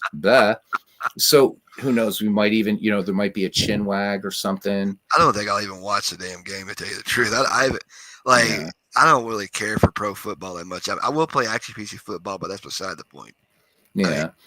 Well, I mean, it's what everybody loves. I don't know. I've gotten a lot mellower about it. I used to prohibit the spelling of that word in the chat. But I don't. It's fine now. It's what people love to do, and I'd rather do that than committing murder. I remember when I first did one of your co-broadcast at one of your NIM games back then. Yeah. Football was a cuss word. It was a cuss word. It was like dropping an F-bomb on live TV. Yeah. No, it was. But, Legends kind of straightened me out on that. And I'm like, okay, I am being a bit intransigent about this. I need to stop that because as a rule, I'm not an intransigent person. So I'm like, okay, I was being a bit of a dick there. So now, but Chris Slovic still will call it F-ball. It's really funny. And I keep saying, Chris, you can say football. You can say football. You can say it. You can spell it. It's not a cuss word anymore. It's not taboo. It's not taboo. It's fun. But I don't know. But to me, it's like the only other sport I kind of like is boxing. I think boxing's cool. Hockey, I'll watch. I can't stand football as in what I would call football because I was too surrounded by it in Europe. Every 30 meters, there was a soccer pitch. I'll use the American term soccer. There's a soccer pitch. I'm like, my head. But baseball to me just, I think because of the historian in me, that's what appeals to me. There is no team sport that has, and I dare say any sport that has a rich history of baseball. And I want to that's why I'm so deep into it. Yeah, that's why so I tell people, Aaron, I'm not a sports fan. I'm a baseball fan. You're a baseball fan. I am not a sports fan. Like, so I love it at work, at FedEx, because in baseball season, everybody's talking baseball. But like right now, there's only one other dude that works for one of our couriers who's a hardcore baseball fan, and he and I will talk baseball. Everybody else is talking about, and if they do this quarterback and this running back, and I just keep walking. But I know it's like, okay, but I'm going to be talking to this guy about Mike Trout and about Paul Skeens in a few, in about a month or so, right after football goes away. So that's me, man. Pitchers and catchers coming up soon, I think. 3 weeks time. There we go, Sean. I thought you'd like that word, intransigent. So that's a good one. Yeah. After Valentine. Refusal to compromise or abandon. There are some things, Sean, I am intransigent about, but I was being a dick about football. So Feel free to say football, football, football, football. But one thing you'll never see in this, I was going to surprise you guys though one night, and I was going to do, and I might still do it. I might do a game of Blood Bowl on here. Ooh. So what that is like that's set in the Warhammer Fantasy universe. So it's elves and vampires and dwarves and orcs, and there's spells and there's death, and it's hilarious. They're killing. Yeah. Oh yeah, it's fun. So I was gonna say, all right, guys, this is it. This is the only time you're gonna see sort of American football. I'm gonna do Blood Bowl. So I might still not on Super Bowl Sunday, although that would be funny to do Blood Bowl on the day of the Super Bowl. I know, but baseball is my it's my tradition. Long before this channel came along, Aaron, I would on that day I would read a baseball book, or I would watch baseball movies, or play baseball games to stay away from all that insanity. So I can't do Blood Bowl on that day. I feel as though I would be like, sort of a Benedict Arnold there to baseball. Can't do it. Before I found your channel, on the day of the Super Bowl, I would sit in my room and look up old TV or radio broadcasts of like baseball games from years gone by, like 70s, 80s, 90s. Classic baseball on the radio, buddy. Best channel on YouTube. Best channel on YouTube. They do premieres like frequently. I think they're now getting into the 80s, if I'm not mistaken. They've gone. I mean, they went from like 1940s all the way up. I think they're now they're getting into the 80s now or something like that. Well, when I first found them, I found it was a 1934-35 game. It was a Yankees game, and it was so cool. It was so. Sean says he'd be all down with Dead Ball or with Blood Bowl. It's coming, man. But it was so cool to hear the announcer say the name Lou Gehrig. I was entranced, and I'm like, all right, what else is going on in this channel? I think I remember that game. It was it Yankees Tigers at Navon? Yankees Tigers. And Babe Ruth calling the action. Babe Ruth was not in the game that day, but Gehrig was. And just to hear the now coming to bat Lou Gehrig, and I'm like, damn. And I'm listening to the actual. This is not like listening to Ernie Harwell doing on Baseball for Windows. This is the game. This is the game. I was in heaven, man. I was in heaven. Yeah. I think the thing about that is you can hear there's sounds of the game with the crowd and everything, but in the distance you hear like this like ticker sound. Oh yeah, absolutely. That's all the guys typing, man. Yeah, it's all that typing going on. It's like taking down the notes, because between innings you'd hear like Ty Tyson would do like a recap of what happened. It's like, oh yeah, but it was just it's they say, because I think you told me and anybody else that was watching that day that the Pirates were the first to do radio. KDKA, pal. But exactly. I've not heard anything of that on the internet yet. It's so what happened with that game. So just to give you a little bit of background on that. So KDKA did the first, and I have to put this in quotes, live baseball broadcast. But actually, what would happen? It wasn't that they did the radio broadcast at Forbes Field. Rather, what they did, if you ever saw the movie Pastime, you'll see this. So what they did is they actually had the game coming through on teletype to them, or whatever that was called, those long strips of things. If you saw the movie The Sting, you know what I mean. Yes. And so that's the way they broadcast the game. But it was the first time baseball was done on radio, and it was KDKA Pittsburgh, the only radio station east of the Mississippi with a K in its call letters, by the way. So Pittsburgh was the first to do it. That's really interesting, because I remember, like, I used to listen to. Your team was the first to do night games in the major leagues. That's 38, wasn't it? 38, because they tried to, right? That's the year Johnny Vandermeer threw those consecutive no-hitters, and they're like, well, it was night games. No, Johnny Vandermeer threw, because the Negro Leagues were doing night games 2 years, I think, before the major leagues were doing it. I mean, I know for a fact that I think it started in the 70s, but from like the 1903 or 4 all the way up until maybe sometime in the 70s, World Series games were day games. Oh yeah. So the first night game, Pittsburgh.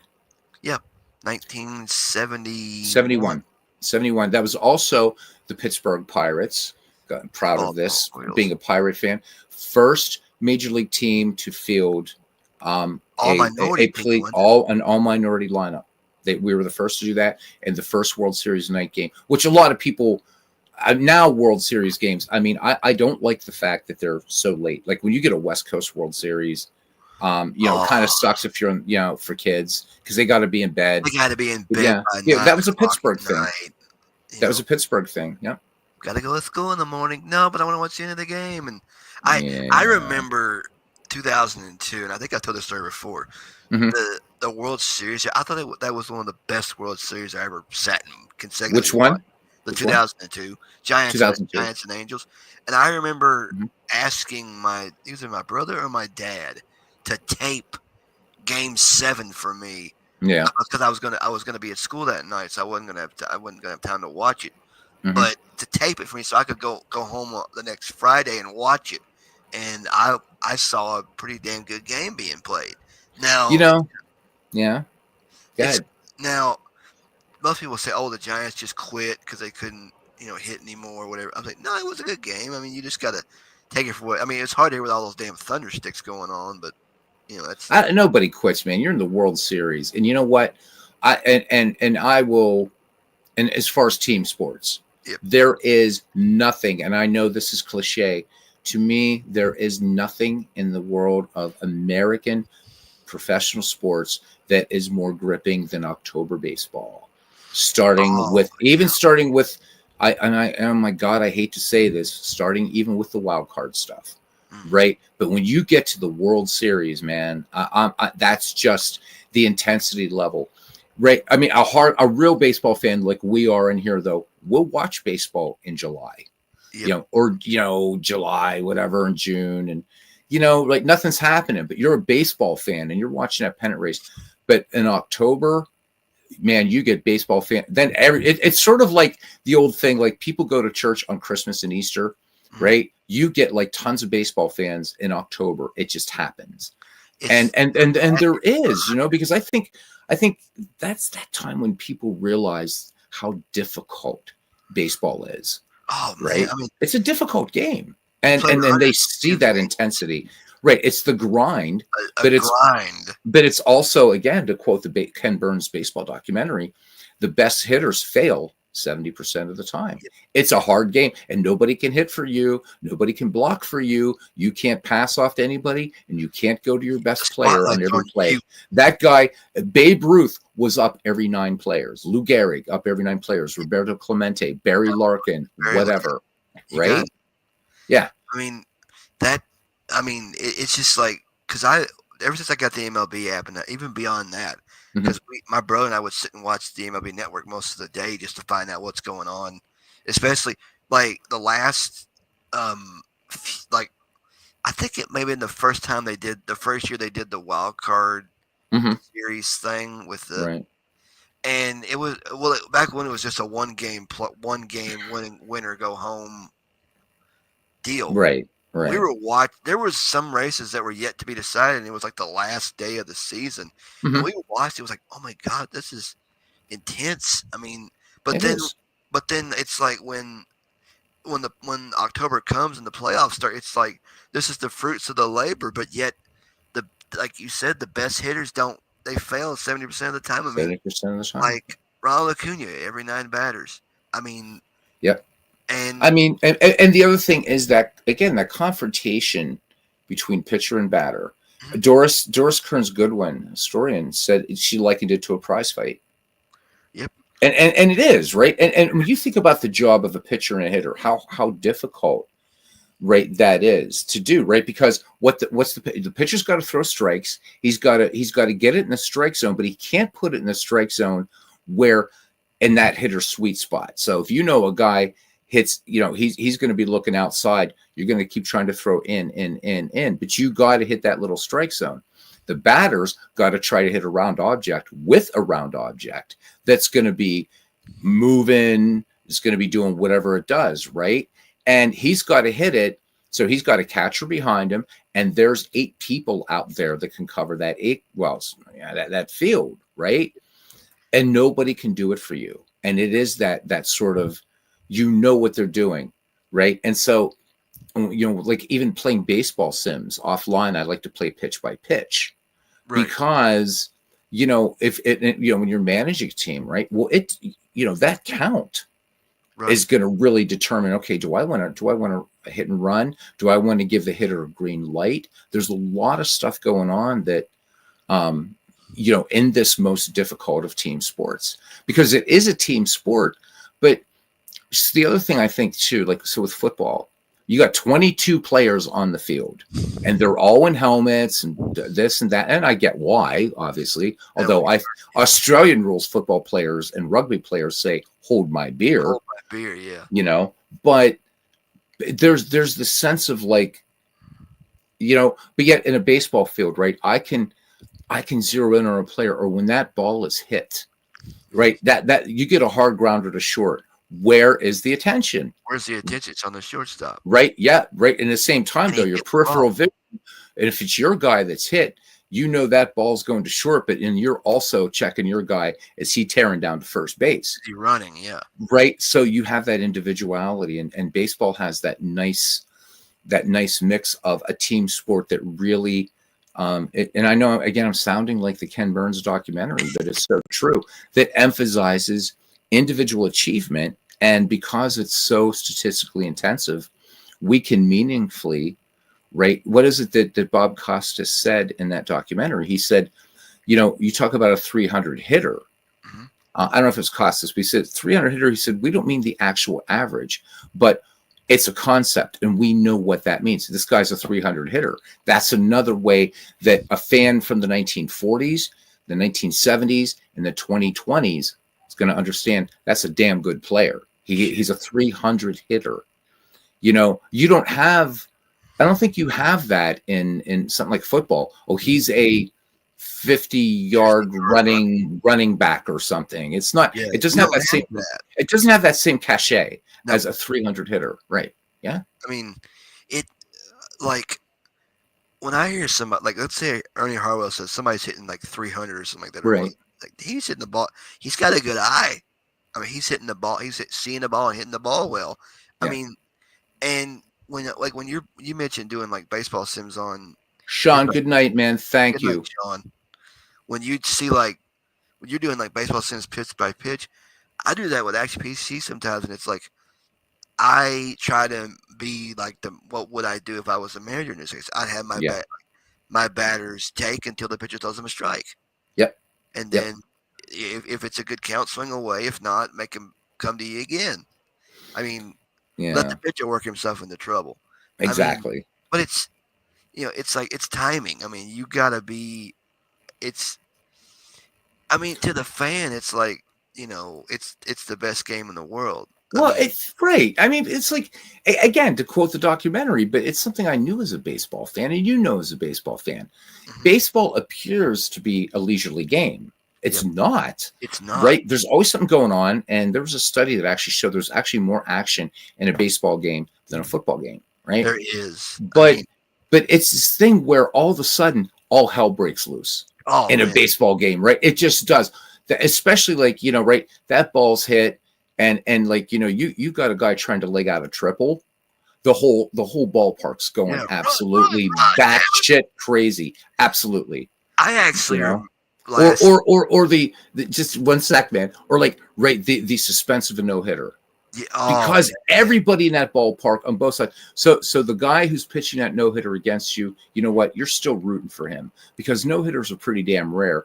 And you leave that, and even if that guy gets a no-hitter, your team lost, you know what you're going to say? Damn it, I saw a no-hitter tonight. I saw a no-hitter today, yeah. Yeah. Anyhow, go ahead, man. I'm sorry to interrupt you. I got a couple stories. I remember I was listening to the Atlanta Braves game when it was the one I think it was either 04 or 05. It was Randy Johnson. It was the Braves and Diamondbacks. It was the night that Randy Johnson threw a perfect game.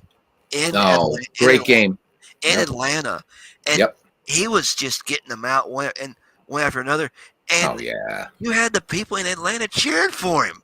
Yep. Oh yeah. I mean, and then I'll tell you, I remember the end of last year when everything was so tight around the end. It was like the D-backs had to watch their playoff hopes go right down the drain, and because the Braves and Mets had to play a doubleheader after the last day of the season because they were, winner stays in the wild card. If both teams split, then the Diamondbacks are out. But I remember listening to that first game in Atlanta, and it's like, and it was like a dead crowd. I mean, then they start making noise, and then Ozzy Albies hits that was that 3 RBI. I think it was either a double or a triple. And I'm like, that place is up for grabs, and it just like the Mets said nope. And but you've got and then they get trounced out by the Padres in the wild card round. But it's like there is more action in a baseball game than in any other sport because it's like all hell could break loose in the matter. Well, there's more than football. There's more than football. There's not more than like basketball or hockey. Oh man, I mean, like I could listen to the MLB app and listen to all the games and it's you're a hardcore fan, dude. Oh man, I love it. I listen to baseball when opening day rolls around immensely. It's like this team's playing, this team's playing. We got a good score going here on this game, and then it's like the radio feeds. I mean, you know what's going on, whereas television's like not calling the game at all. I mean, they're talking about what did you do during the offseason? Oh, I hunted, I fished, I went on. Well, baseball's not a television game; it's a radio game. No, I mean it's not meant for TV, really. I mean, it's too big for one thing. The field's too big. I mean, there's nothing you can't focus. So, like on football, right? You got that line of scrimmage, so cameras can focus there. Football came into its own with the advent of television. Yep. But baseball, you either have to experience it live or you got to listen to baseball. It's not to watch baseball on television. I don't care how great they get with the camera angles. You're so like think about this, right? So that the common camera angle is right, just behind the pitcher. So you're seeing all that. But what a lot of people who maybe, they say they don't like baseball or they haven't been exposed to baseball, they're not seeing how maybe the shortstop is shading a little bit one way or how, this outfielder is kind of cheating in a little bit or out or whatever. So with baseball, because of the size of the field, right? It's bigger than a football field, is you can't, a camera can't focus in on that. And I think that if you watch baseball on television, and that's why, like I've had friends, hey, I'd really like you to introduce me to baseball. Can we catch a game on TV? And I'd say, I have a better idea. Let's listen. Let's listen to the radio. Unless there's one close by. In Europe, that was kind of hard to do. But here, be like, I'll tell you what, let's go to a ball game, even if it's minor league baseball. And I got a good friend of mine who really, they surprised me and took me to a baseball game because I had been to one since I came back here in 2019, right? But he was like getting me to kind of explain what was going on. He came out, he said, I love this game. He said, wow. And the guy became a baseball fan because he got to experience and see what was going on. So I say, all right, now on this pitch, watch the shortstop. Just watch that guy out. Then I pointed what the shortstop was. So watch what he does. I said, don't focus on anything else. Watch him. Because I knew in the count, the batter, and it was a right-handed hitter, I knew he was going to swing just because of the count. Yep. And because the pitcher had to throw one in. And he was like, that is so cool. It's not like this kind of chaos. And but I would never introduce people to baseball via television. I remember my first game I ever went to. I was 11 years old. It was like April of 2001. It was minor leagues, yes, but we'd gone to a Lexington Legends baseball game.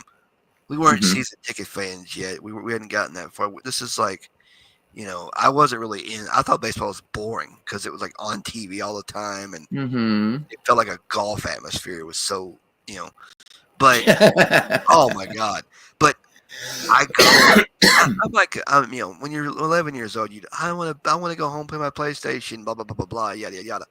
Yeah. But the more we sat there, I'm like, and the more I kept on smelling the hot dog meat and the ketchup, all the ketchup and all the food, and I was like, this is actually rather fun. And having the radio there with me, of course.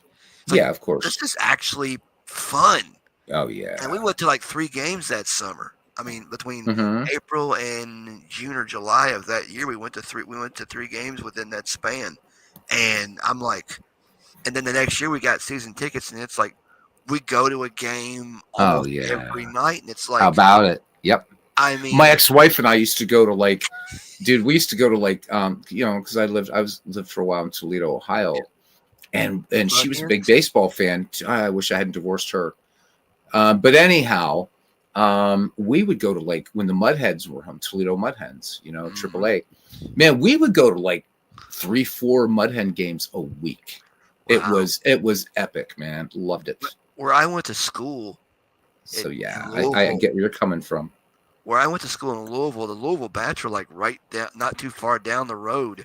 Right. Like you leave the campus of KSB, and then Slugger Field is like not too far away, and we used to go.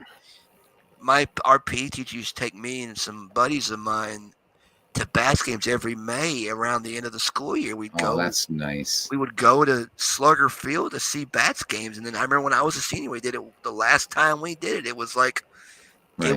it was like I may never be back here again because with me being a high school grad and everything, I'm not gonna be Yeah. in Louisville every single day anymore. But Exactly. damn it, I had a blast. It was just like this is AAA. I mean, the Still stars. baseball, pal. Yes.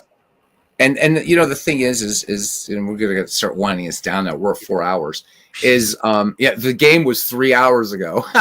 But anyhow, This like is all the, these things, like extra the innings broadcast. extra innings. Exactly. This is the post game show. The post game. They want to like shorten games. You know what, man? When I go to a ballpark, I'm there, and you know what? I don't want the game to end. No. It's like the bottom of the ninth. And it's like yeah, the game's about to be over, and whatever. I'm there. I'll sit in a ballpark, and like you said, the smells, the sounds, the whole thing. Yeah. If a game goes 5-6 hours, man, I'm there. So a friend of mine and I were at a Pirates game. My girlfriend, his girlfriend at the time, was there with us, and there was like a rain delay of like 2 hours. We stayed at the park, and then the game resumed. Dude, we were there for like 6 hours. Damn. But we loved it because it was baseball, and it was. Yes. And I don't want the games to be shortened. Let baseball be baseball. I don't like shortened baseball games either. I mean, like No. I can't tell you the amount of times when we go to Legends games or a Reds game, for example, and there's like a rain delay that could possibly suspend or call the game entirely. And it's calling like, the game, yeah. No, don't do it. Don't do it. I gotta wait till tomorrow to come back here again. I know. They'll go on the road for about 10 or 11 games, and we won't be back until. Well, you're old enough to remember when they did double headers with just 45-minute breaks between until the owners got greedy and started that day-night doubleheader bullshit. Oh, it's bullshit. Dude, I loved doubleheaders. Like, man, I'm going to go and see at least, especially if the weather's looking good, I'm going to see 18 innings of baseball at least. And if there was a tie in the first one or second, it's like, this is heaven, man. It's like, I love an extra inning game. It's like, oh yeah, I don't want it's like when I was on summer vacation when I was a kid. It's like you're still a kid. Go ahead.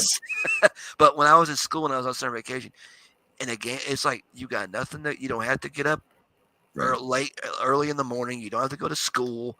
But yet when extra inning comes, I was like, yeah, more baseball. More baseball. Let them keep playing. Yeah, they'll let them play all night. Shit, I mean, my brother one time went to a game that went 18 innings one day. I was like, damn, I wish I could have been at that. That would have been fun. Oh, I know. I think it's again to quote Bob, because Bob Costas made a lot of, and he's one of two people I would vote for to actually have to be commissioner of baseball with a lot of power, him or George Will. And that's a lot for me because I'm a liberal. George Will's a conservative, but we meet when it comes to baseball. But anyhow, Costas talks about, he said there are a few things in your life that stay with you as passions, things that you love. And he's right. I mean, I've been a baseball fan as long as I can remember. I remember being a little kid, and I remember there was this kid that lived down the block. His name was Jimmy Mock. I remember his name. Dude, and he would taunt me. He would have these big fat stacks of baseball cards. And I'm Oh, like, Jimmy, come on, let's trade.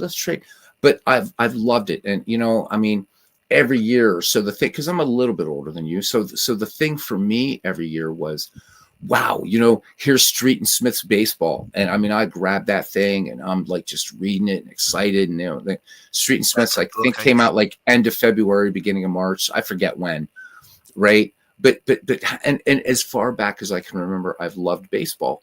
I'm not a sports fan. I mean, I went into show business and I did, arts and stuff like that and academics. And I couldn't tell you who won. I don't know who won last year's Super Bowl. And I don't care. don't care. Yeah.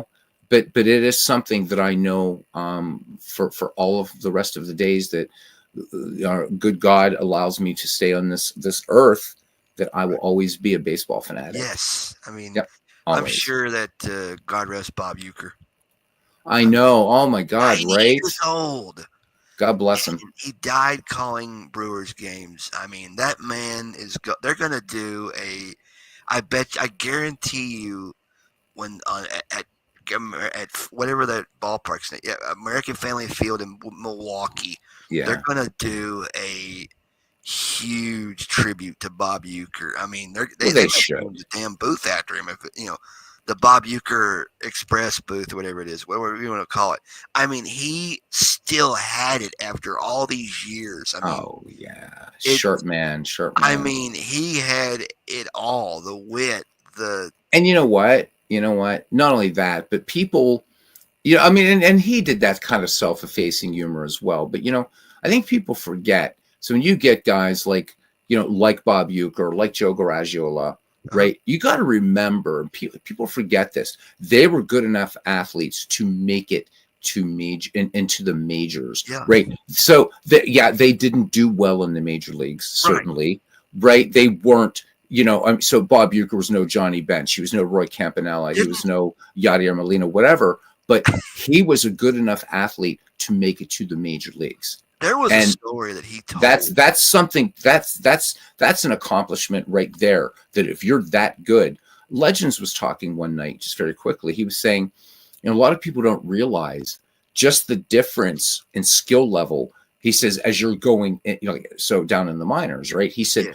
the difference between single A and double A is immense. Between double A and triple A, he said, but triple A, we think of being so close to the majors. He said, but the level, he said, the major leagues are, it's just, that's a whole nother thing. And if you are that good to make it to the majors, even if you only batted .220 and you're only up there 5 seasons, you are a damn fine athlete to make it to the elite of the world's most difficult team sport. Yeah. Oh, man. I mean, there was a story that he said, Bob Uecker said one time when I think he was with I don't know if it was, because I think Branch Rickey owned he may have owned the Cardinals or something. Or I forget what the story goes. He said, somebody told him, said, we didn't want you.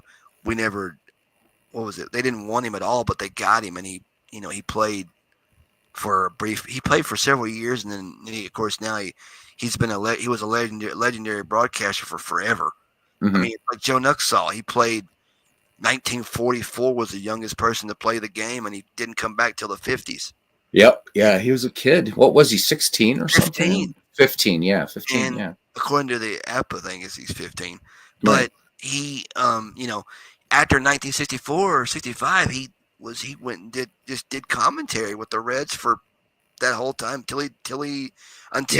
mid 2000s. And I remember Cincinnati legend there, buddy. I remember listening to the last game he called with Marty, and they did Marty Brenneman, Marty and Joe on the post game show, just telling stories for about a half an hour or hour and a half. It was a while, and then Joe had to sign off, and we all cried.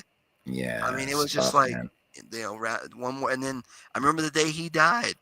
I was getting ready to go to a buddy of mine's house for the weekend, and my dad came up to me and said, "Well, looks like the old left-hander is rounded third and headed for home for the last time. He passed away this morning." I'm like, "Oh, that's hard. That sucks." And then, but he was a damn good good pitcher and a damn good announcer for one team his whole career. He never went anywhere else. I mean, Exactly. but Exactly. you know, Marty is retired. Joe is deceased. You got, I mean, it's. Dude, I the mean, great ones are gone. the They're great ones, gone. yeah, the great ones are gone. Skip Carey's gone. Harry Callis is Vin gone. Scully, Scully's Ernie gone. Harwell, Bob Harwell, Prince. Bob Prince. Yep. Bob Euchre's gone. Yep. I mean, you got all these guys that we grew up listening. The voices of summer we grew up listening to are all gone. The good The ones are voice of gone. summer. You're absolutely right. I mean, yeah. but it's still the best game in the world.